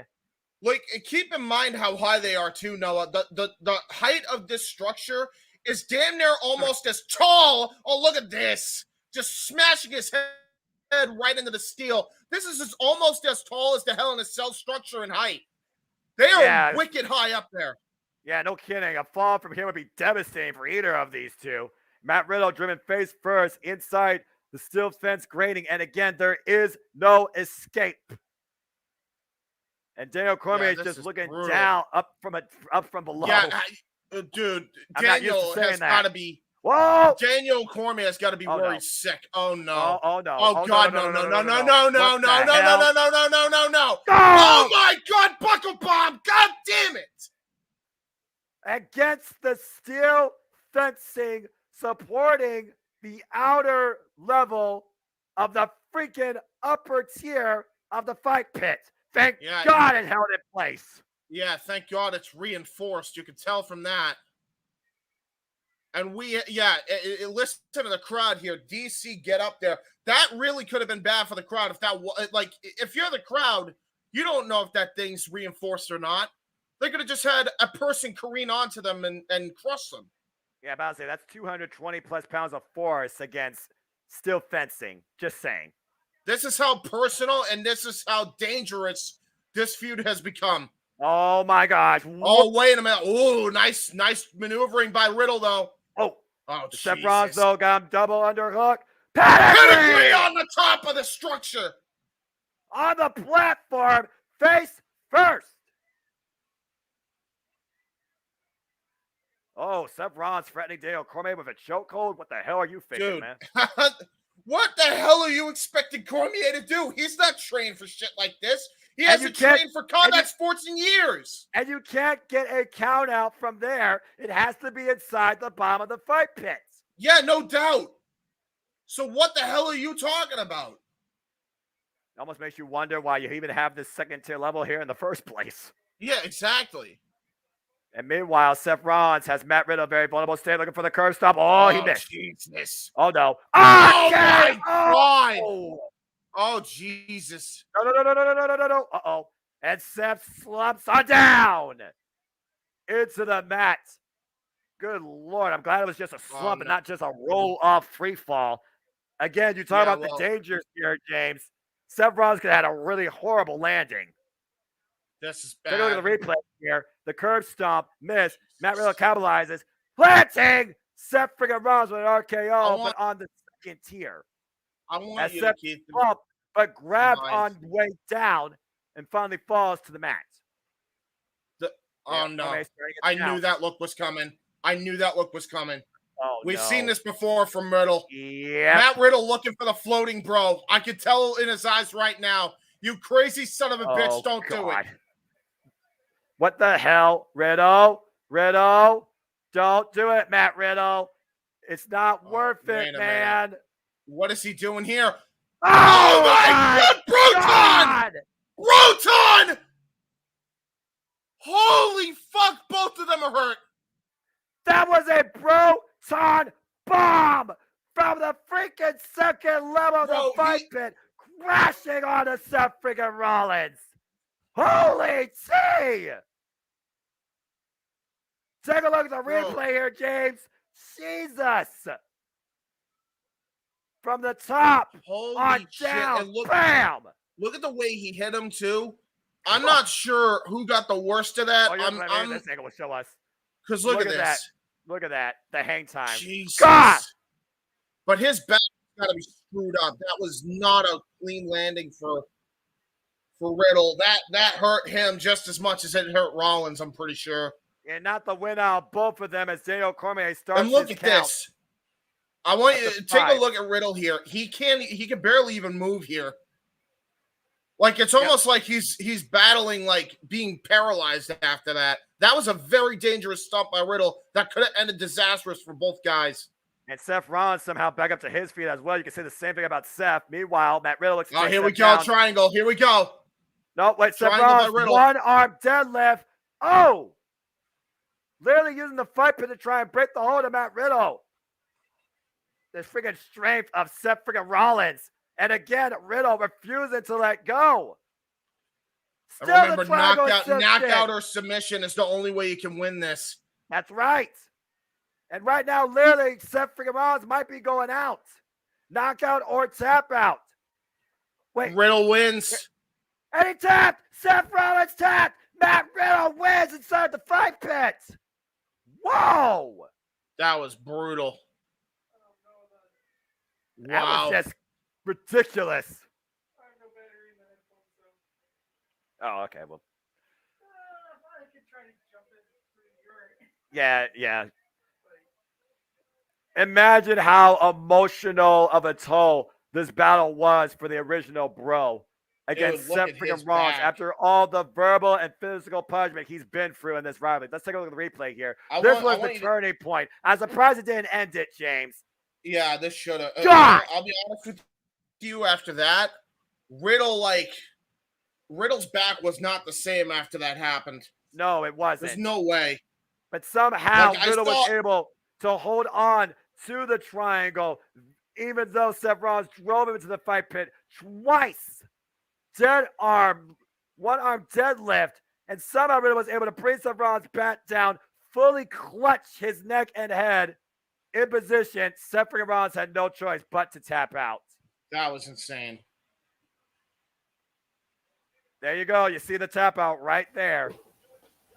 Daniel Cormier doing his job. Matt Riddle, your victor in the first ever WWE main roster fight pit. And ladies and gentlemen, this has been Extreme Rules for JJ, for James. I am the Seminole Foster saying good.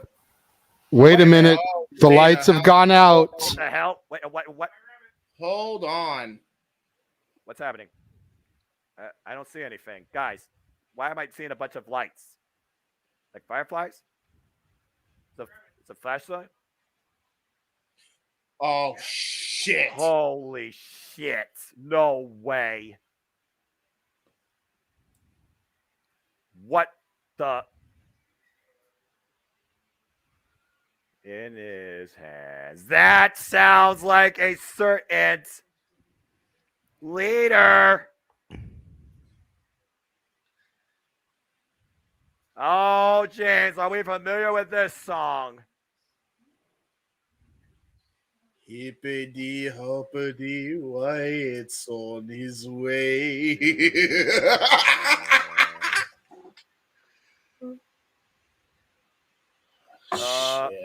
What the hell? Oh. There was Huskus. Yeah. That was, oh, no. what the hell is happening here? There's the buzzard. Holy hell. The theory about the Firefly Funhouse characters coming to life could very well be true, gentlemen. 3. This is. There's the rabbit. There's the rabbit. Okay, that's well, that's terrifying. Strowman. For some reason. Okay. What? Who's that? That's the witch. That's 4. What the hell is happening here?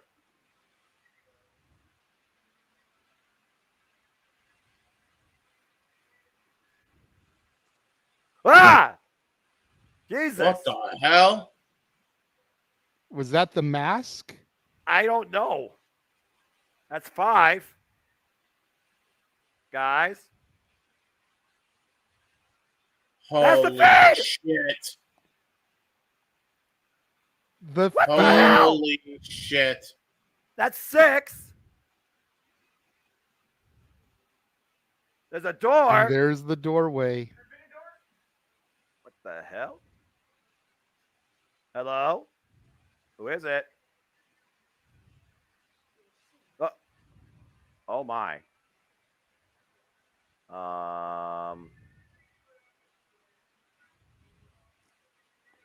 The Firefly like we're in Funhouse Spike- in absolute abandoned disarray as the music bizarrely plays. What in the hell is happening here?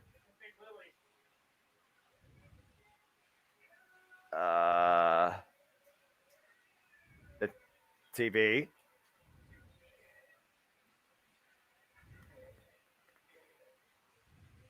Huh? Who killed the world?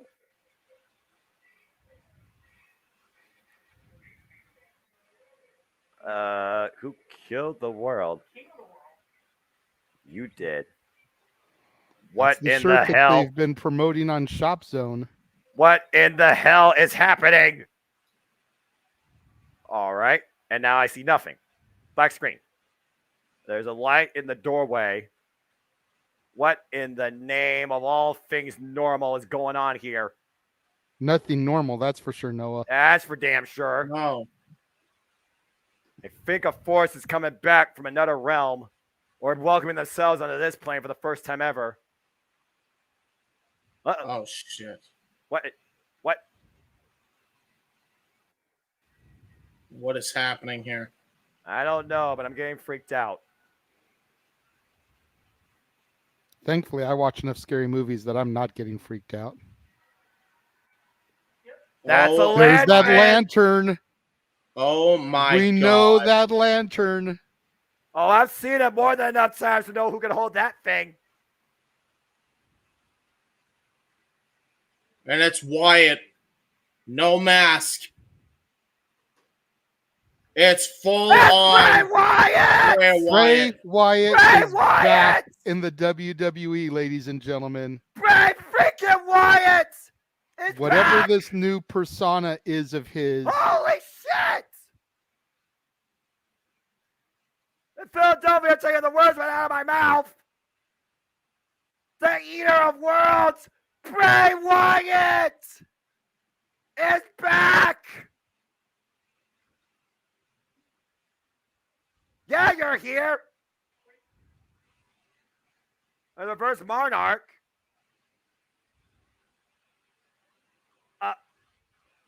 And that is how we go off the air, ladies and gentlemen. Uh, Holy crap. What an ending to this show. Definitely got to make sure we turn into Raw, SmackDown, whatever show that Wyatt is going to be a part of to see what happens with this beginning on Monday on WWE programming. Holy hell. I only got one more thing to say at this point. Would that be they let him in. There we go. Bray Wyatt is back, ladies and gentlemen. James, Wow. oh, what the hell is next? nightmares. That's what's next. I think that's a fair point. So, again, ladies and gentlemen, thank you so much for tuning into this first episode of Jump Kingdom Network presentation as this watch-along comes to a close. For James Hebert and the Renegade JJ Williams, I'm the Seminole Foster saying stay tuned for part 2 as I bring it back to our producer. Bray Wyatt is back. What a night. What a showcase of Extreme Rules. Yeah, that was just holy hell. You know, we knew it was going to be Bray. You know, somebody mentioned in the chat room that if it wasn't Bray, what about Orton? And I don't think we would have accepted anybody else. That was the perfect return, and I'm definitely curious to see where it goes. Speaking of seeing where things goes, everyone in the chat room, all 22 of you guys that are still tuned in watching us, we greatly appreciate it. We are going to take about a 10-minute hiatus until 8:25 here on the Pacific time, you know, the West Coast. 11:25 East Coast, and then we will be back to kick off open mic night. Give us all a chance to use the bathroom, have a smoke break, stock up our drinks, whatever, before we get into our normal Saturday night shenanigans. We've got a lot of topics to talk about tonight, so make sure you guys tune in. We will see everybody in about 10 minutes. See you all very soon.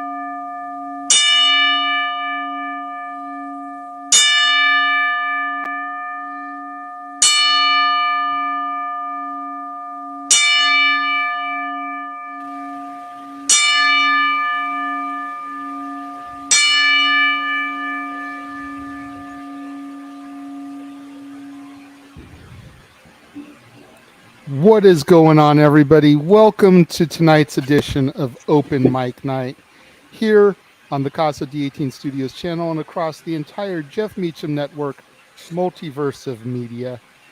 Man, Noah, James, Big Baller G, thank you for joining us. They let him back in, y'all. I still can't get over that. That was so cool. That was fucking amazing how they did that. So well booked. Mikey T is going to be joining us again here momentarily as soon as he notices that the link is the same. We didn't change studios or anything. So I messaged him, but if somebody else can reach out to him, let him know. What's his Facebook? Well, somebody has to DM me his Facebook. I'm not trying to dox him. Right. No, I get it. Oh, here it is. Woo wee. I found him, I think. Mikey T is on here somewhere. Mikey Thurston, actually. A says that death of Sarah Lee still has me shook. I remember having a crush on her during Tough Enough season 6 in 2015 and rooting for her to win the whole thing. Yeah, unfortunately, I had no idea who she was. 2015 was during that era when I wasn't paying attention, wasn't even following Tough Enough or anything like that. Yeah, it was like the rebirth of the Tough Enough season where they had Paige and Jericho kind of like as coaches and other people, and she, along with somebody else, won at the time. The fact, though, that again, 30 years old, so young in life, a mother of children as well. You can understand right now how literally the family has to be heartbroken, and now those young ones don't have that sort of influence or future in their lives. That's devastating if you don't understand wrestling or the wrestler, but you understand what that means in the realm of family. So the entire loved ones and family members of Sarah Lee, prayers and condolences, wish them all the best. And if people can contribute to the fun, like we have seen lately, it's all over so many other great people in and out of the wrestling industry that were encouraged, inspired, or even worked with this individual. So at the end of the day, if you can't contribute to that donation fund, let this be a symbol. Let this be an example that treasure your loved ones, be grateful and value life, for tomorrow is never guaranteed. Every day should be looked at as a blessing. Yep. Yeah, 100%. And it's with that in mind that we're not, yes, we're going to touch on drama. There's definitely wrestling drama. That's going to be saved for our main event. Yes. But we're going to try to have a little bit of a lighter show today. I tried to find some topics that weren't all negative. It seems like that's what gets covered the most because that's the easiest to discuss and debate is the negativity. Negativity breeds negativity. Positivity breeds positivity. And in light of all this, I tried to find a few things for us to discuss that are positive this week. Let's just jump right into things. Last night. Oh, before we jump into things, can I give a shout out again? I know I shouted out earlier, but I wanted to shout out Mistress Audio again, only because if you guys like really good voice acting as well, which I didn't mention before, definitely one of the best in the game, beyond question. Go check her out. She's got inflection in her voice when acting that I wish I could replicate. So go check that out if you're interested in that. Keep on. And she's by Pride. Yeah. There you go. So we're gonna kick things off. Last night was a hell of a night for professional wrestling. You figure you had Rampage, you had Battle of the Belts, you had Bound for Glory, you had SmackDown. So to kick things off, we're gonna kind of recap a little bit of what happened last night, and here we were tonight, Extreme Rules in Philadelphia. A hardcore legend was welcomed into the Impact Wrestling Hall of Fame. Raven got inducted, and that's so cool for Raven, man. Like, I hope that WWE can put him into their Hall of Fame when they go to Philadelphia for WrestleMania 40. Along with guys like Paul Heyman and Tommy Dreamer, like, Raven, you got to think, is virtually a shoe-in for that class. No doubt. Yeah. He's had such amazing career. And granted, his WWF run, both of them were nothing really to write home about. Of course, originally he was Johnny Polo, went to ECW, reinvented himself with the Raven gimmick. Wolf the Raven. Nevermore.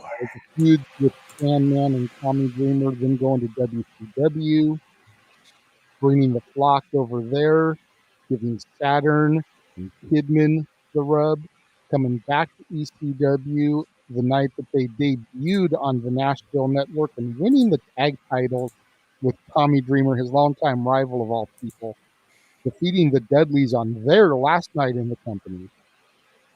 And then, of course, coming to WWF, part of the Invasion angle. And he really could have stopped there because WWE killed all the Raven momentum, but then going to TNA in their early days, becoming NWA champion. You know, you gotta figure him to be a WWE Hall of Famer, and hopefully that on the heels of this induction in Impact Wrestling, they'll follow suit in a couple years. On on Bound for Glory, excuse me. Gosh. For the record, before you continue, I think your microphone for whatever reason sounds muffled, JJ. I don't know if it just auto switched. Check. There we go. Okay, maybe it was just a little too far from my face. Yeah. I think I botched, Noah, because the backgrounds of both these images, one's for Bound for Glory, one is for Battle of the Belts, they both look so similar.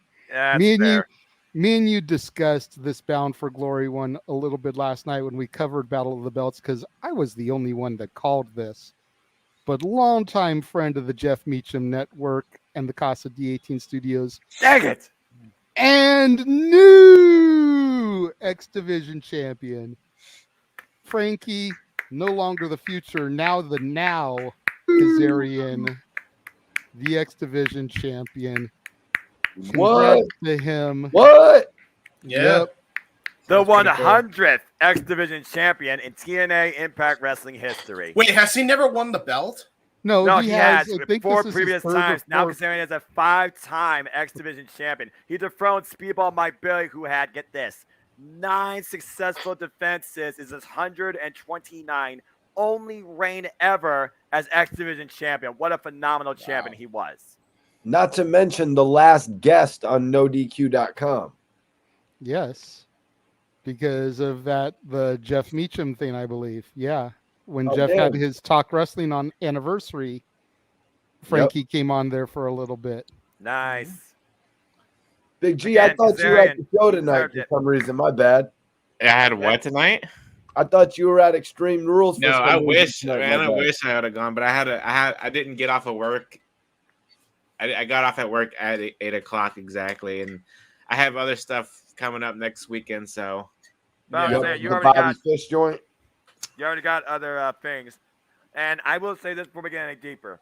For the first fully creatively made and guided PLE right here in the States from the mind of Triple H, and no doubt encouraged by Paul Heyman. That was an incredible show tonight. This was great. Yeah, absolutely. It goes to show that the train is on the right track. Man, I'm so pissed I didn't go now. I was like, oh my God. I know, right? You could have been there for the return of Bray Wyatt. Yeah, I thought I saw Big G when they showed the Huskus at first. I was like, is that Big G right there? Right there. Nah, but damn, Jerry called that, right? With all the creatures from the show coming to life. Well, we talked about it a couple weeks ago on Open Mic Night also. Yeah, we kind of saw this going this way. I thought they were leaning to it. Here's the thing, though, guys. We talked about characters connected to each. We don't necessarily know who was behind those costumes, or was that just symbolism for what was the past? Now Bray Wyatt comes in on his own under this new, no idea what we're going to get scenario. Well, I kind of looked at it like it's Bray Wyatt and he's in control of all these characters. He's actually going to determine when he wants to unleash the Fiend or any of these other guys, which I feel like, honestly, the role that Braun Strowman's playing right now, he's so interchangeable that he could come in as the big guy, and they could just fit Dexter Loomis in there, and then they could just whoever else and just put him under these masks. That's true. That's an interesting way that they could do it. Absolutely. I mean, it wouldn't be the first time we've seen something like that before. And we also got to consider where this influence will be showcased across both or one brand in particular. Bottom line is this. For the first time in a long time, we are all truly engaged thoroughly at what's ahead in WWE, particularly for no other reason, Bray Wyatt. Yeah. I mean, it's kind of reminding me of the Winnie the Pooh horror movie a little bit. Wait, there was a horror movie? Absolutely. I'm Winnie still the Pooh. curious to see that. It hasn't dropped yet, but it's supposed to. Is that a real thing? Is it Yes. Let's just ruin every childhood that ever was. God. Yep. And So- that new Hellraiser was awesome, JJ. I haven't seen that yet. Hellraiser was never my cup of tea. This is All different. right. Well, while you all keep talking, guess what? I'm going to update the graph and leaderboard. So continue. Yeah, I think I'm Continuing still on- number 2. Continuing on with last night and how great a night of wrestling it was. Something dropped. And still that bitch. Yes, she is. Jade Cargill, 39-0. Who's next? Did You know, I think that's the proverbial question. It's getting to be like Goldberg. You know, who's next?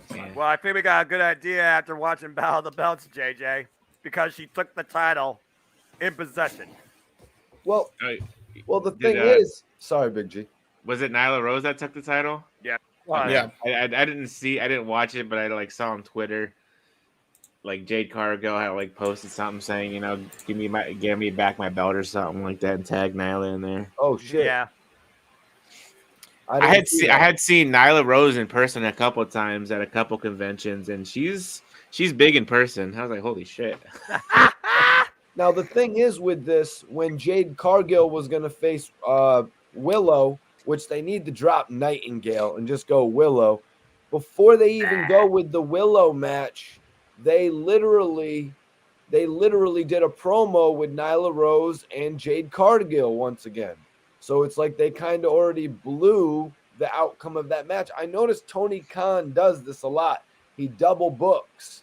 Like he's doing it with the championship right now, for crying out loud. Jon Moxley is going to face Hangman Page, and then he's going to face MJF. I don't get why he keeps double booking like this, because it makes outcomes completely obvious. For a second, I was like, damn, they're really going to have Willow. They're giving Willow this rejuvenated push, but I guess it was just literally a 2-week span. And just further testing the champion while further trying to push forward somebody else in the eyes of the audience. You could call it exposure if nothing else, but I do understand what you're saying. Why we went into a sub-tangent. No, that's all good. That's what we're here for on this channel. And let me remind sub-tangents are good. Let me remind everyone in the comments that if you want to ask a question or suggest a topic, make sure it's got a super chat attached to it. We've got a few different topics we're going to try and get through tonight. So if you want to make sure that yours catches our attention and does get discussed, TikTok, add a super chat to it. It doesn't have to be a lot, just a little something to help make it pop and catch our attention. Something, chart side, super Show chat. some love. So the first real topic we're going to talk about, and since he's been quiet, I'm going to let Big G sound off on this one. Oh, thank you. Yeah, from the big brother. Been a while, brother. This is something that was submitted to me by Jeff, and I didn't even know about it until he sent it to me. But apparently, for those of us that in the early 2000s were big into the reality craze, The Surreal Life is coming back on VH1, and included in its cast are Rodzilla, NWO member Dennis Rodman, as well as Lana C.J. Perry. What? Okay, yeah. So I see Frankie Muniz on the other side. Frankie Muniz is in there. Stormy Daniels, Oh yeah, I see who's her been now. in the media in recent years because of her connection to Trump. Oh boy. You know, there's a lot of pieces playing into this, but August Alsina? the reason it's being brought out specifically is because the wrestling connections with Rodman and Lana. You know, what's everybody's thoughts on this type of reality show coming back, and what is it really going to do for either of those personalities? I mean, I've never watched any of those like reality shows like Real World or Surreal Life or Me anything neither. like that. But I mean, it gives. Lana or CJ, you know, she hasn't been doing anything big since she left WWE. So she's been. I think she did like a couple movies here and there, and she's doing her modeling thing and TikTok thing and Oh my God, TikTok everything else. So I mean, if this gets her more exposure, that's awesome. That's good for her. You know, hopefully, eventually, one day she'll join up with her husband in AEW. That's if she wants to go back to wrestling. You know, maybe she doesn't want to go back. And Dennis Rodman, God, who knows why? He probably just needs the money at this point. Yeah, you're probably not wrong. Assessment. You know, I mean, he had success with the Chicago Bulls in the 90s, and that's pretty much when I watched basketball was in the 90s. Basketball jokes. You know, and then I know he was on that wrestling show with Hulk Hogan back in 2000 or whatever, and Brother. WCW? No, not WC. No. Hogan had this wrestling show. Yeah, it was like a Hulk Hogan celebrity wrestling thing where he tried to teach Hogan celebrities. knows best. No. That was something different. But he had a celebrity wrestling show where they tried to teach celebrities how to wrestle. Yeah. And then Rodman won it. It was like the biggest stage thing because, you know, when you're NWO, you're NWO for life. Yeah, that was like, I want to say that was like mid 2000s, I want to say. I bet that show lasted only one season. You know, it only lasted one season. It did. And Micro I think funny thing Championship was, Wrestling. I think it was on VH1 too. That's so funny. Ouch, James, but accurate. But yeah, I mean, like I said, Robin's in it probably just for the money, and just to like get that last bit of 15 minutes of fame. Money.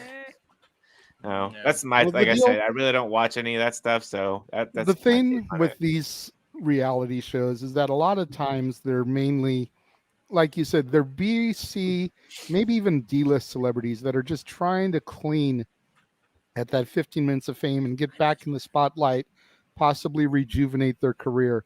It worked for Corey Feldman back in the day. Yeah. It worked for Christopher Knight, Peter Brady back in the day. He was able to extend his career a little bit and have a little bit more time in the sun. Stevie China was on one of these series. Oh. Yeah, I think it was Surreal Life. In fact, Surreal Life is basically a celebrity version of the real world, where all these celebrities live in a house and have to engage in activities and social stuff with each other. So coexist. Yeah. Basically. Yeah. So that's you get personalities like Rodman, and then you get some of these other personalities, and it's like, how are they going to clash? How is Frankie Muniz going to clash with Rodman? Yeah, that's going to be funny. He's Malcolm in the Middle again. You know? What are you doing touching my OJ? Why are you touching my drink? On one of the Surreal Life episodes that China was on, X-Pac came to visit her because this was during the time that they were on again, off again. And rapper DeBrat, who was on the same season, grabbed a couple of champagne bottles and started to roll up on X-Pac. You know, she was ready to start cracking bottles over his head if he didn't leave China alone. Damn. You know, it's all drama. It's all, gutter television, if you will. But it's got its demographic. It's got people. It's got people that watch it. It's the equivalent of TMZ, The Inquirer, etc. So, but again, it was brought to my attention by Jeff, and considering that we are across the Jeff Meacham Network Multiverse of Media, had to throw it out there. Might as well. Yeah. Call it the icebreaker. Yeah, there you go. So then we've got this topic, which has to do with Randy Orton and a lawsuit that was brought up Oh, one I of can't wait to rant on this. from one of his tattoo designers. Good Lord. Because the tattoos are being recreated and used in the 2K video game series without her permission. So her side has been granted $37.50 in damages, $3,750 in damages for the recreated tattoos. WWE and Take-Two did not respond to requests on the comment. It says that the companies were sued in 2018, accusing them of infringing her rights in the tattoos by using them on Orton's avatar in 2K16, 17, and 18, respectively, without a license. Wow. And then WWE tried to say that the game made fair use of the tattoos in order to depict Orton realistically. This is an interesting lawsuit here that's been filed and awarded in her favor, because what's going to happen to all these other video games that use real scan digital technology to try to make their characters look as realistic as possible? Right. Mikey, what are your thoughts on this? You know, this is pretty interesting because I had done an interview in the past with a rapper from Philly named Tone Trump, who actually did a cameo in the movie Creed. You remember the movie Creed? Yeah. The son of Apollo Creed, Michael B. Jordan. Fucking love that movie. He called him Baby Creed, and he was like, "Don't call me that." And then he punches the guy. Yeah. So that guy actually, I did an interview with him, and he was explaining to me that when I asked him about why he didn't have music in the movie, about getting his music put in the movie. He also told me about the tattoos he had. They all had to get cleared for some reason that seemingly sounds something like this. You know, with the years and the technology getting so crystal clear, they're seeing the tattoos, and this woman is like, that is a tattoo that I made. That is my personal design or some shit along those lines. She's like, I want intellectual money. property. That's my that's my intellectual property. I want to be compensated for it. All types of lawsuits can pop up like this. I mean, it's kind of a small lawsuit in this grand scheme of things. That's why I could see people trying to sweep it under the rug. You said WWE didn't even comment on it, or they said we were just trying to do. They said something like we're just trying to make it look realistic to Randy Orton or something. Yeah. The first graphic says that the attorneys didn't immediately respond to requests, but then the second one says that there was a claim made for fair use by using them to depict Orton realistically. Right. All this is taken from the same article, so there may have been a jumble in some of the wording and whatnot, but I tried to represent as best as I could here. Well, SmackDown versus Raw, here comes the pain. SmackDown versus Raw 2007. They probably weren't facing these issues because you really couldn't make out anything on the characters. I mean, I've been playing these games pretty religiously with my older brother since like the early days of it, the first days of it. You know, the graphics have just become that much better. You know, why wouldn't they pay these people? You know what I mean? These people that, you know, they know have put. I remember back in the day, you guys, when they didn't even want Randy Orton getting any tattoos. You remember that shit? Vaguely, yeah. They let him sleeve up his whole arms. I think to me it's semi ridiculous. Although I will say, hey, WWE, it's not fucking fun being on the fair use side being abused, is it? Not fun, huh? How about a piece of humble pie, James? Just keep going. Just a little jab at you for, you know, claiming the video with the freaking 9/11 tribute. That's the jab right at you. And for further, we got dinged last night. No, I don't know if you saw it on your channel, for the 8-bit version of Darby Allin's "I Fell" that played before the show came on. Yeah, they're pinging us now for 8-bit versions, dude. Like we used to be able to get away from that. So much for that working. Dang. Yeah. Well, WWE got pinged this time for those very, very realistic Randy Orton tattoos. I say this is what I say though, because I'd be hypocritical if I said, "Well, turnabout's fair play." I think it's a little bit. I think it's a little bit ridiculous that they had to go this route when they easily could have just worked out a deal to get some compensation from a non-conflicting perspective. If they tried that and WWE still tried to basically brush it under the freaking rug, then that's a different story. Then, yeah, fair enough. But I don't think it's... I think this is a bit of an overreaction if that step wasn't taken first. I don't see why, especially with Triple H running the company now, why they wouldn't pay for their art being used on people. I remember this. I never would have thought this would be a thing in like 2022 though. Like this is going to, if you want a way to deter people from ever getting tattoos, I mean, there you go.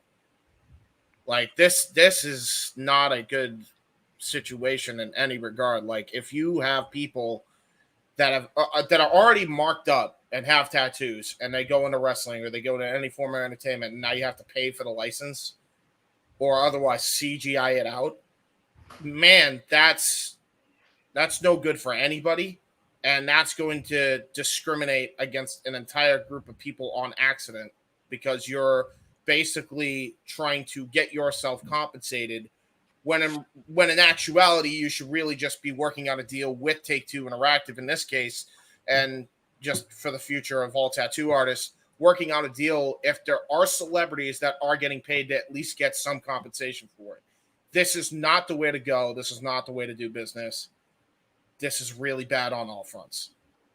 Like this shouldn't have gone down this way. I think it's ridiculous. I feel bad for Orton because I don't think Orton expected that this was going to be a problem. I don't think anybody really expected that this was going to be a problem. Ooh, so that's what the WrestleMania 40 logo looks like. Continue. Yeah. Take into consideration, James, it's a new company making the video game as well. I mean, yeah, true. That's right. They switched all companies, I do believe. And, well, here's my thing, too. Regardless of what it is, I mean, a lot of people are now jumping the gun saying that his tattoos won't appear in the game. Here's the deal. From the looks of it, he got compensated, whoever the artist was. So I assume going forward, there's a deal now that's worked out where he will be compensated for the art that was put on Orton's body. So they'll be fine, right? They'll be fine. You know, I just hope this doesn't make people in wrestling just say, nah, we're not going to bring them in if we can't even use these tattoos on screen. You know what I mean? Like, granted, you could use them IRL, but it's like, I think it's a bit much to be going this far with it when you realistically could have just banded together and just, gone to Congress and be like, hey, we should be allowed to get some compensation for our work. We're not trying to sue anybody. We just want to be compensated. Well, I think that would have been a better way to go. But another thing to consider is the WWE action figures as well. Was something already in place with that, or is the same thing going to happen? Because WWE's been using Real Scan for years, trying to get the accurate tattoos, as close to possible for their depictions. Is this going to be something that happens with Mattel down the road? It very well could be. Yeah. Could be a domino effect. The only issue is, though, on toys, it's a lot harder because you can barely see the ink in a lot of cases. Like on Orton, it's really hard to see that freaking print of the tattoo. And it doesn't even look like the same tattoo in a lot of cases. And, like, keep in mind, Orton's sleeved up like you wouldn't believe. Like, true. If it's a distinct tattoo, like say somebody were to get like the Raging Demon tattoo from Street Fighter on their back, that's clearly a Street Fighter thing, right? So if that is on the back, obviously you got to compensate Capcom for that, like as an example. Like Punk's Cobra Commander and Pepsi tattoos. Yeah, which by the way, Pepsi, good grief. Cobra Commander and Pepsi's tattoos on Punk's designs back then were completely changed, where it was just a red and blue circle, whatever the hell, And then the other one, I don't even know, but it wasn't Cobra Commander. They just changed the freaking snake design entirely. Raymond, I responded to you via tweet. But yeah, that's my thing with it. Anybody Noah, else? do you have anything else you want to add to this, or G? He kind of basically covered all the points. Again, I'm not a legal counsel. I understand taking pride in your work and feeling like that you deserve to be paid the worth of what you believe the quality is, especially when you feel like it's being disgraced or disrespected by another company that you gave them rights to, whether you gave them rights willingly, on paper, etc. To me, that just feels like a bunch of domino effect waiting to happen. If a tattoo artist can go against a company for rendering their work not to the proper degree on something, who's to say that this can't be applied to other industries when it comes to any sort of branding, whether it is toys, video games, or some other like third-party way of merchandise selling and marketing? It just tells me that right now, poor business practices are going to lead to, I deserve the almighty dollar. I'm going to do anything possible, it seems. It's also going to add more scrutiny to the fact that if you choose to use your body as a canvas, like a lot of wrestlers do, how can this affect them being involved in future projects too? Would that mean that they would have to cover up? Would that mean that, oh, we can't use your tattoos in this game? And will the people then be offended? Will this become more of a cultural indifference type of thing? And then you got a whole different type of case in your hands that could become a civil case in court. So for me, this feels like something that was maybe taken out of context to a degree and could have been handled differently. Now, this was for 2K16, 17, and 18, correct?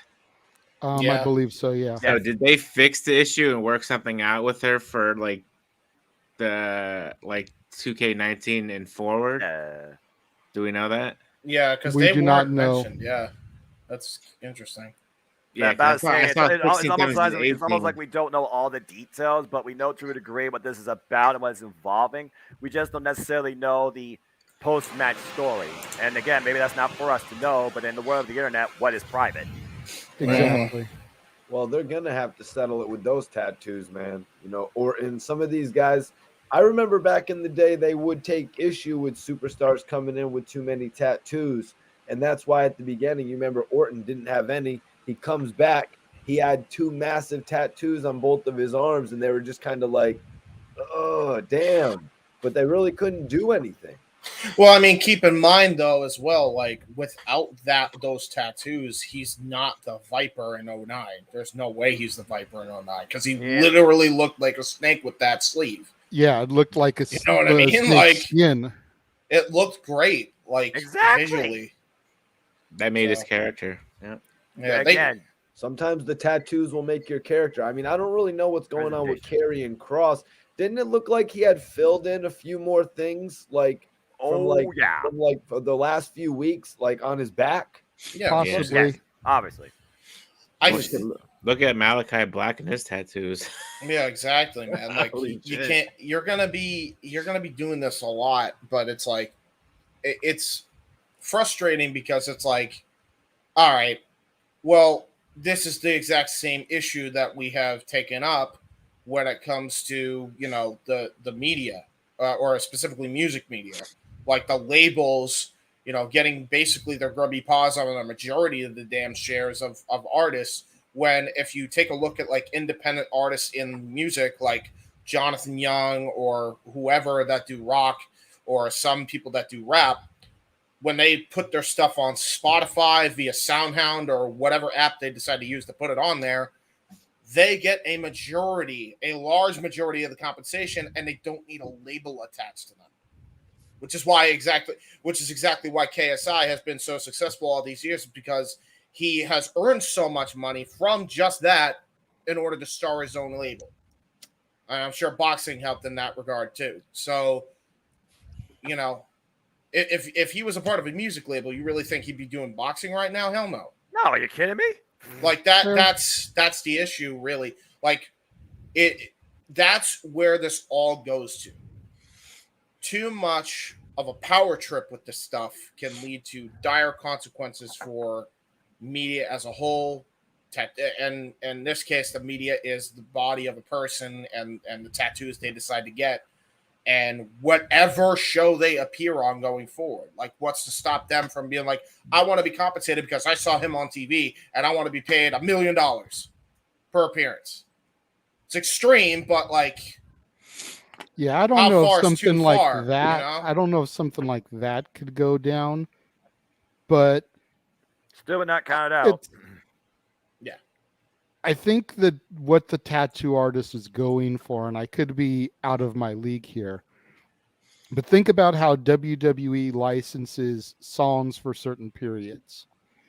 You know, like how The Undertaker used American Badass and Rolling for a period of time as the American Badass, the biker. Now, if you go back and you watch some of those things, a lot of times it's been dubbed over. That's because they only had the rights to them for X amount of time. Right. You know, if they released a DVD with that during that time, then because it came during that time frame, they were able to get away with it and sell that DVD that featured that song because they had obtained the rights during that period. But if you put out a DVD of The Streak today, then you've got to renegotiate the rights with Kid Rock and Limp Bizkit to be like, hey, we're going to put out this merchandise. And during this time, you know, Mark Calloway, The Undertaker, used your songs for an entrance theme. Is it okay if we include that as part of the presentation?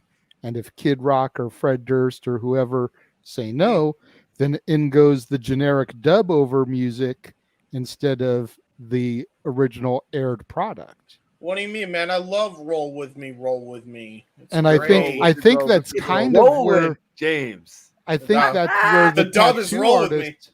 I think that's where the tattoo artist is coming from, because it's like Randy Orton paid for these tattoos, but I don't think the tattoo artist realized that they were going to be replicated for then money to be made off of this other platform. Right.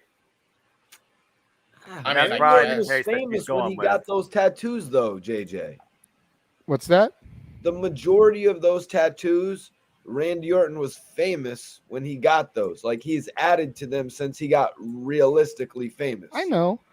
I'm not saying it's right, Mikey. I'm just trying to lay out where I feel that the tattoo artist is coming from in all this. So that just begs the question that going forward, are they going to actually ask, if you want to be involved in this project, you need to give us some sort of resources list of where you got this type of ink, so that way we can probably compensate the artist to avoid the situation again. Well, think about Brock's dagger tattoo and how iconic that is. The sword, the sword Damocles. You know, and his back. If back and if the front. tattoo artist decides to pull that same thing, how much does WWE got to cough up because of the sword? JJ, that's what I was saying. That hip hop artist that I was talking about, he had told me the producers of the film wanted to make sure that he was, I can't remember the term, I'd have to watch the interview, but that he owned his tattoos. They wanted to make sure that he was licensed to own. I'm pretty damn sure Brock Lesnar owns that sword tattoo. You know what I mean? That might be what wrestlers and any people in entertainment are going to have to do, is they're probably going to have to pay the money up front just to own the freaking rights, or a majority of the rights. How about the new Rock tattoo, you guys? Have you seen that new Rocky tattoo? I have not. No. That shit is crazy. It's all the whole sleeve of his other arm. Okay. Yeah, you guys got to check. He must have gotten that. I assume for another role coming up, because he got the Scorpion King tattoo on his left for literally the Scorpion King. So. Yeah, I mean, I saw it on his Instagram, so I'm thinking it's a real tattoo, a choice on his own. But you're right; it could just be something from Black Adam or something. Yeah, Black Adam tattoo. Although, when is he ever not going to have his suit on? Are there going to be moments like that? I don't know. It could be a different movie as well. I mean, Moana, he didn't have a suit, and his character did have tattoos in that, but that's different. It will never make sense to me why a Samoan is playing a man from Greece. Doesn't make sense.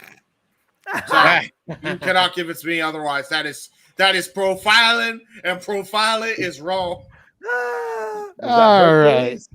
He's not wrong. He's You're out of killing line, me, but he's not James. wrong. You're killing me, Smalls. So the next topic we're going to move to, I'm going to try to just kind of highlight what's being said here, but Scott Demore gave an interview recently I with remember this. PW Insider, and he's talking about his job as Impact Wrestling EVP. Mhm. And Okay, so Scott Demore is an Impact Wrestling EVP. That's yes. correct. Okay. And he's talking about how 2022 has been a great year for Impact Wrestling. You know, how Really last has. year's Bound for Glory was kind of a reset of sorts. The culmination of how 2021 was kind of the year of Kenny Omega and the crossover. And last year's Bound for Glory had that perfect moment with the passing of the torch from Christian Cage to Josh Alexander. And then here came Moose with cashing in the call, the shot, turning everything that you thought you knew upside down to kind of jumpstart this new era. And then he goes on to talk about other stuff, you know, AEW, WCW, WWE.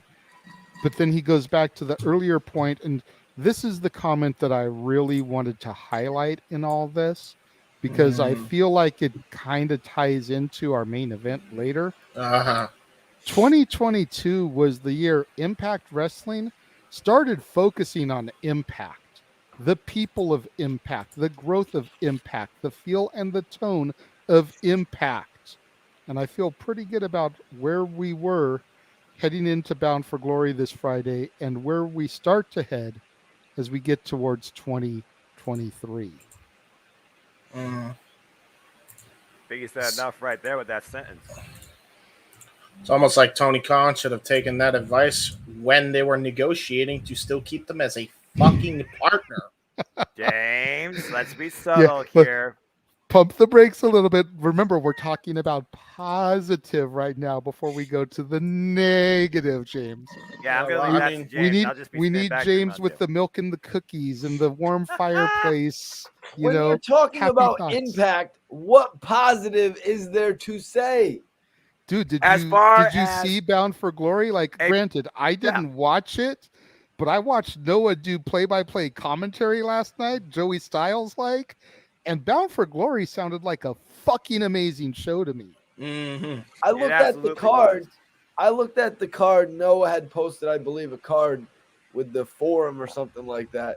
I didn't know 9/10 of the people on the card. That's That's fair. because you haven't kept up with the product, because maybe at one point, based on, you know, politics and just outrage and maybe just the outlook, you weren't supporting or following Impact Wrestling as thoroughly as I was. Because of, and obvious let's reasons. let's put it out there. Hogan! James Storm said it at Slammiversary when America's Most Wanted returned.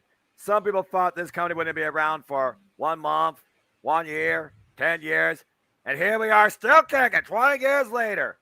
And that being said, goes to the testament of what truly has been the alternative in the wrestling industry. Scott Demore is on point here. Since Impact Wrestling has focused on solely internal growth of their roster, they have really cultivated a constant following, yes, but also more fans with a brighter outreach to the product. And you figure about who they develop in the likes of Jordan Grace, Masha Slamovic, reigniting that passion in the likes of Killer Kelly. You see what Macadona and Chelsea Green have done with their time and impact, and Brian Myers. You see the stars that have risen, like Tasha Steeles.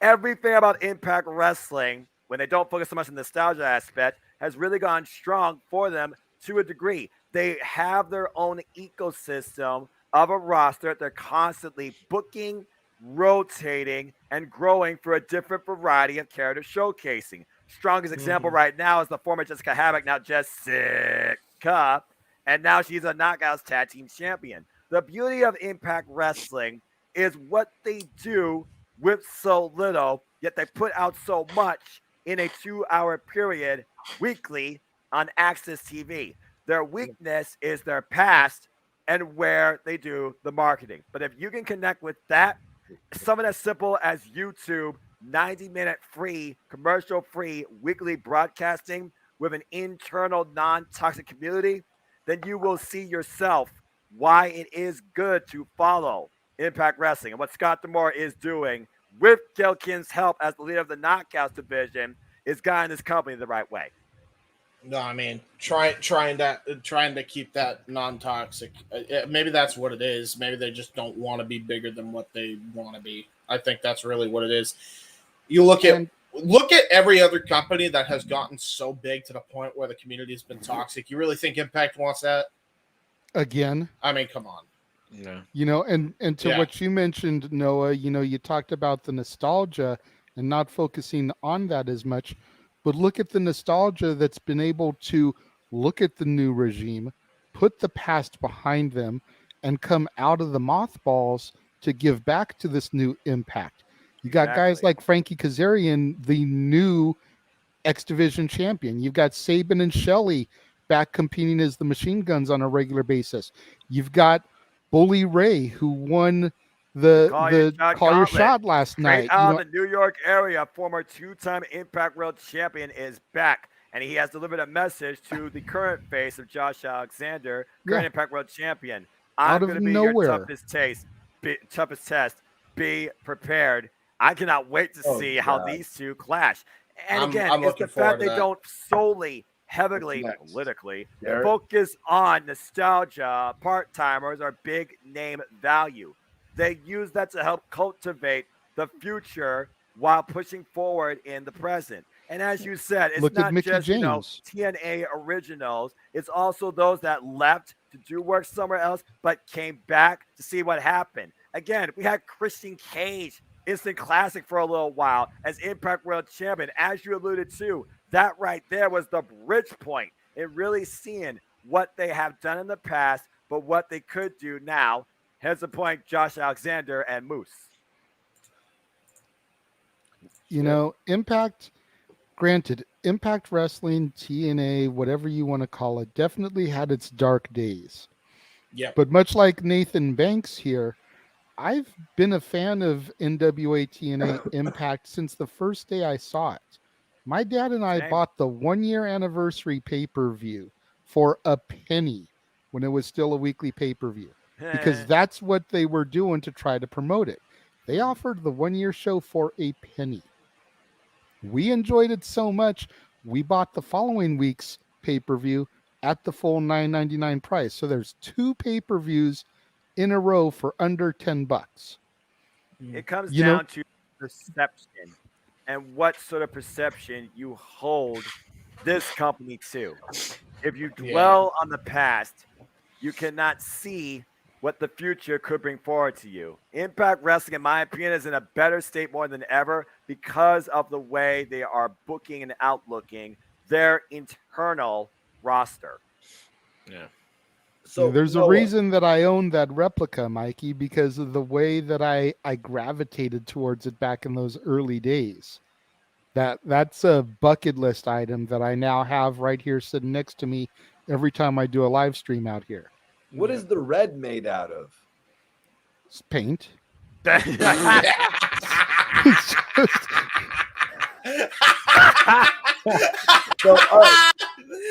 fucking random question. No, that was I amazing. Want you to tell me.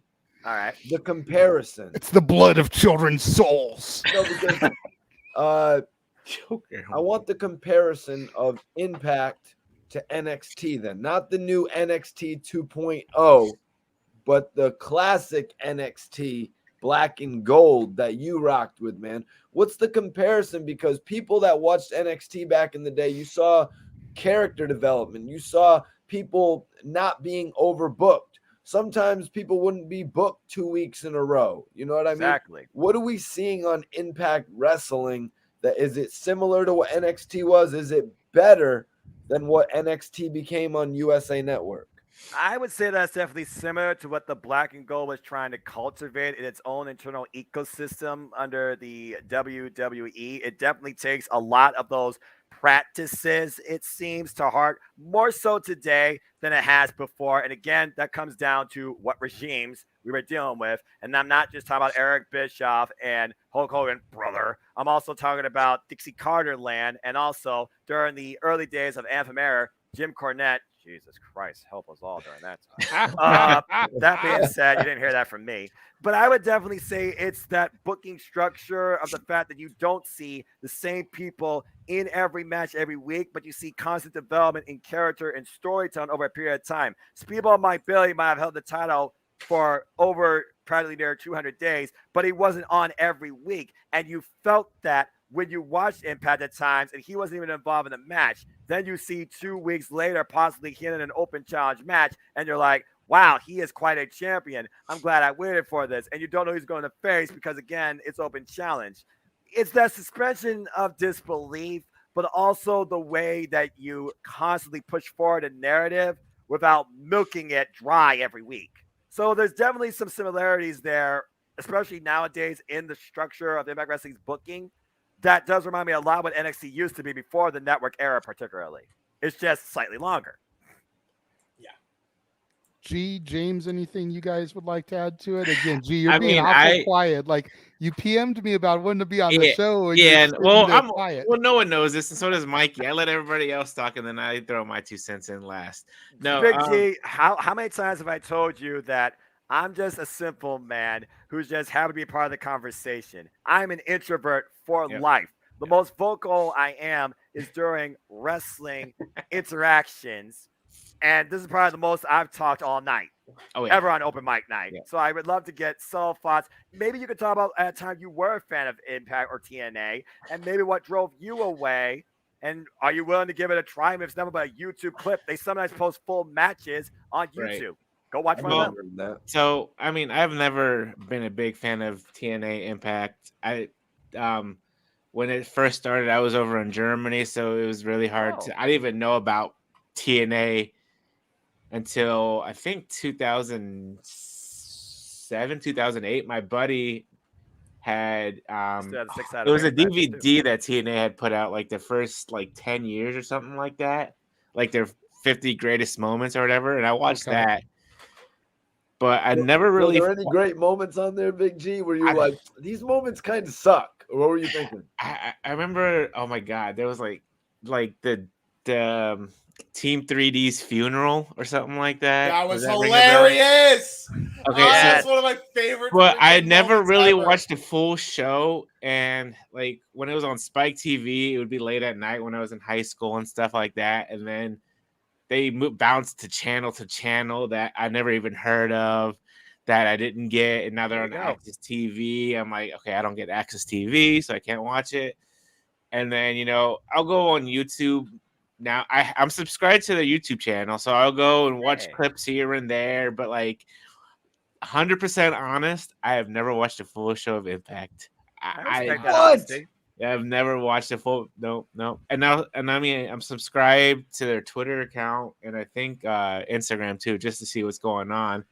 But to this day, I've never seen a full episode of Impact. I swear to the wrestling gods, I've never watched a full. Dude, that's okay, but no one's gonna hold that against you. When Eric drove him into the ground. Yeah. Back in the day, dude. And I sound like some old fogey here. Granted, I'm the oldest one in the room, but back in the day, Chevy. I'm waiting to know where you go with this. Impact really was must-see TV. Like, I give props to Impact for being around for this long. Mikey, pump your brakes for a second before you get all excited.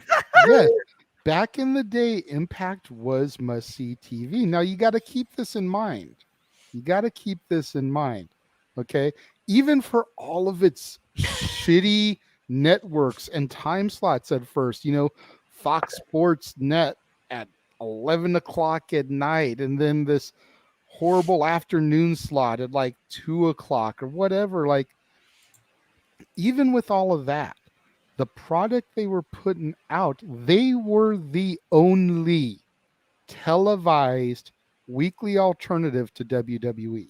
Mm-hmm. Yeah. That right there made it must see, because we're talking post WCW, post ECW, NWA TNA was able to rise out of the ashes just a little over a year after those companies breathed their final breath, and probably maybe about 8 months after the demise of the Alliance. So they were the only televised option. There would be no Ring of Honor. There If it would wasn't be for no TNA, AEW if it wasn't for NWA Correct. TNA proving that there could be a viable alternative to the WWE still. Yeah. Then you factor in the Cena era and the PG era when everything started to really come down in WWE. They were still the only alternative.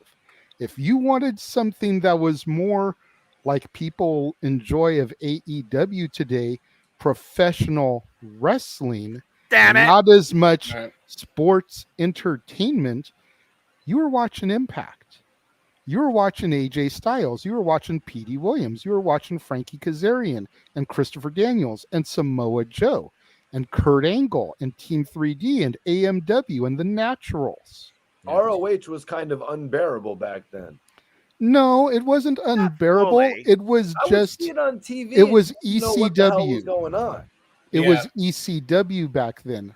Only select markets got it. Well, hell, And it ECW catered- I loved. and You'd it see catered ECW, you'd be more. like, oh shit, let's get some food. I'm watching someone get thrown through a table. I enjoyed Yeah. enjoyed ECW too, Steve Mikey. Corino's But bleeding. my point being is that ROH was only in select markets. Yeah. You had to tape trade to see it. You should have. Well, I would be. You had to go I'd to be the at work. website and buy the VHS or the DVD and wait for it to get shipped to you 4 months after the show aired for you to be able to see it. I will give you a match you should totally watch if you want to know the best of what Ring of Honor can go. That also has an old school feel to it, Mikey T. Watch and look up Raven versus CM Punk. Doc Hart. Yeah. Or Dog any of collar match was ROH? awesome. Yeah. ECW. no, that Ring was of Honor. that but was it was Ring a of dog Honor. collar That match. wasn't an ECW, but Yeah, that was. Or was look in up a any dog of the collar matches, Match, so.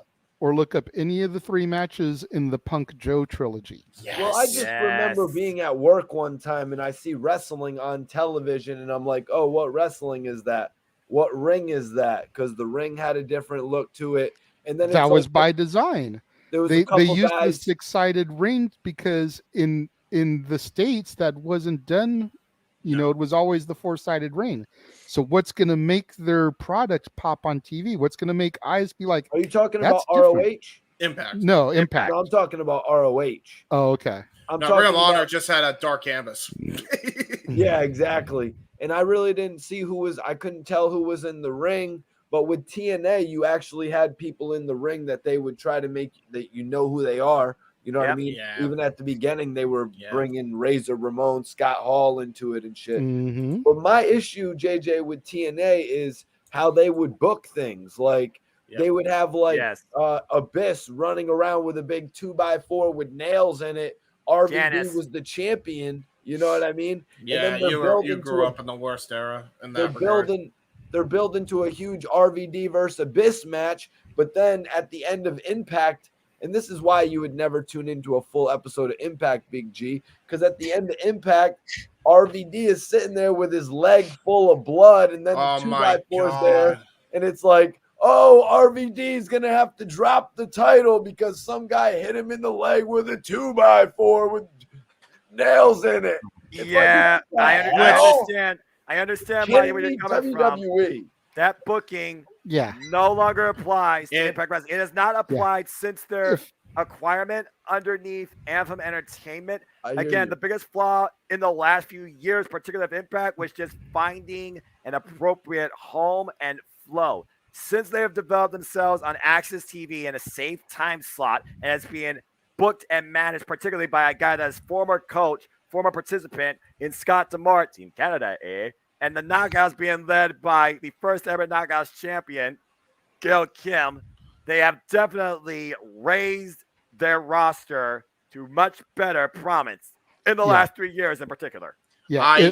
To steal a phrase from Noah, Mikey T, if that is your Impact Wrestling, damn it, you grew up on the wrong era. Yeah, You need to I go was back there and you for need it to all. watch. You know what You I need to mean? watch the 2002 to 2007 Impact. Hell, And then check out what's going 08 on. and 09. 09 was breaking point. And then even check out Don't what's put going me on through now. The Jeff only Jarrett and wannabe Triple H shit.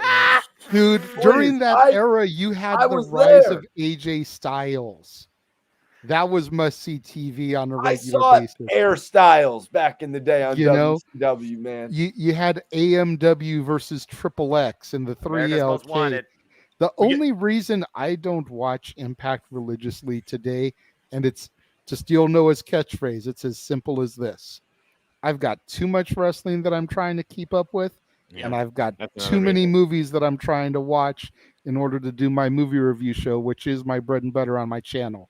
I already watch Raw, NXT, not Noah's NXT, SmackDown, Dynamite, Rampage.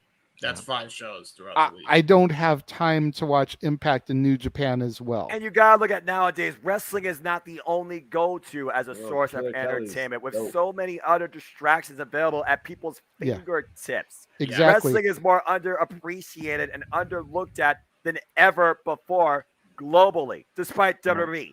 Big G has something he wants to say. Speak, Big G, speak. So look, I got two things. So you're right, JJ. There's so much wrestling out there. I think I just watch NXT. No, I don't watch NXT. Sorry, not my NXT. No, right. Damn it.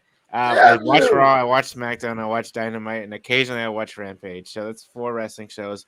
But then I got my TV shows that I watch during the week. Exactly. And then all the movies, especially now that it's Halloween, all the movies I'm trying to binge through like crazy. But Noah, do you think that Impact will move away from Access TV and go to like an actual major television brand or network?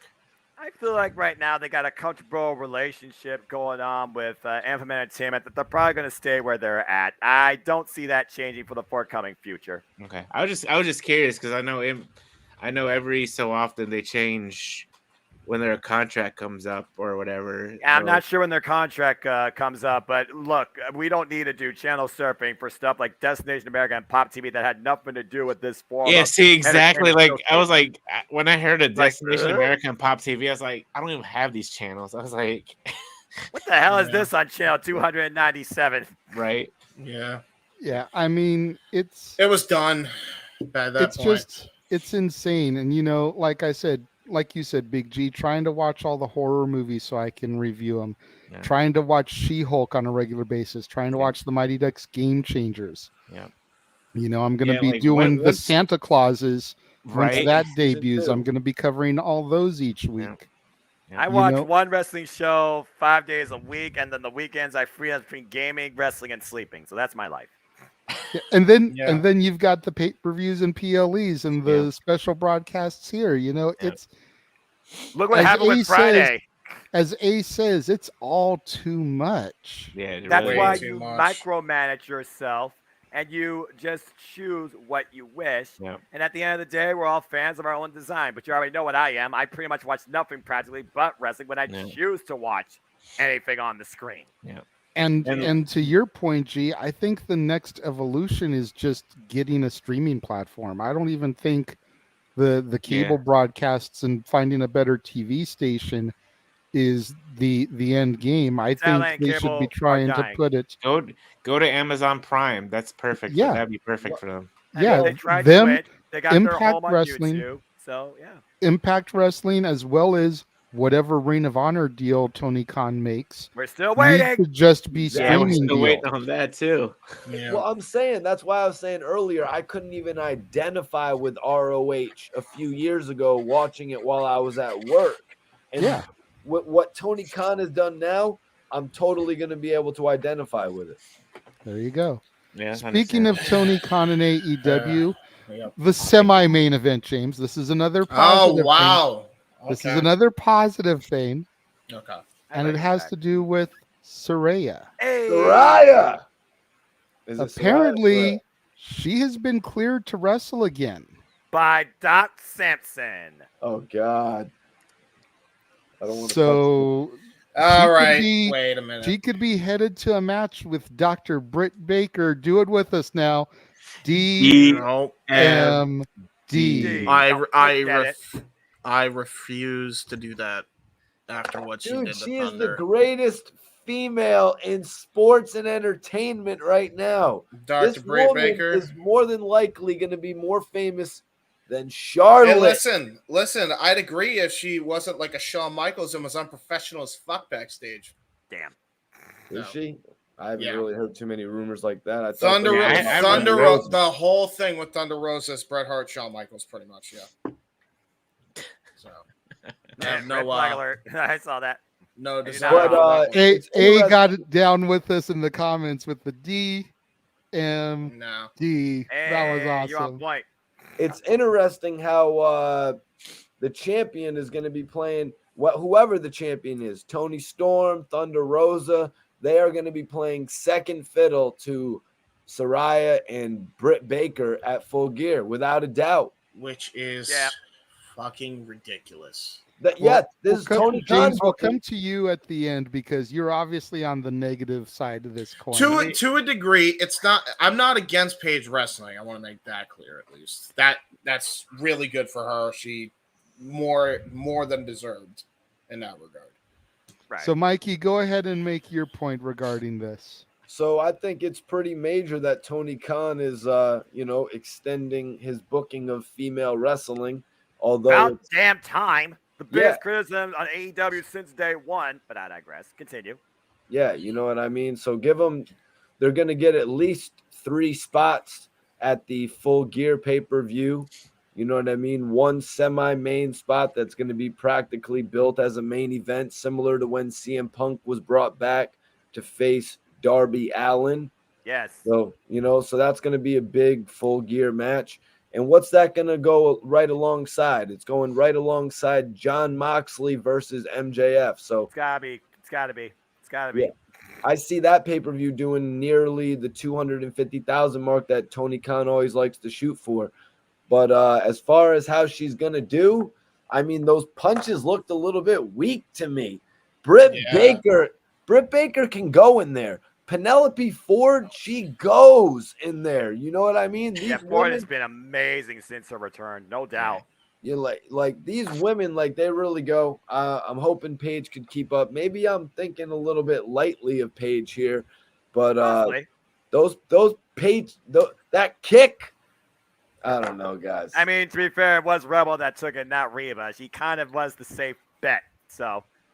She kind of did the sell. So I understand where you're coming from that spot. But I do love the fact that you actually do see the development in the showcasing and booking of the women's division, which has always been the biggest crutch to any AEW fan. Because, again, we respect women's wrestling. You look at what they're showcasing now on the likes of Serena Deeb. Again, the most experienced vet on that entire division. You got coaches leading it now in Madison Rayne. You got that experience factor, name value in Saraya. You got the organic home growth in the likes of Penelope Ford, Dr. Baker, DMD, Jamie Hayter. Chance for Jamie Hayter. Jamie Hayter has been impressing and connecting with the fan base. And yes, I'm a hater, meeting her live. You talk about Toni Storm. You talk about Hikaru Shida. There is a lot of great talent and variety. It's just a matter of connecting them to your audiences more than a typical spot. And we've been seeing more flexibility lately in the women's division booking, which has been long overdue. Yes, G, go ahead. Yes. Oh, God. So everybody knows here I'm a big Britt Baker fan. Oh, I'm well Really? aware. We had no clue, G. Go ahead. My God. It's not like you own let a the shirt or crowd anything that like may that. not know. How big of a fan of Dr. Britt Baker are you, G? I'm a fan that I've already met her twice at 2 different. I met her at Dynamite in Pittsburgh, and I met her at Celebfest 3. Yes. Nice. But yeah, I mean, she seemed like a nice person. I don't know. From what James was saying, I guess there's backstage heat with her, but I haven't read anything. A lot. Could be a I've never superiority seen complex anything. coming into I play. thought Tony loved her. I mean, I can understand with Thunder. I met Thunder Rosa too, as well, I should say. And I mean, she seemed very nice and stuff like that. I cannot connect with Thunder Rosa in the ring. But anyways, with Saraya being back, I'm happy for her. Same. You know, I just felt like that first segment she was back on Dynamite when she introduced like the baby faces coming out. I just felt that was like really cringe. I just couldn't get into it. And then like you had Britt come out with the heels. I'm just like, okay, what's going on here? Battle lines drawn, the women's division showing Yeah, you who's I good understand. I faces. understand. And That's then a like starting they had point. the lumberjack match, and I was just like, okay, First ever. yeah, first ever, which is Yeah. awesome. But I don't know. I feel like Saraya and Britt Baker are gonna have their match at Full Gear, which would be cool. And then I'm sure they'll have like another 1 or 2 matches after that. But I can't connect with Tony Storm either. I don't know. I just can't get behind her. Here's a Big G, question when for you you look guys. at women's wrestling, what is the particular thing that you look at? Do you look at star power? Do you look at character development? Do you look at image showcasing? We obviously know how good you are at WDMD. And if more so, it's her character that definitely has brought her forward in AEW than her actual in-ring work. Because remember, for the longest time when she was injured, she still was a main focal point on AEW TV. Exactly. And I feel with Tony Storm and Thunder Rosa, there's like no character development. It just feels like they're like Tony Storm left WWE and then went to AEW and was like the same exact thing. And when Thunder Rosa first came to AEW, I was like, holy crap, you know, I had never seen her wrestle before. I've heard of her from NWA and stuff like that. Mm-hmm. But then I see her wrestle a couple of times. I was at that show in Baltimore, Dynamite, when Thunder and Serena Deeb had their match, or were hyping up their match Right. for the pay-per-view, and it was complete silence. There was nobody was cheering for Thunder or Serena, you know, or booing Serena. It was dead quiet. So you also got to consider what they were following, though, as well. Because, again, that was more so when the women's division being pigeonholed. Right. Yeah. Sounds like a classic case of how he pushed Hangman too quick. But I know James wants to do his thing. But Big G, real quick, I got to ask you, man. So, Britt Baker versus Shayna Baszler. Oh, Jesus in a Christ. match. I knew it. Who wins the match? I knew it. In a Big G on a pole match. Match. I was gonna say lights out, but then I know. No, I would go with Britt Baker. Either way, no. Elimination Chamber phase Shayna Baszler right out of NXT. Yes. Shayna Baszler Yes. or Britt Baker, man. Britt Baker's been pretty consistent. Still Britt. No. I would still go with Britt. Yeah. Like I No said, doubt. you know, it's like 1A and 1B. You got Britt and Shayna up there. So Before we unleash James on this topic, I have a question for the panel here regarding Saraya. Now, do you pull the trigger at Full Gear in November 19th and have Saraya versus Britt? Because even though that's just a little over a month away, November 19th, Yes. I feel that that's too soon. Or do you save that and have Saraya go against a few other people at Full Gear, on Dynamite, on some special Dynamite Rampage, since, you know, Tony likes to do 51 special editions of Dynamite over the course of the Right. year. And there'll be only one regular Dynamite. You And know, the last couple have been do you regular. save Saraya for those type of shows and have her go through some of the rest of the roster, building up to Britt at maybe, you know, the Retribution or Revolution, whatever it is? Forgive me, Revolution. thank you. I'm still learning their stuff. You're fine. As And you know, opposed to pulling the trigger at Full Gear. Well, JJ, it's funny you mentioned that because, as you know, AEW Revolution, rumor has it, will be literally in y'all's neighborhood, California, at the Cow Palace. So, as far as building to that match, it might be wiser to slow burn it, but it depends on how they bridge to it at this point. We've already seen Saraya make her case, what she wants to do here in AEW. Cost change. Cyborg and D wants to reinforce the idea, change is not needed, I am at the top. We've seen now battle lines drawn with heels and faces. You kind of got your own war games filled to a degree here. So I do think that is an end game to a story with these two that could literally be a turning point to who we see being more the focal point of the division going for an AEW. But as far as booking it for Full Gear, yeah, maybe hold off on it. But then it depends, though. What do you do in that case? Do you just do a tag match, maybe? Britt and insert name here versus Saraya and insert name here? Do you not do that at all? And do you just do some sort of angle during the pay-per-view to build off that? It's hard to say, but Well, Britt as we've has this seen, little entourage with her, right? Jamie Hayter, and who else has been with her as of late? And Rebel. Rebel, not Reba, and lately the Professor, Serena Deeb. Right. So maybe have her go against one of them and do the slow build. Have her go against Rebel, and then the next show have her go against Serena, excuse me, and then the next one go against Jamie Hayter, all building towards Britt Baker as the final boss, if you will. Well, Tony Khan does seem to be pretty capable in booking a longer-term storytelling program for a lot of the roster, but as far as women storyline developments, there haven't been a lot of those really built out far to a degree. Farthest one, of course, is Thunder Rosa and our bigger DMD. So again, it depends on how they build it up to that point. And we already know that Bigger DMD is going to be in action this coming week in Canada, in Toronto, as he tags with Jamie here to take on the champion and a very vengeful Hikaru Shida. And there's no Saraya right now on that graphic, so whether Saraya even plays a factor in Britt in that match. On commentary or backstage segment, Spencer clocking Britt. We'll have to wait and see. James, what have you got to say about this? We've made you wait patiently. Thank you for that. Go ahead. All right. So, dial, folks. I'm not even going to ask the question. I'm just going to make a full-on statement because it's the truth. Go ahead. And there seems to be a lot of love for Britt Baker, despite what has come out about Thunder Rosa, which we had covered on this program. My issue is this.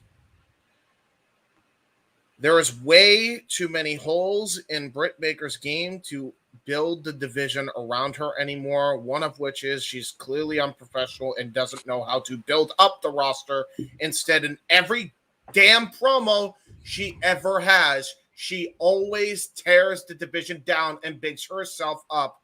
And supposedly that's great heel heat. Except when the champion in question is being buried and not being featured already because the booking is all over the place and you're burying the rest of the damn females in that freaking locker room.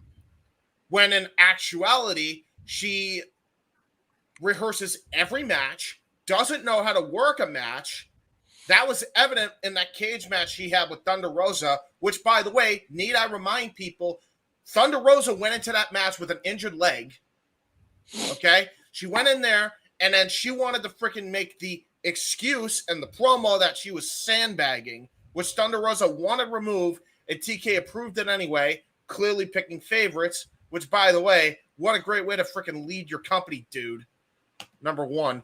Number two, you got you got Britt Baker now, and we're already talking about Britt Baker should be her first feud in. This is the same exact problem that I have with Hangman Page being the number one contender for the world title in any capacity right now. Why are we rewarding the people that caused a bunch of fucking horse shit in the backstage locker room? Why are we rewarding her with a feud against Paige? Whether you're a fan of Britt Baker or not, that's not the way you do things at this point.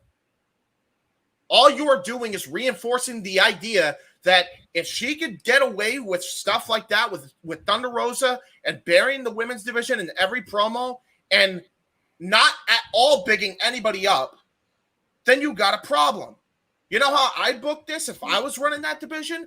Jamie Hayter would still be split up from Britt Baker. It would be Jamie Hayter and Britt Baker on Full Gear. And you have Thunder Rosa, and then you could have freaking Thunder Rosa come back, and you got to have a triple threat with Saraya, Thunder, and Tony for the world title. That's what I'd fucking do. Because quite frankly, Tony Storm deserves way more of a rub, and so does freaking Thunder Rosa, and so definitely so does Saraya, more than Britt Baker does right now. You know why I say that as well? Because it was evident that everything that we said here for a month ago now, I think a month and a half ago, was absolutely true to a T. Watch that Fatal 4-Way match, and you could clearly tell who the workers of that program were. It wasn't Britt Baker. It was Serena Deeb. It was Hikaru Shida. It was Toni Storm. It's a fair point, James. It's a fair point. And let me just say, I am not 100% pro Britt Baker. I'm just trying to, moderate and do my thing. It's obvious that she is somebody that AEW and Tony Khan want to try to build the division around. Wow. Is that right at this point in time? Not all. I was just saying, James, hold on. Is that right at this point in time? Not at all. I definitely feel like she should be getting punished for her actions in the back, as well as the people we're going to discuss in the main event. That's why I picked this to kind of lead us into that. Just a second, Mikey. Yep. But at the same time, that's why you do the slow burn build in this case, and you have Saraya go through the other members of Britt's entourage on the way to Britt. You're giving Britt this punishment by not thrusting her first thing into the spotlight with Saraya. You're giving Saraya some other people that can work great matches with her. And most importantly, to Emmanuel's point earlier back here, take care of her, because if she legit cleared, great. But if AEW just found a doctor to clear her to wrestle, that could be the nail in AEW's coffin right there. If she gets even more injured or worse happens in the ring. So you put her in there with these members of Britt's entourage that can work a decent match, that can take care of her in the ring. And then by the time you've gotten to the point with Britt in February next year, either Britt has paid her punishment and changed her ways, or you throw her out there and you squash her. Yep. Or Saraya literally and Britt have a brawl backstage to the point that Britt gets so angry she punches some sort of executive or staff and gets suspended. And this, I want to make very clear as well. If they do this match between Britt Baker and Saraya, right? Right. If Britt gets injured, if Saraya gets injured again, that's not going to be on Britt Baker. It's going to be on Tony. That's going to be on Tony, and that's going to be on Doc Sampson. Need we fucking remind ourselves that's the same dumbass doctor who cleared Matt Hardy to still go out there and finish the match with Sammy Guevara in 2020? Oh, Lord. Do we need to remind ourselves of that? That was not even 2 years ago. Yeah. Yeah. And it's not the first time he's done that. No. So I'm just pointing that out there. Like, this looks like a disaster waiting to happen to me. And nothing is being done about it. Britt Baker should not be put in that position anyway for the reasons I stated. But even outside of what I think needs to happen to Britt Baker punishment-wise, why are you thrusting somebody that in reality, to this day, still is green as goose shit, and by the way, she's 7 years in, can't work a freaking match to save her life and has to rehearse every spot, against Saraya, who can?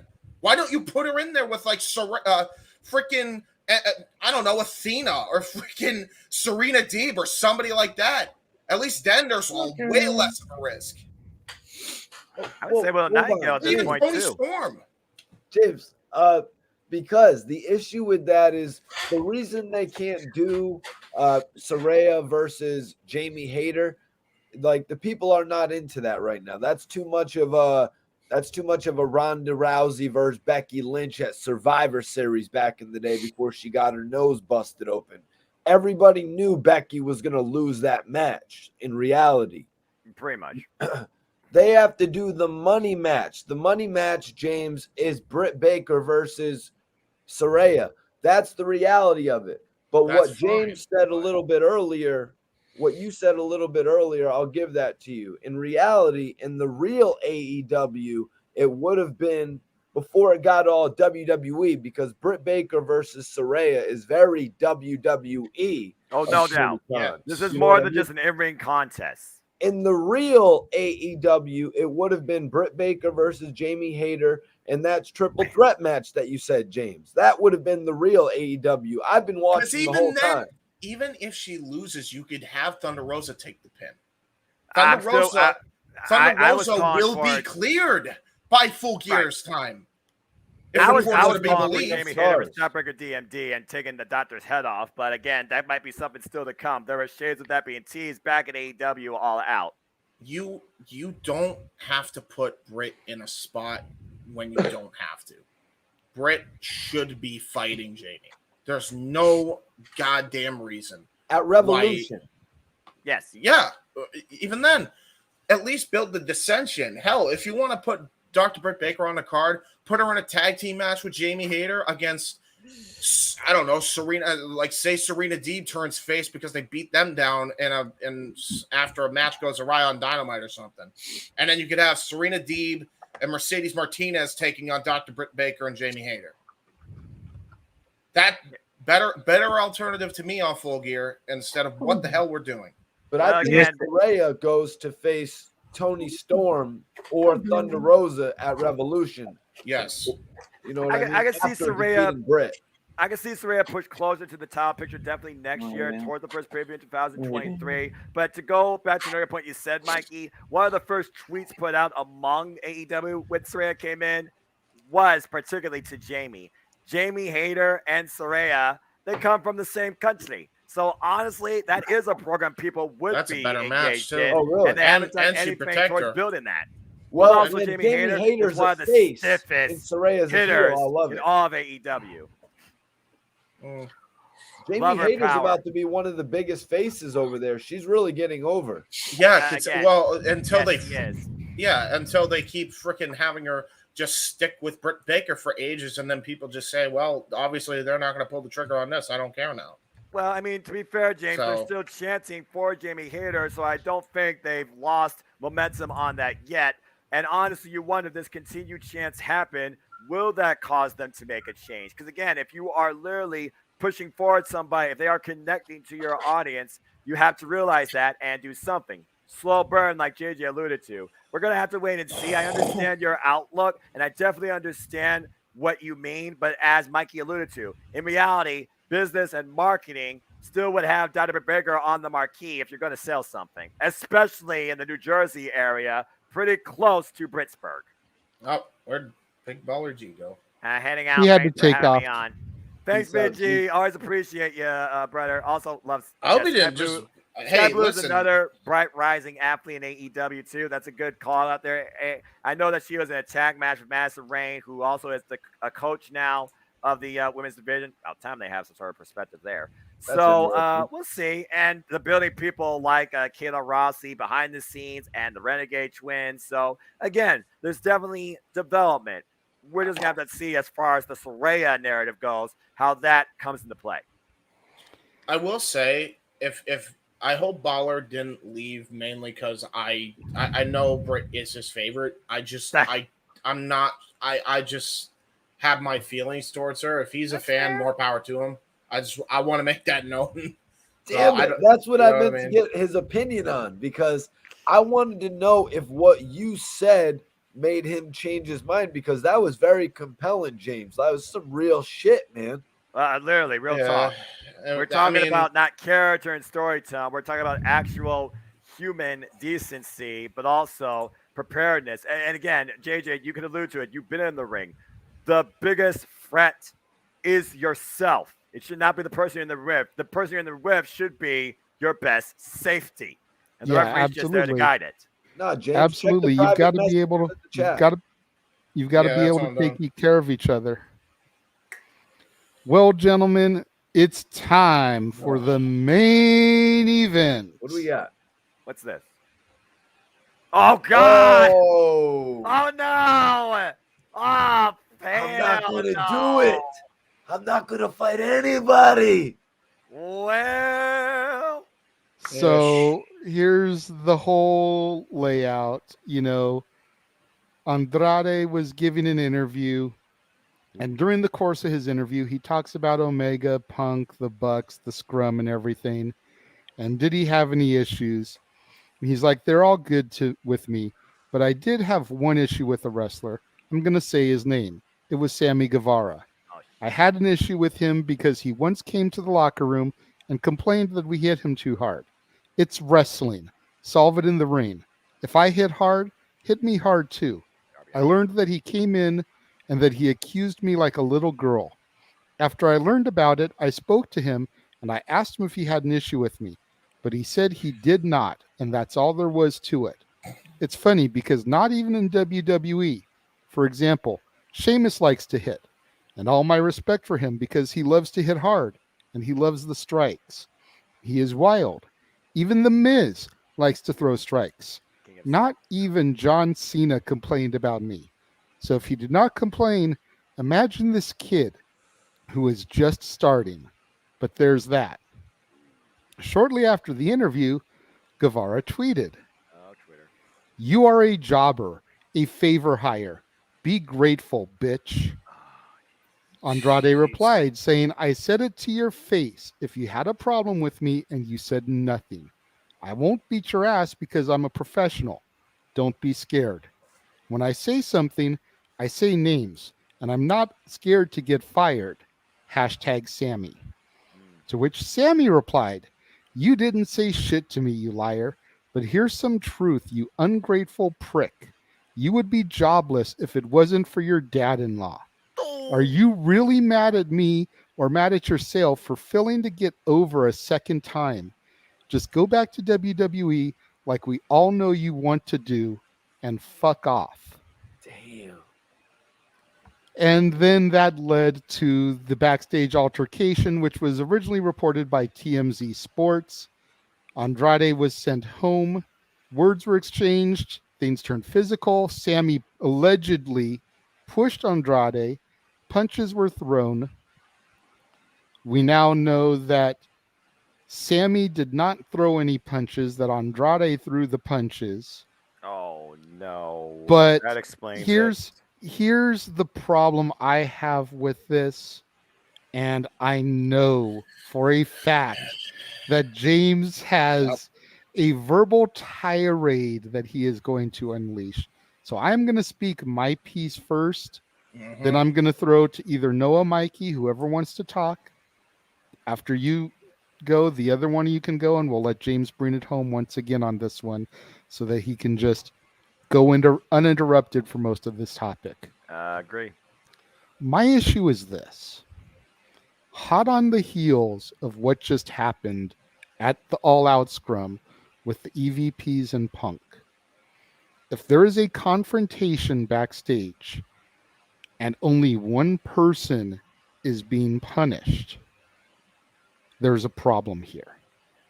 It sounds like Tony Khan is playing favorites. I don't care if Sammy didn't throw a punch. I don't care anything about that. Nope. You look at these tweets, and obviously Sammy either took the bait of the original interview or instigated further, depending on what side of the coin you want to look at it. Called him a favor hire. He pushed it to a level it didn't need to go to. He could have very easily just dismissed the interview, made like Elsa, and let it go. But he didn't. And then not only do you only send Andrade home and not send Sammy home, you allow Sammy to participate in the main event and win. And not only that, you allow him to get the pinfall in the main event. Over a champion. You don't call an audible during the match when you can audibly hear the crowd chanting, "You still suck" and "fuck you, Sammy," every time Guevara gets in the ring. Yep. No. This is beyond absurd. Yeah. Yep. And it's shit like this that'll turn a guy that's just started to really get into AEW and have me go to Impact and save those hours. Fucking bingo. For everything that people shit on WWE, they don't have this problem. They don't have this problem. Nope. Not since Sin Cara and Alberto Del Rio. Noah, Mikey T, whoever wants to go first. I've already said my piece, and like I said, I'm not going to put bullets into a dead horse carcass. This is clearly favoritism and politicking, but this also comes down to what Jesse Davin talked about when it comes to us, not as an internet wrestling community, but as humanity. Unable to show humility or keep your mouth shut or your keyboard off. Sammy Guevara clearly showed absolute oversensitivity and instigated this unnecessary adversity and conflict in the backstage environment. This is another example that keep your words to yourself. If you have nothing to say, don't use the power of the keyboard to believe you absolutely have the right to say anything you want to say without realizing truly how it affects the others around you. And I'm not just talking about Andrade in this case. You think about who favored that, who retweeted that, who reacted to that. This sort of example of behavior towards what somebody says in an interview is just going to further continue this domino effect of unnecessary hostility, especially in the wrestling industry. I understand, you feel about this individual and their work ethic. That's one thing, okay? So you build off that in the ring. Sammy, however, he wanted to make this personal. He also wanted to make this more about himself, when it didn't really have anything to do with him truly in the first place. An interview, you are allowed to say what you want to say. If you don't like it, then simply resolve it. Middle of the ring. That's how everything in wrestling should come out to be. This was absolutely his poor booking and choice of resolve on behalf of Tony Khan and anyone else involved in trying to sell this dispute on All Elite Wrestling. It sounds like literally it's just Tony Khan. And you think about the Trinity that's trying to guide better management, better outlook, better morale in this locker room. John Moxley, Bryan Danielson. I feel like John Moxley suddenly had a note for him and Adam Page and everybody that knows how to use a Twitter device during his just saying. And of course, you have Chris Jericho. These guys are supposed to lead by example. Chris Jericho has been with Sammy Guevara since day one. Yep. I honestly feel like that this truly was driven by Tony Khan. And if that's the case, then Tony Khan is the one that truly needs to go through some sort of training of what it means to be a booker, a manager in professional wrestling. Andrade did not deserve to be the sole punished here alone. Sammy Guevara did not deserve to be in that main event spot. Should have been one-on-one, or you should have put Jake Hager in place. Or some other member of the Jericho Appreciation Society. Yeah, this was poorly executed, and this needs to stop. Especially after coming off the heels of what you've been rebuilding since the crap after All Out. For the last few weeks, I thought, oh, okay, we're just moving forward. Good resolve. And then we're right back to this never-ending story, it seems, to a degree, with one individual constantly at the forefront. James alluded to it. I'm sure he's going to allude to it as tirade. Sammy Guevara, this is like his third instance where he let Twitter overrule better judgment, and it led to nothing but absolute stupidity. No. Well, let's be fair. It's not the third time he's done what you're saying. This is the third time he's been in some sort of confrontation backstage. Okay, fair enough. But this is the first time he instigated it. This is the first time he instigated it. What was the first time before Kingston? Right. Well, Kingston, though, was a different case. And James... Well, yeah, what was the first time before Kingston? That one I'm blanking on. The first time it was... oh, crap. What was it? See, because I don't dwell on that type of nonsense. I just hope it doesn't get repeated. But might have been... I think I remember there was something between him and Janela. I think that might have been what it was. But Janela, though, he was a hot mess. Let's just put that out there. Shit. Especially by that point when he lost Penelope. Jesus Christ. Oh, yeah. Well, I mean, what are you doing before it? The bottom line is this, though. Sammy did not belong on Dynamite that night. If you're going to punish Andrade, show equal rights. And Yep. as far as I'm concerned, this needs to stop. Seriously, if there is politicking and favoritism heavily involved right now in Tony Khan's booking, he is setting himself up for disaster in this company. Yep. Still, even 3 years, very early going. If it happened to Dixie Carter, the same can happen to you, dude. That's why you get removed from the chair and you put someone like Scott Demore in place. As far as Tony Khan goes, I put friggin' all 3 of those men in place at this point. Bryan Danielson, John Moxley, and Chris Jericho. And Regal. Add Regal to that mix. Shit, might as well. Have him set straight. He'll stretch these motherfuckers and get them to show respect. Or Dustin Rhodes. You mess with William Regal, you'll be lucky if you see tomorrow. I want Mikey T to give his thoughts. JJ, I sent something in the Jeff Meacham chat that I want you to play for the show because Jesse also said pretty much the exact same thing we're all saying here. I'm not and so sure. is Conan at Keeping It 100 on his podcast. I listened to the clip where his thoughts were regarding that. Again, if you don't want this breeding, bubbling toxicity to overflow in your company, you need to cut it off at the source and make some tough business decisions. If a tough business decision was removing Sammy Guevara from AEW Dynamite, dude, that was easy. I could have done that because I could give a shit less what people think of me when I'm going to do what's best for the entire ecosystem of those around me.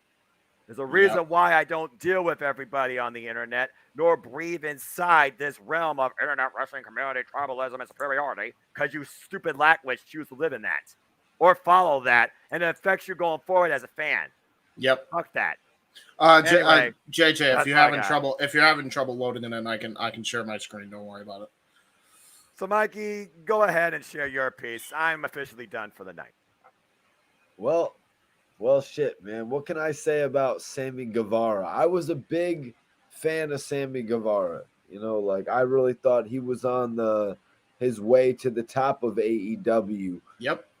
All until he proposed to his girlfriend on television.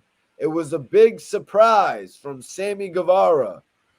And he proposed to his girlfriend on television. Oh, wow. What is this, a John Cena and Nikki Bella moment?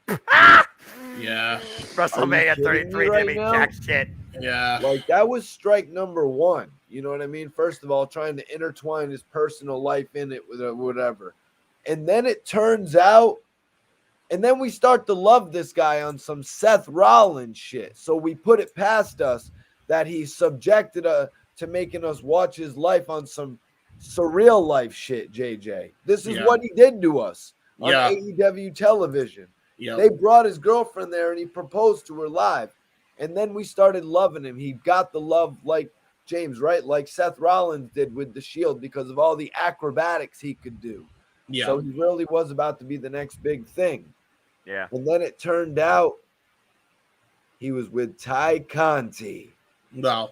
Divorced from his wife. This is the same time that Cody Rhodes and Brandy left. All of that same boyfriend-girlfriend heat was then put onto them, like maximized times like 100. Exactly. Because the people actually had a real reason to hate them. You left Pam! You left Pam, you son of a bitch! We were about to make you Seth Rollins. We were about to make you Eddie Guerrero. You know what I'm saying? Sammy Guevara. You were about to be that. The fact that the guy exposed on television, though, is what really fucked him. It'd be different if it was private. Yeah. Now he is X-Pac. You know what I'm saying? Yeah. That's why when he does a move, you still suck. Because the people feel we are that emotionally disconnected from him that he could go on to. And I hate to say this because I would love to work for AEW.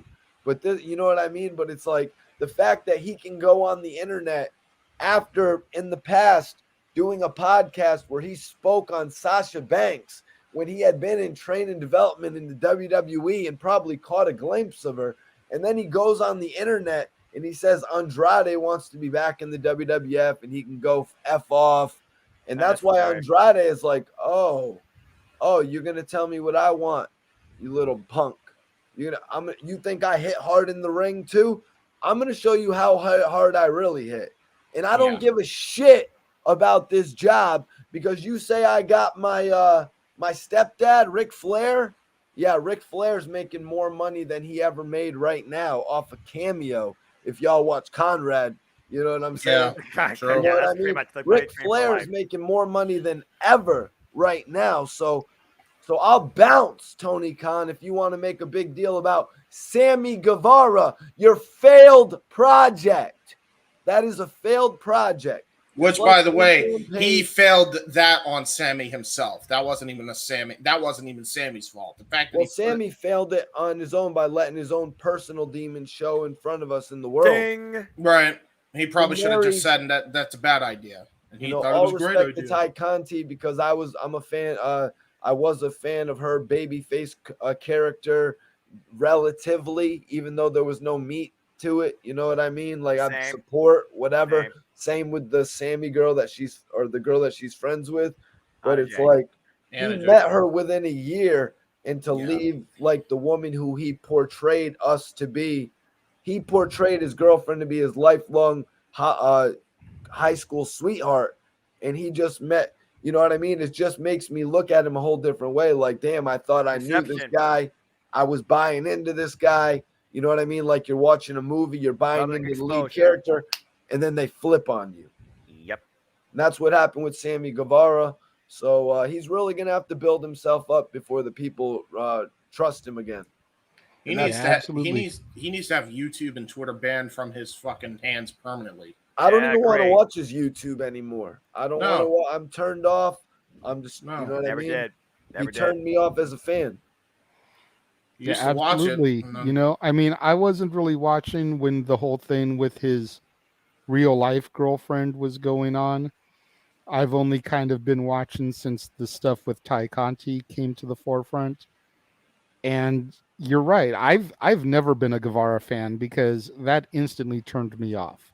Especially when I knew about the fact that he was engaged to, married to well, he was whatever engaged, this other girl, and then out of Yeah. nowhere this thing with Ty Conti came up and was like, wait a in minute. the interest of fairness, I think, and I think we've even mentioned this on the show. There was a mutual breakup between Pam and Exactly. Sammy. It was The problem It is, was though, cool, it was publicly exposed. right. Thus, it was interpreted in a way by the internet wrestling community that further add to the toxicity that right now is literally breathing like fumes off of Sammy. Okay. And All right.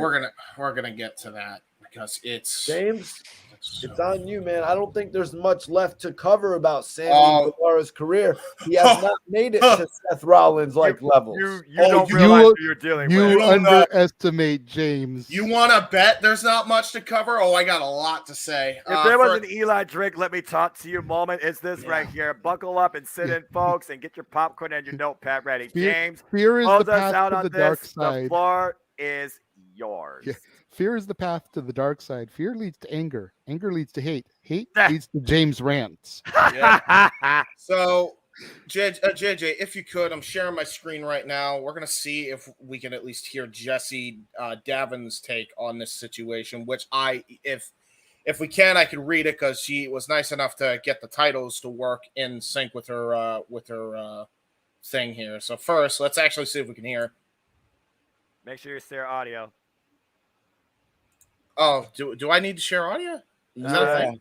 We can't. Oh, Yeah. hold on. Is there a way if you? you're screen sharing from any Oh, that dude.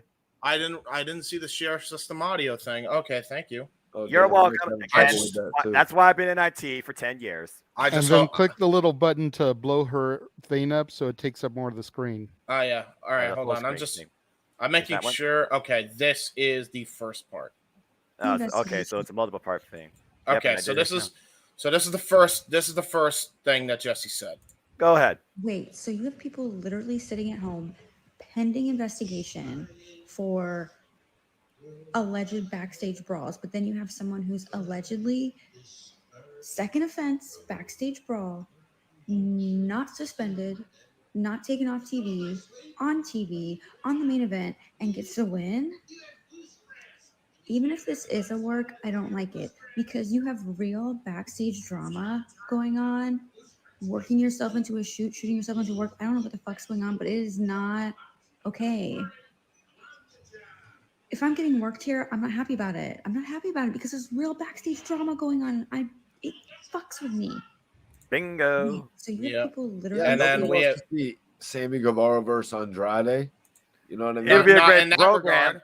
but right in that now regard. the If Sammy perception was a though, face, the perception though is hurting the AEW fan base, and that's the biggest problem here. But continue with this.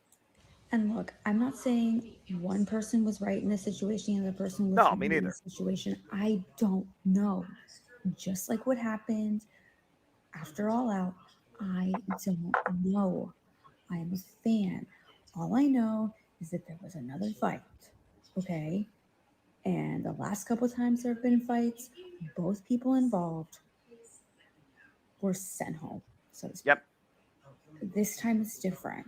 So as a fan, even if I don't know what's going on, I don't know, like, it's sending a mixed message. And look, I'm not saying that is the truth right there, spoken seems more by like a Jesse. punking though. It seems like Andrade kind of punked him though, but he was provoked. Yeah, which is fair, but like, okay, so that's been shared now, right? Mm-hmm. That's Jesse saying this. We've covered this on this podcast before. What Conan said, what Disco said before Conan. Disco Inferno said this of all fucking people. You have a money opportunity with those guys and those guys alone in that squabble after All Out. Kenny Omega, Hangman Page, CM Punk, MJF, that should be your main program for a fatal four-way down the line. That's the only thing that makes money. Anything else, and even that is causing dissension in the ranks of the locker room because nobody's willing to just drop this fucking investigation and just say, fuck this is stupid, let's make some money, right? Nobody's willing to do that. Now we have more backstage fights and you send one guy home but don't suspend the other who clearly instigated this bullshit. Whatever you want to say about whatever Andrade said, point being, well, JJ had to be off and on. Hit the wrong button. Fair enough. Point being with this is that, you know, Andrade was more than professional in that interview. There was nothing professional about Sammy's tweets. None. No. Not at all. He looked like a petulant child. Oh my God, he hits too hard. Get a fucking grip. It's not that big of a deal. He was pulling his punches. More than likely. Andrade has never really actually intentionally hurt anybody. So the fact and he's been in the ring with Pac and Darby Allin, and we saw what happened with him and Darby Allin, and those two literally with open palm fire shots to each other's face. I wrote a thing on an open mic night group chat. I'm going to read it on the air because I said it's a must read on the air. All right. And here's why. Please. This is in response to what Noah, I think, said, because he was sick of this too. For the same reasons Jesse said, for the same reasons JJ said, for the same reason that I said, this drama is insane. All across the board, and it ruins the immersion of what the hell is going on television. It's been like this for way too long, and I cannot stand it anymore. It's to the point now where, you know, you can have this drama as long as it's not on television. I don't care. But for a year now on AEW television, it has been on the air. So much so to the point where it's now bled over to fucking Impact with Bobby Fish cutting a goddamn shoot promo and shooting himself in the foot. It's spreading like a fucking virus. It's ridiculous at this point. I'm going to read this because I said it's a must read, and here's why. Not shocked at all. When a shit is shown to you clear as day, it's like pissing on someone's favorite food. If the most positive people on this plane of existence, like Noah, Jesse, and Simon Miller, are echoing the same exact issues as us, that's a problem. And we happen to be seeing the exact same thing as people like, I don't know, JD from fucking New York and his co-host Jesse, who are some of the most jaded motherfuckers in some cases on the internet. Where the hell did Jesse come from, by the way? Exactly. I don't know, but he's cool. I actually like Jesse. He's pretty cool. Different Jesse, not Jesse Davin. Jesse Davin is always cool. Oh, and all of us are echoing the same fucking sentiments as Disco Inferno, who started that freaking idea of just shut up and make money, of all freaking people. That's Conan. Disco Inferno, bro. Yeah, no. Well, here's the thing. We're echoing the same sentiments as Disco Inferno. We're echoing the same sentiments as I have never in my life echoed the same sentiments of Disco Inferno. First time for everything, Mikey. We've gone to a different plane of existence. Disco Inferno, we've echoed. Conan, we've echoed. Booker T, we've echoed. And even that goddamn Carney, which I wrote in, quote me on that, Jim Cornette. Oh, God. If we're saying the same fucking thing all these motherfuckers are saying, chances are AEW might have a fucking problem. Just saying. And that problem is that Tony Khan is spineless throughout all of this and has ruined the enjoyment of the product for everyone I just mentioned equally, regardless of how much they enjoyed before all this bullshit went down. Here's a question I'm going to pose to all of you. Seriously think about all of this. All these people agree on the same thing. Very different groups of people. Positive fans, skeptical / jaded-ish fans, fans that no longer watch, fans that are trying to stick through this bullshit, harsh critics, etc. Remember when Jeff said, unless the fans agree on one particular thing, then shit won't change? Well, call me crazy, but judging by all the audiences I just mentioned, it might not be every wrestling fan, but it's a very large majority. In this day of social media, for a majority of wrestling fans / critics to all agree this is hurting the product, that's a 1 in a million shot in this industry nowadays. It really is. So as far as I'm concerned, if all of these people agree on the exact same statement, this is a big problem. To borrow a phrase from Noah, simple as that. Any questions? No. So I think we covered everything very, very eloquently. Mikey, if the entire wrestling community can come together like that, for this, that's a problem. You've done fucked up. Yeah. Mikey. Oh, I just was going to bring it to Disco Inferno. I mean, He's still hung up on that. Yeah. Disco Inferno, this is the type of guy who sits around and thinks about big money ideas all the time. You know what I mean? The guy was never drawing shit. I mean, he wasn't even. I don't think he was as big as Fandango. We need to put a poll up. Oh no, Dango beats him by miles. Right. Dirty Dango beats him by miles. Well, right. But I think Disco Inferno TV champion would have defeated Fandango in a TV title match. Probably. Jury's still out on that. I don't know. With the Shark Buster, man. Shark Buster. Oh my God.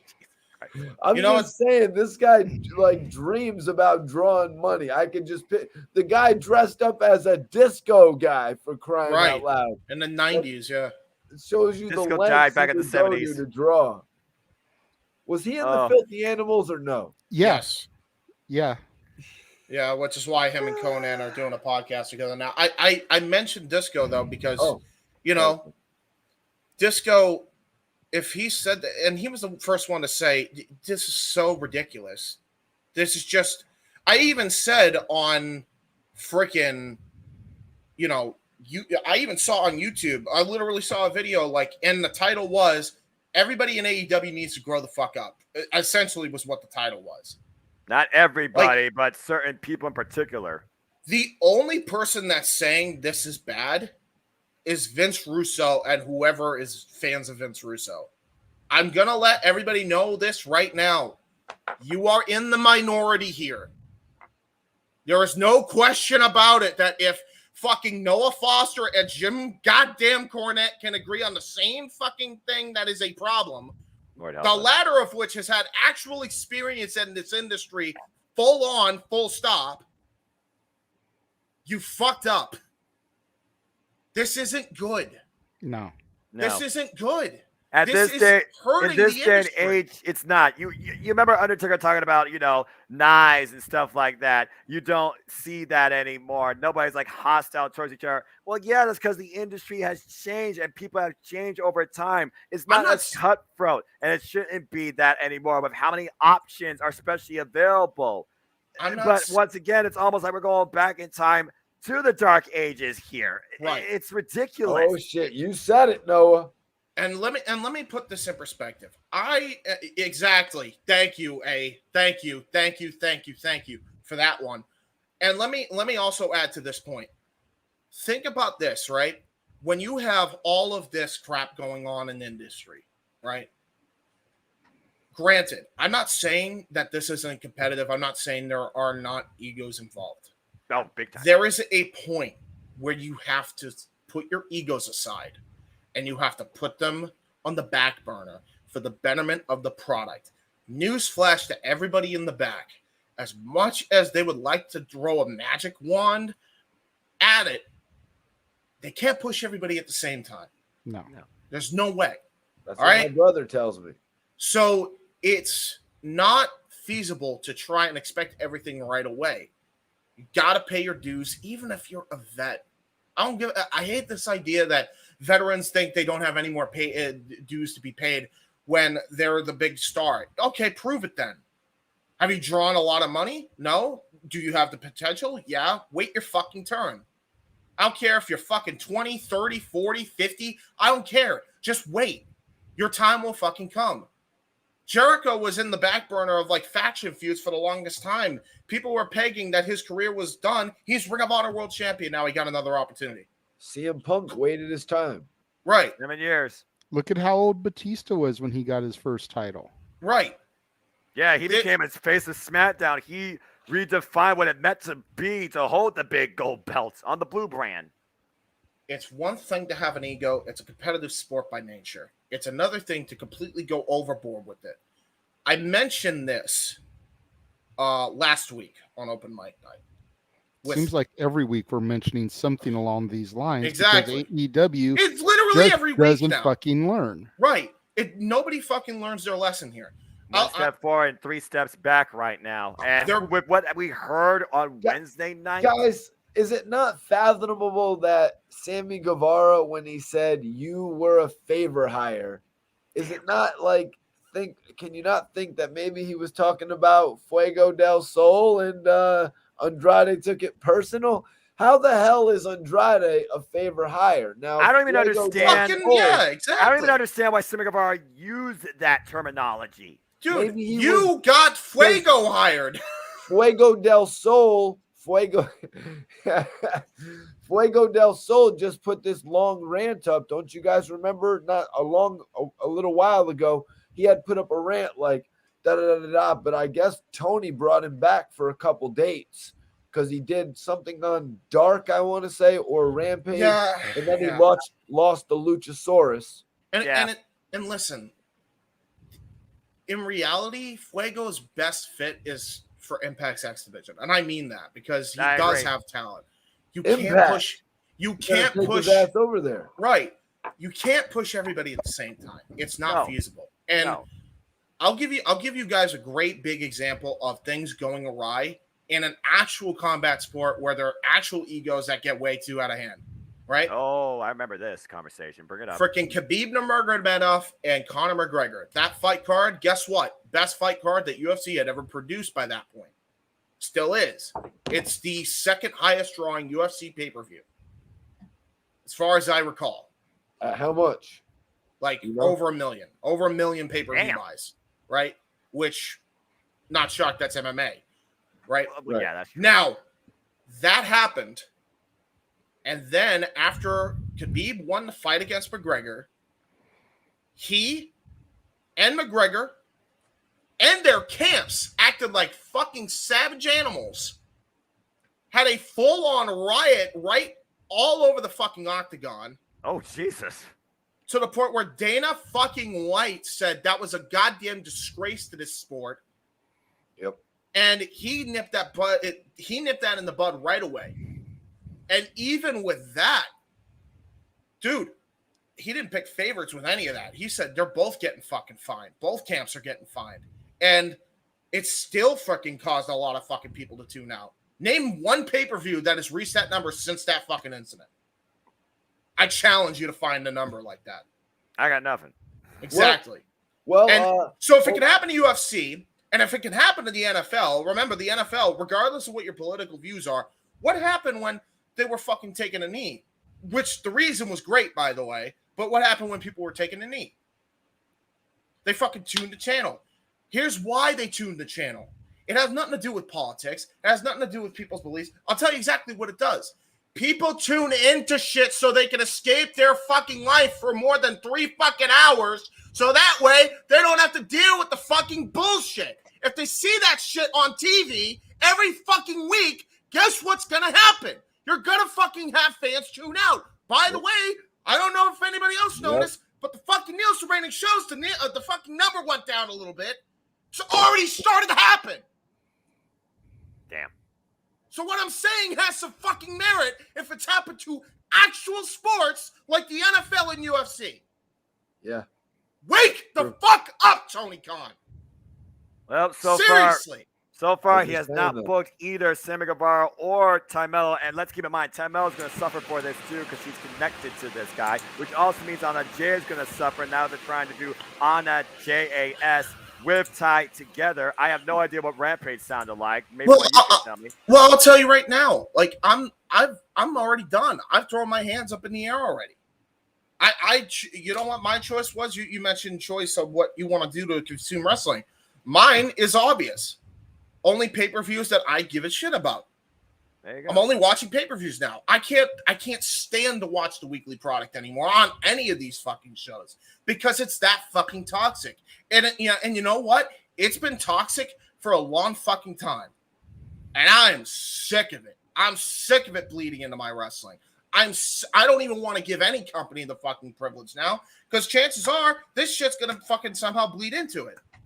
Well, again, God, I can't wait until Cody comes back and fucking goes and starts his tribalistic campaign on the other side. Can't wait to say, well, I guess I picked the right side. No, oh boy. No, I'm glad you brought Cody up because when all this started to go down on Wednesday and then developed into Thursday, Friday, etc., I saw people in some of the wrestling groups I'm in point out the fact that if you notice, none of this shit really happened when Cody was there. That's very all true. this stuff started falling apart for AEW once Cody left and went back to the E. Yep. There's not could that be the pebble that started this avalanche growing? I think so, because Cody Rhodes, he definitely was not the same mindset as the rest of the Elite, Kenny Omega, and the Young Bucks. And Cody Rhodes is definitely not Tony Khan because, again, Cody Rhodes has literally eat, sleep, lived, and breathed in the industry, trained under the man himself, Dusty Rhodes. Right. So I do feel like that Cody had much more of an influence and a respect quota from the entire roster backstage than Tony Khan. You need somebody to get that respect. Put Regal in charge because this is not the way to do shit right now. Well, that's why Cody was worth whatever he told Tony Khan he was worth. Not only as a talent, even though they were booking him as a mid-card talent, he was worth whatever because he was keeping the peace. He was the head that could go talk to Hangman Page, CM Punk, and you know what I mean? I think he was doing interviews saying, oh, yeah, I just texted CM Punk. But then he also said something about CM Punk embarrassed AEW. I mean, you mentioned earlier about how Moxley and Danielson and Jericho have kind of tried to step up and be these locker room leaders since everything went down at the Scrum. That shouldn't be their job. No, it shouldn't. But here's my question about it, and the point I want to make. Moxley's now. If Jericho is one of these guys and Guevara is connected with him, why didn't he pull an audible and be like, look, you going out there tonight is a bad look. I'm going to put Hager. I'm going to Garcia put or somebody. well, yeah. Garcia was on the Even other though side. he changed, yeah, but like I you know, understand what he's Daddy saying. Magic, whatever his name Yes. is. Somebody. Exactly. I'm going to put them in your spot Yeah. instead, because even fucked though up, Tony didn't send you home, you was You're wrong too. You're making the company hot. Yep. Yeah, exactly. You heard the audience through that On the whole 3-year match. anniversary. Yeah, 3-year anniversary, yeah. you fucking put this motherfucker on TV. That's What their should have tape been one recording of the now, James. what should have been one of the biggest nights in the company is now tarnished with "fuck you, Sammy." That's People their recording. are only going to remember the ending. People are only Gee, gonna I remember the wonder where I've heard that before. Hi, Roman Reigns 2015. ending. Damn. The exact same shit. It's worse What the than fuck that. are you doing? And the difference between WWE by then and you right now is WWE financially could afford it. You are not in that position, no matter how many TV rights dollars are coming through that fucking funnel. Period. Again, you can say what you want about this company. It is still very young. And as far as the backstage structure, they managed all these things with people like QT Marshall and Tony Schiavone and bringing forward Madison Rain and giving more to Sanjay Dutt as connection to communication. But as far as etiquette goes, locker room etiquette, Yep. you need a true solo stand-by locker room leader that isn't pulling double duty. Because Cody wasn't even that productive every week in the ring, and he still did so much to keep the peace backstage in this company. Tony Khan is literally using that at the seams, and at this point, he's ignoring the situation just to try and draw a rating. And this is not the type of heat that builds a star. This is the type of heat that drives away a fan base. As of right now, he has not booked either Ty Mello or Sammy Guevara for this upcoming week in AEW. I can only hope that means you do not get him involved in backstage segments, and you do choose to keep him away from your product too. Because right now, AEW, you got a dark omen heading into your year 3. So the guy I forget which the main event. Sorry. What's up? Go ahead, Mikey. Go ahead. So it's like the guy who just won the main event's now not going to be getting booked all week. You see, that's why it's an inconvenience to his booking. Of course, it's an inconvenience, but at this point, like you did that to fucking CM Punk, you did that to fucking the Elite. They just won. Yep. They won a new set of titles in the Elite's case, and You Punk made just CM got back Punk- the title. He made CM Punk look better than every single superstar they've got. So, like, if you're gonna treat Sammy this way, gee, I hope you can fucking get the other guys to get this goddamn, problem over with. And by the way, I can't wait to talk about that because that kind of leads into that too. But it's like, what the hell are you doing there?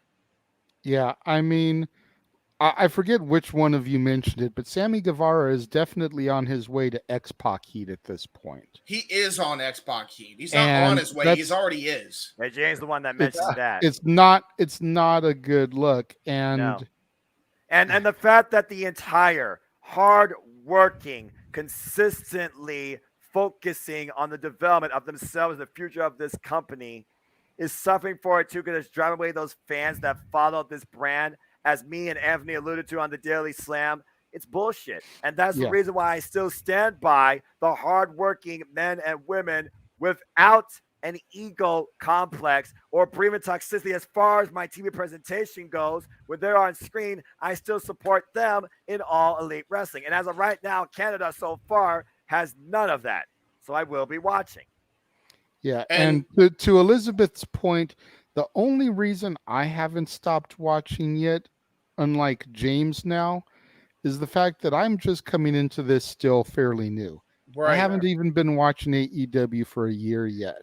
Well, but there's already been 2 major dramatic stories within the last, we'll say, month and a half. Yeah, that sounds about right. Way more than. And in the last month and a half, yeah. Yeah. Yeah, I'm talking about since I've been watching, I James. say JJ's You got to keep in mind, I've only been watching since about Full April or time May since, this yeah. year. That's so true. JJ, So if you got to cut out NXT or AEW, which one are you cutting out? Right now, I'm on the verge of cutting out AEW. I don't blame you. I If don't they- blame you because if you know they what? At fuck least up NXT doesn't again- have this. Yeah, Can't it's argue like that. it comes down to the whole 3 strikes you're out philosophy. Right. Since I've been watching, you've had 2 major league dramatic events within your company and within a short span with the All Out Media Scrum and now this. And so far, he's actually managed to handle one to a degree that has not affected the TV product because he's pretty much removed them from all media and advertising. Oh no, that Whereas has this vastly affected the TV Yes, product. it has. It has in a way, but he still has used the rest of his roster to try and rebound from that. He hasn't Yeah. necessarily shown me anything as far as a positive change from this last instant yet.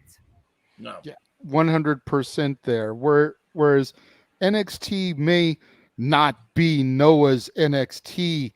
Damn it! If I can get down here It's to the the graphic Renegades. there, but it's not as cringeworthy as the behind the scenes drama Right. with AEW. Oh at my this God, time. it's not even close. It's No, not even It close. actually ends there. Yeah. We actually get a conclusion over in NXT. Right. It's not weeks on end of dragged out stuff. Oh, I'm going to pay you money to work for me. No, if somebody's going to get paid money to work for you on NXT, it's going to be in the main event that night. And Oh, and Braun also- Breaker's going to kick your ass that night. And also, not to just to add to your point, a person like Britt Baker isn't going to go there and trash an entire division just to get herself over. They actually big themselves up and then try to put over the division, then big themselves up again, which I don't know is heel 101. I'm sorry, but pretty NXT is not that damn bad, and I'm glad JJ puts it out there. I try, mean- I do the best that I can, James, have I know you're kind of But I like get it. distancing yourself from AEW at this point. He's So distancing himself from wrestling. And again, with how much he's been exposed, let's just put it out there, man. As long as I've known you, pretty much your whole life, man. And with everything else you go through, but what you bring forward with your creativity, with your passion, God bless you. I understand where James is coming from. Oh, It's I do different too. identity as a fan in wrestling because I have not shared that same journey, story, or challenges that he has. But they are relatable to a degree because at the end of the day, this industry can affect you going forward forever, especially mentally.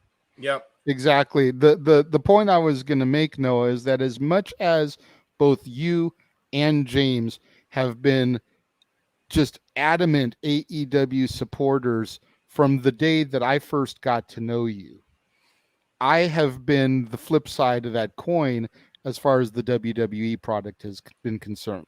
Mm-hmm. Whereas when I first got into this with these 2 gentlemen, James was only willing to call the big 4 WWE shows. Yep. WWE sucked. They wanted nothing to do with it. And now it's like, and you know And what now, the funny thing is? and now, like, especially with the Triple H era, they've almost flip-flopped a completely little bit. flipped. Yeah, where pretty much. James is sitting here, he's calling the main event. Granted, I had to step out for dinner. I He's was calling the thinking main I was event calling of the rest Extreme of the show. Rules. Yeah. And Man, I wish I could have called the opener. That opener looked like such a fun call. That was the so Donnybrook much was fun, amazing. man. Yeah, that was so I good. loved it. But Everything on this card was great. but Mostly. like the point being is like that's why I try to get out the word of NXT is like granted I wasn't around for the black and gold and Noah's NXT. Damn right. But that doesn't mean that I don't enjoy what I see on a regular basis. Fair enough. I've been able I to respect get to that. know Giovanni Vinci and everything that he went through prior to coming to the main roster, Clash of the Castle, reuniting with Imperium. Right. I told them in private, like, as soon as I saw that happened at Clash of the Castle and that he rejoined Imperium, I marked the fuck out, even did though James. I wasn't into the Imperium era. But I knew was, how I big that saw it. moment was, and I popped hard for that.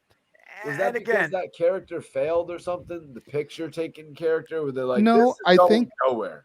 I think it was just one of those Vince McMahon tweaks where they wanted to change the gimmick name a little bit.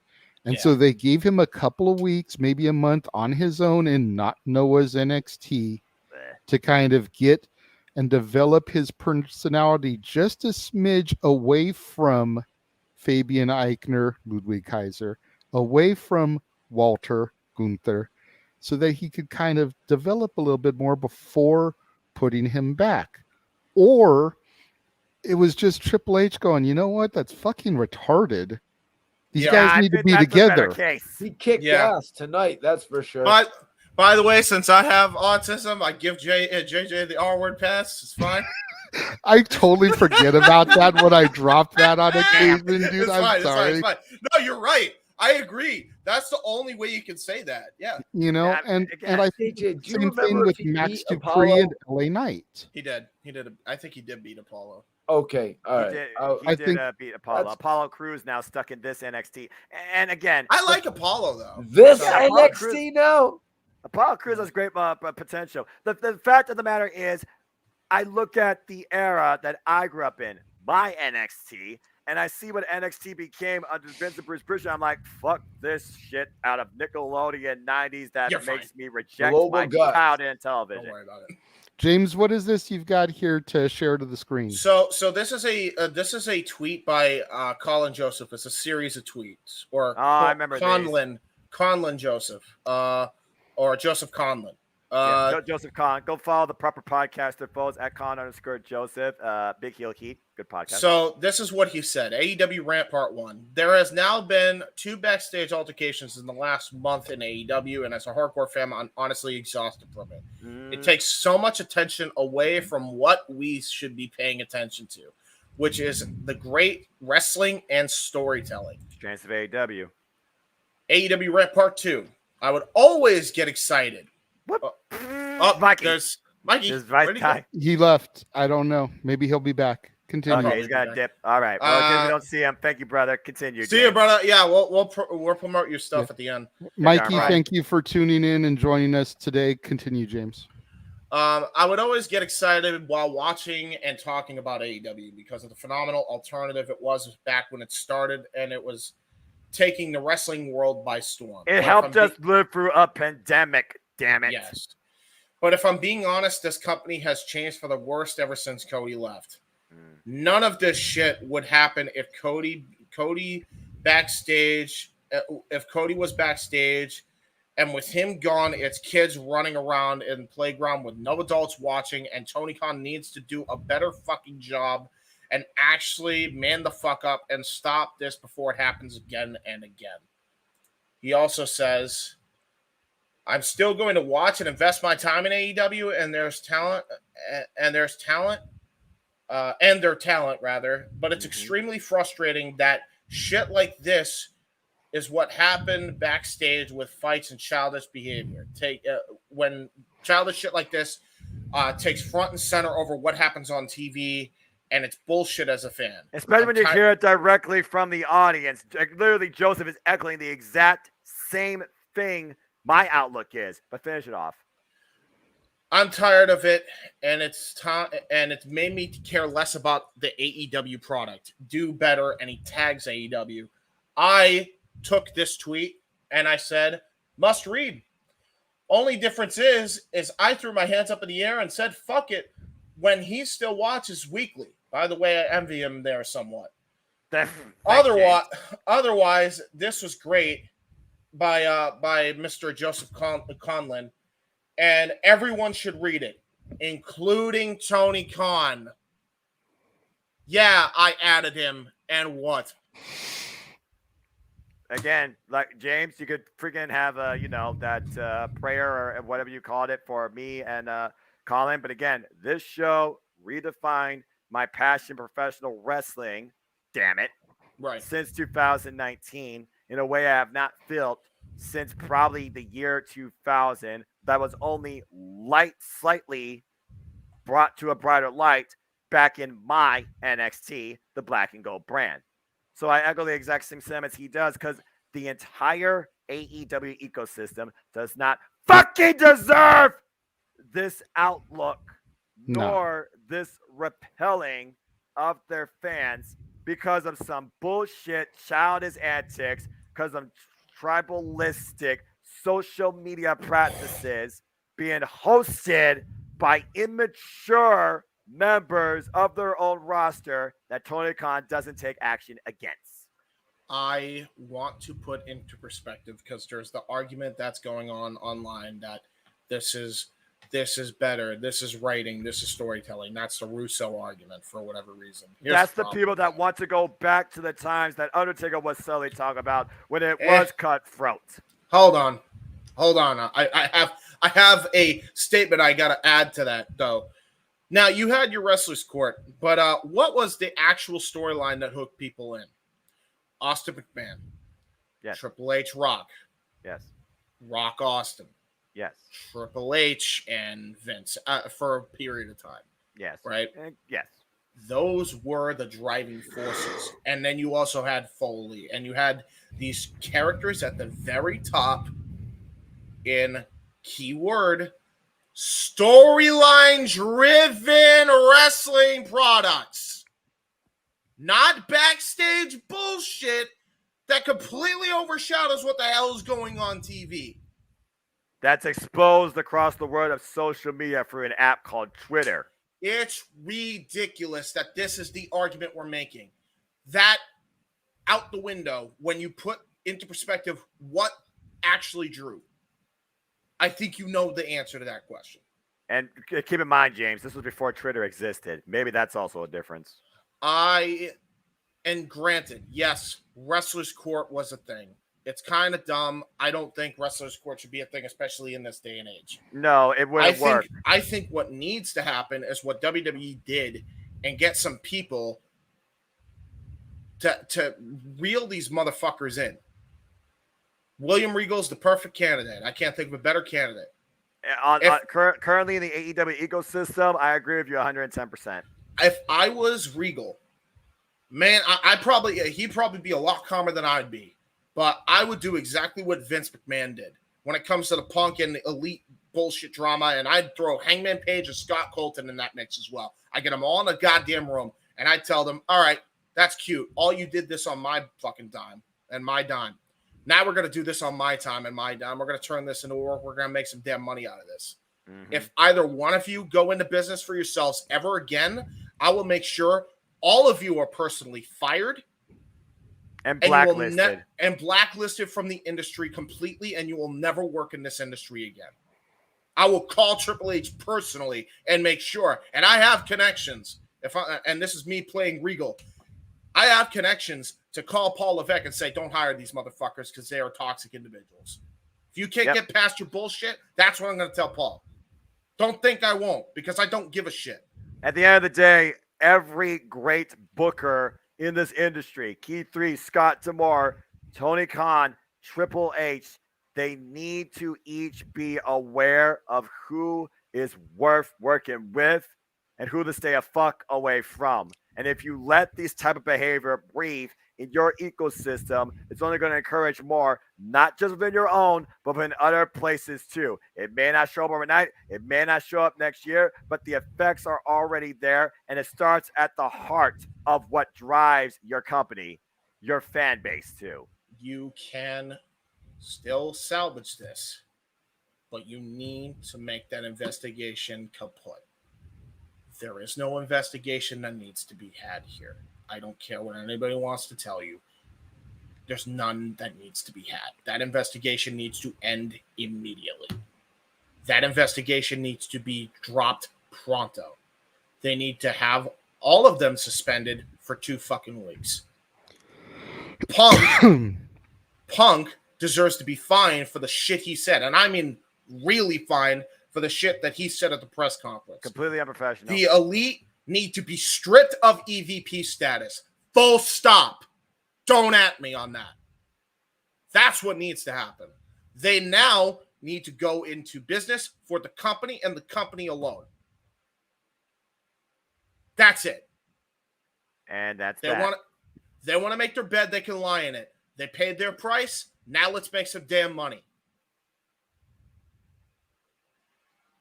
And Tell JJ, me, in the words of Phil Brooks, tell me when I'm telling lies.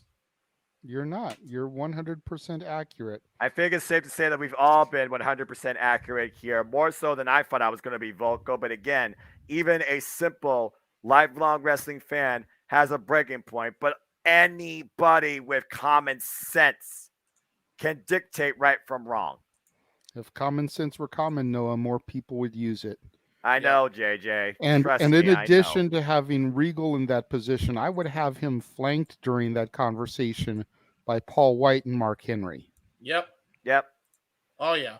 At Dustin And Rhodes Tony to that Schiavone. too. And Dustin Rhodes, so and just for the hell of it, Taz. Oh my God. That's a whole different one. We haven't even talked about this yet, and I was trying to bring it up during the Sammy thing. I don't even know if anybody knows this, but I watched a fucking clip where they were filming him, even though he got actually fucking sick of it. Sammy and his fucking vlog team as well. So, if nothing else, number one, no fucking social media usage and no fucking YouTube recordings during the fucking premise of AEW. Sorry. Being the elite, you can't film in the arena. Fucking Sammy's vlog, same thing. Anybody that does a vlog shit, same thing. That is outside the confines of that fucking arena. And if somebody does not want to be recorded, don't fucking record them. Yeah, absolutely. Respect privacy. I mean, literally, All Eagle, Ethan Page, and the Bunny, they only do it with their friends when they have the time, just to bring a little bit of delight into their day. It should not be to raise your own ego just because you feel like you have to for your what so the fuck ever YouTube fan base. What if the bunny had been the white rabbit tonight? Yeah, I would. You know what? Noah's reaction just had to lighten things a little bit here before we wrap things up. I have to ask you. I have to ask this as well. Like, if you want to know how to work social media, and you have a social media presence, man, and I said this, I say this now more than ever, fuck me, hire KSI before the WWE does, because they already got Logan, but JJ knows when to turn the fucking shit off when needed to. You might as well hire him, because holy shit, could he be so valuable as far as getting people to use social media in a proper way than to use it in a way that just is not going to benefit themselves, the people around them, or the fucking company that they are working for. You say it yourself. Get a social media manager. KSI might do that. I barely use social media. Look at me. I'm like, hi, let's watch wrestling. Enjoy yourselves. Okay, bye. Pretty much. And I have no notifications. I don't follow any dirt sheets, news feeds, or anyone in the industry particularly. I have 0 social media notifications besides direct message JJ Williams of a Mike Night group for when this thing happens. And the fact that I'm one of the only people that you ever get a notification from just tickles me to death. What can I say? I don't live in my phone, and I don't need to be recognized on my device either by anybody. And that's a huge problem with society in general today, but we'll leave that for another day. Yeah, too many people are society. Glued to social media. We'll get Jesse Davin on that one. How has the social media ecosystem overthrown the realm of reality? Stay tuned. Yeah. Oh, yeah. It is 2:00 on the East Coast where you gentlemen are. So I think it's time that we start wrapping things up. And I just finished my Mountain Dew. There you go. James, what have you got to plug for us tonight?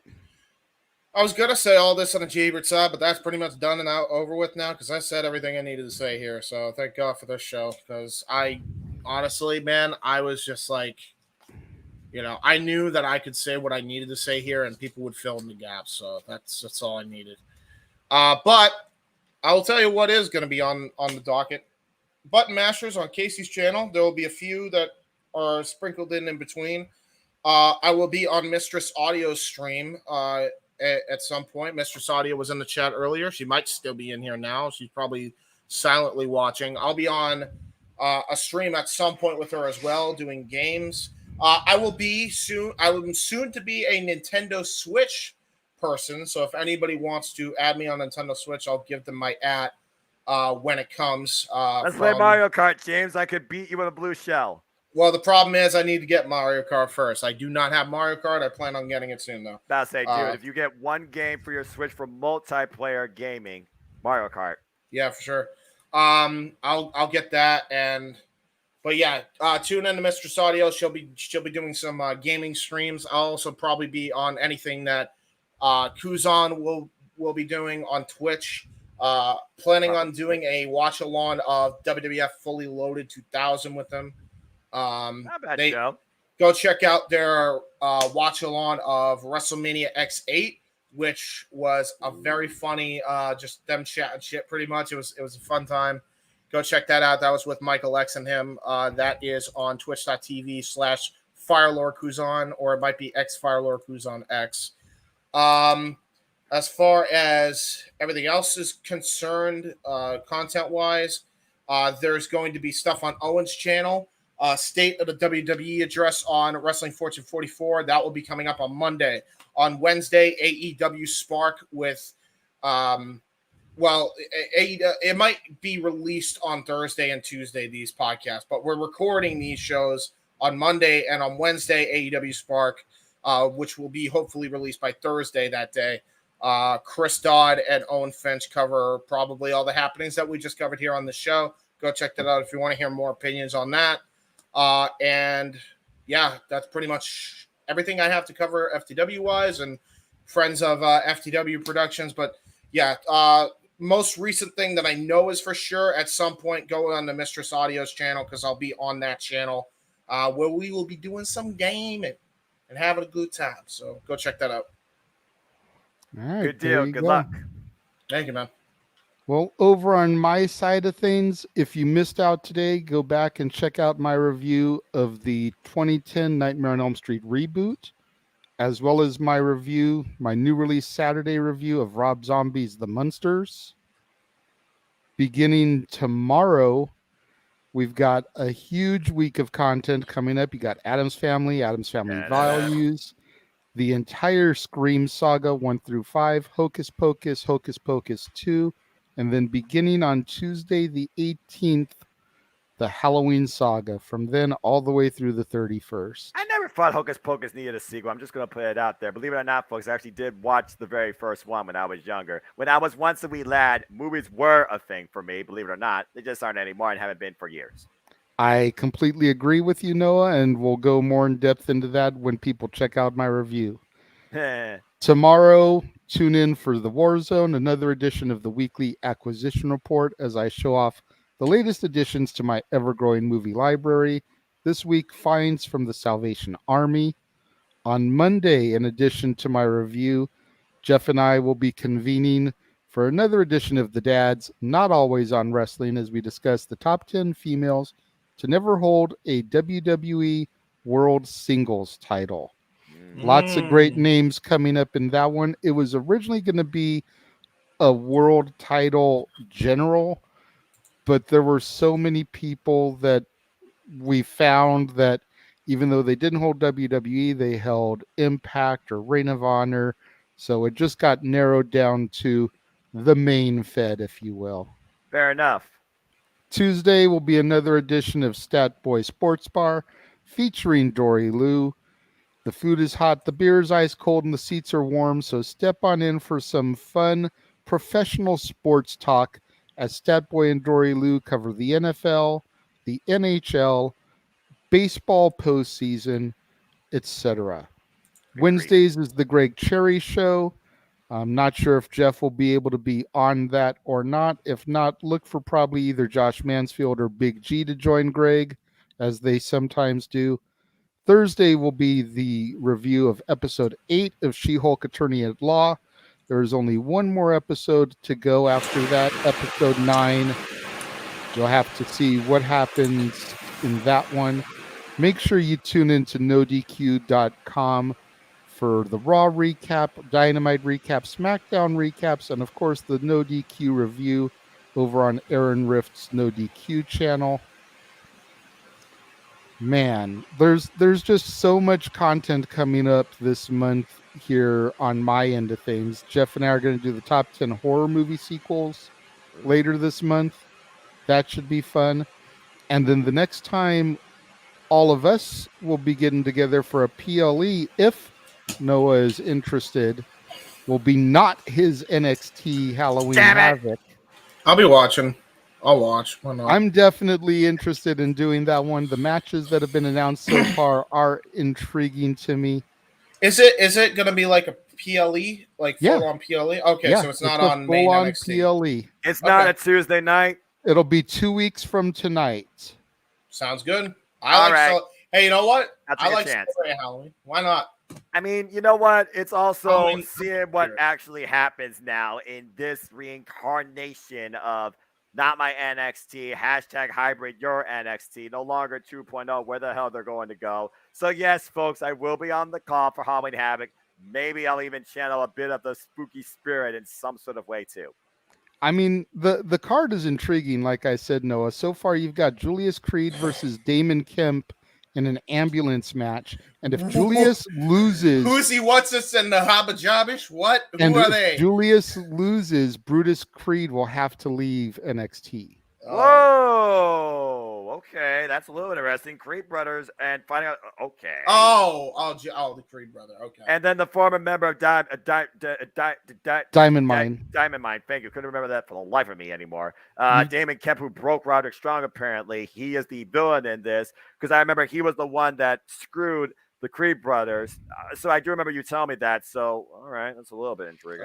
You got the Creed Roxanne brothers. Perez versus Cora Jade in a Weapons Wild match. The hell's a Weapons Wild match? I don't know. I think they're just kind of piggybacking off of Extreme Rules. Any weapon goes, weapons are wild.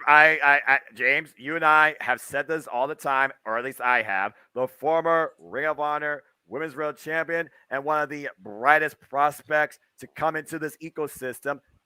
Make a name for herself as the skater, dude. And now she's like, emo. Both women, incredible potential. I'm intrigued by the match. Then you've got the ladder match for the vacant North American Championship. I'm assuming this week on NXT, we're going to get Nathan Frazier versus Axiom. Winner of that will enter the match along with Von Wagner, Wes Lee, Oro Mensah, and Carmelo Hayes, all of who have already qualified. Who the fuck is Oro Mensah? I don't know. Why does that sound like a toothpaste mentality? And who in their right mind put Von Wagner in this match? Do you know the name Calvin Carter? Is that a jeans brand? Who the hell is that? Okay, no. It's a former gimmick of Oro Mensah. I didn't know if maybe you knew by that name instead. Why? And then you've got the triple Why? threat match for the NXT title as Jordan Devlin and Ilya Dragunov both challenge Braun Breaker in the main event. I got thoughts about that. My NXT UK. So like I said, it's definitely an intriguing card, Noah. I will not deny that. And who knows how they're going to fill it out this week, because you got to figure they're going to add at least a couple more matches. 4 matches for a PLE is a little underwhelming. Well, I mean, I'm sure Toxic Attraction will be in action. Yeah. Probably Mandy Rose as well. I gotta imagine they're doing the women's champion. In fairness, takeovers in true form were 5 matches in literally 2.5 hours or slightly less. This almost feels like they might go that route, but I still gotta be convinced otherwise. Can I must say that I will watch this only because there is a Creed brother involved, and the first time JJ and I were on a podcast together, I popped JJ by completely roasting the Creed brothers. So I gotta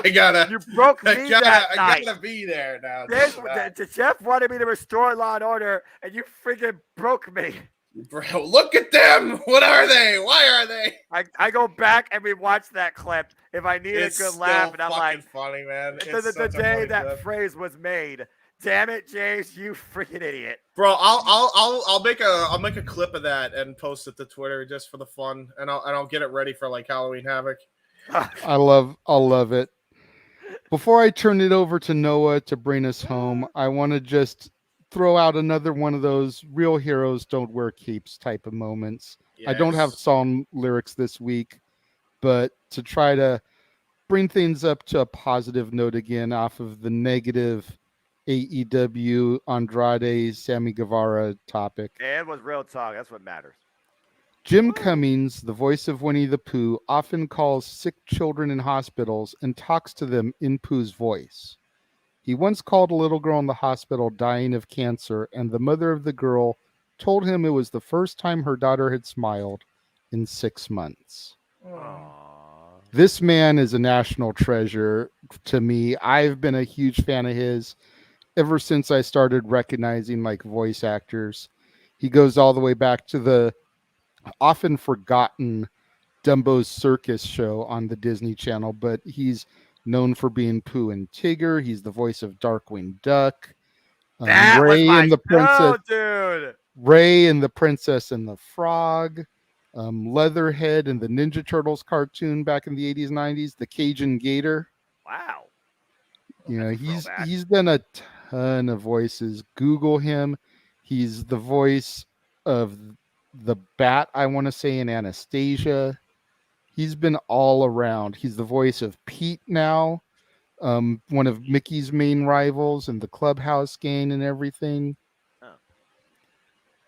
He was on Goof Troop as the same character. Jim Cummings is a treasure. I adore him. I haven't gotten. You're right, Raymond. Forgive me. I forgot to do your It's been plug. a long night, dude. We've been going for 7 hours and 13 minutes, but go ahead. Ray's knit and crochet stuff. Can't really see the number there on the graphic, so That's 602 946 8283. That's 602 946 8283. There you go. Perfect. That's right. If you like knitting, go check out his stuff and crocheting. Like Christine Shiny Polaris with her little yarn bucks. And also, before we forget as well, subscribe to Report Card Radio. That's Mikey T on YouTube. absolutely. Go check him out. He was a great guest tonight, as always. I love Much thanks and respect for him coming and in Big Baller during the G pre-show. as well. Yes, because Big Baller G, he's always happy to be here. Except for when James starts talking bad about Britt Baker and chases him off. Okay, one of these days. That's a. Oh, did he? No, he didn't message me. I don't know if that's really why he he's left. messaged you. I just had to message One of you. these days, we're gonna get James and Big T in a debate. Who is the better wrestler in a fantasy booking warfare? And we're gonna see both sides say their piece, and we're just gonna see what happens because I know that's gonna be an interesting discussion to say the least. Noah, especially when they talk bring us about home. one in particular, and they each got a different point to prove. Exactly. Bring us home, Noah. Oh my God in heaven. How do I continue doing this? It's one of those things where my mentality at the end of the day tells me I have been a fan of this for a reason. No matter what sort of stupidity I see, nothing will break my spirit and my love for commentating and engaging in professional wrestling. God bless all of you in and out of the Jeff Beacher Network too. But if folks want to know more about me, know this. I am just a simple man and a lifelong fan that I believe in Joe Hendry, but also I am a fan of, what's the two words I'm looking for? Oh, yeah. Professional wrestling. Damn it. But I digress. I feel like somebody at some point is going to animate me like Mr. Crocker doing that. Find me on Instagram, Twitter, and YouTube, and then Foster1916 for all things wrestling. Shout out, of course, James, to our entire ATW family on Twitter. Brought together through the passion for this, courtesy of AEW in the Genesis era. As far as content goes, I'm simple. I go wherever the wrestling follows. So stay tuned for my All Elite coverage, as always, on Steve Fall's Daily Slam, right here on YouTube, as I'll bring you recap reviews of Battle of the Belts for AEW Rampage and AEW Dynamite Canada Week, As always, stay tuned for our next AEW review impromptu, as we are in a new month, and now we finally got time to breathe. James, I'll talk to you more about that. We'll figure out a day. It might be live later this week. It might be next week, but the next episode of the interview impromptu will be coming forward to very soon. I might try and get involved in the special Saturday night showcase of the No DQ review, if that happens too. But as always, you'll find me especially right here on Open Mic Night on the JMN Network and the Multiverse of Media too. But as always, I like to conclude: there are no winners, no losers, no betters. There are just fans with opinions for this passion that we all share. At the end of the day, folks, support one another, respect each other, protect your mentality too. Don't breathe toxicity, and just love your families. And just enjoy life and enjoy professional wrestling. It's as simple as that. So once again, I'd like to say thank you to everybody who came on the show today. Noah Foster for assisting me in calling the event. James Hebert for coming in, taking the reins of the main event when I had to step out to eat, joining us on Open Mic Night. Mikey T and Big G who gave their thoughts. Everybody associated. Thank you to the Jeff Meacham Network and the Jeff Meacham Multiverse of Media for allowing us to continue bringing you guys this show on a regular basis. Until next week, for Noah Foster and James Hebert, I am the Renegade JJ Williams, and we will see you guys next week. Have a good night, folks, and thanks also to my brother Paul Mead. Yes, of course.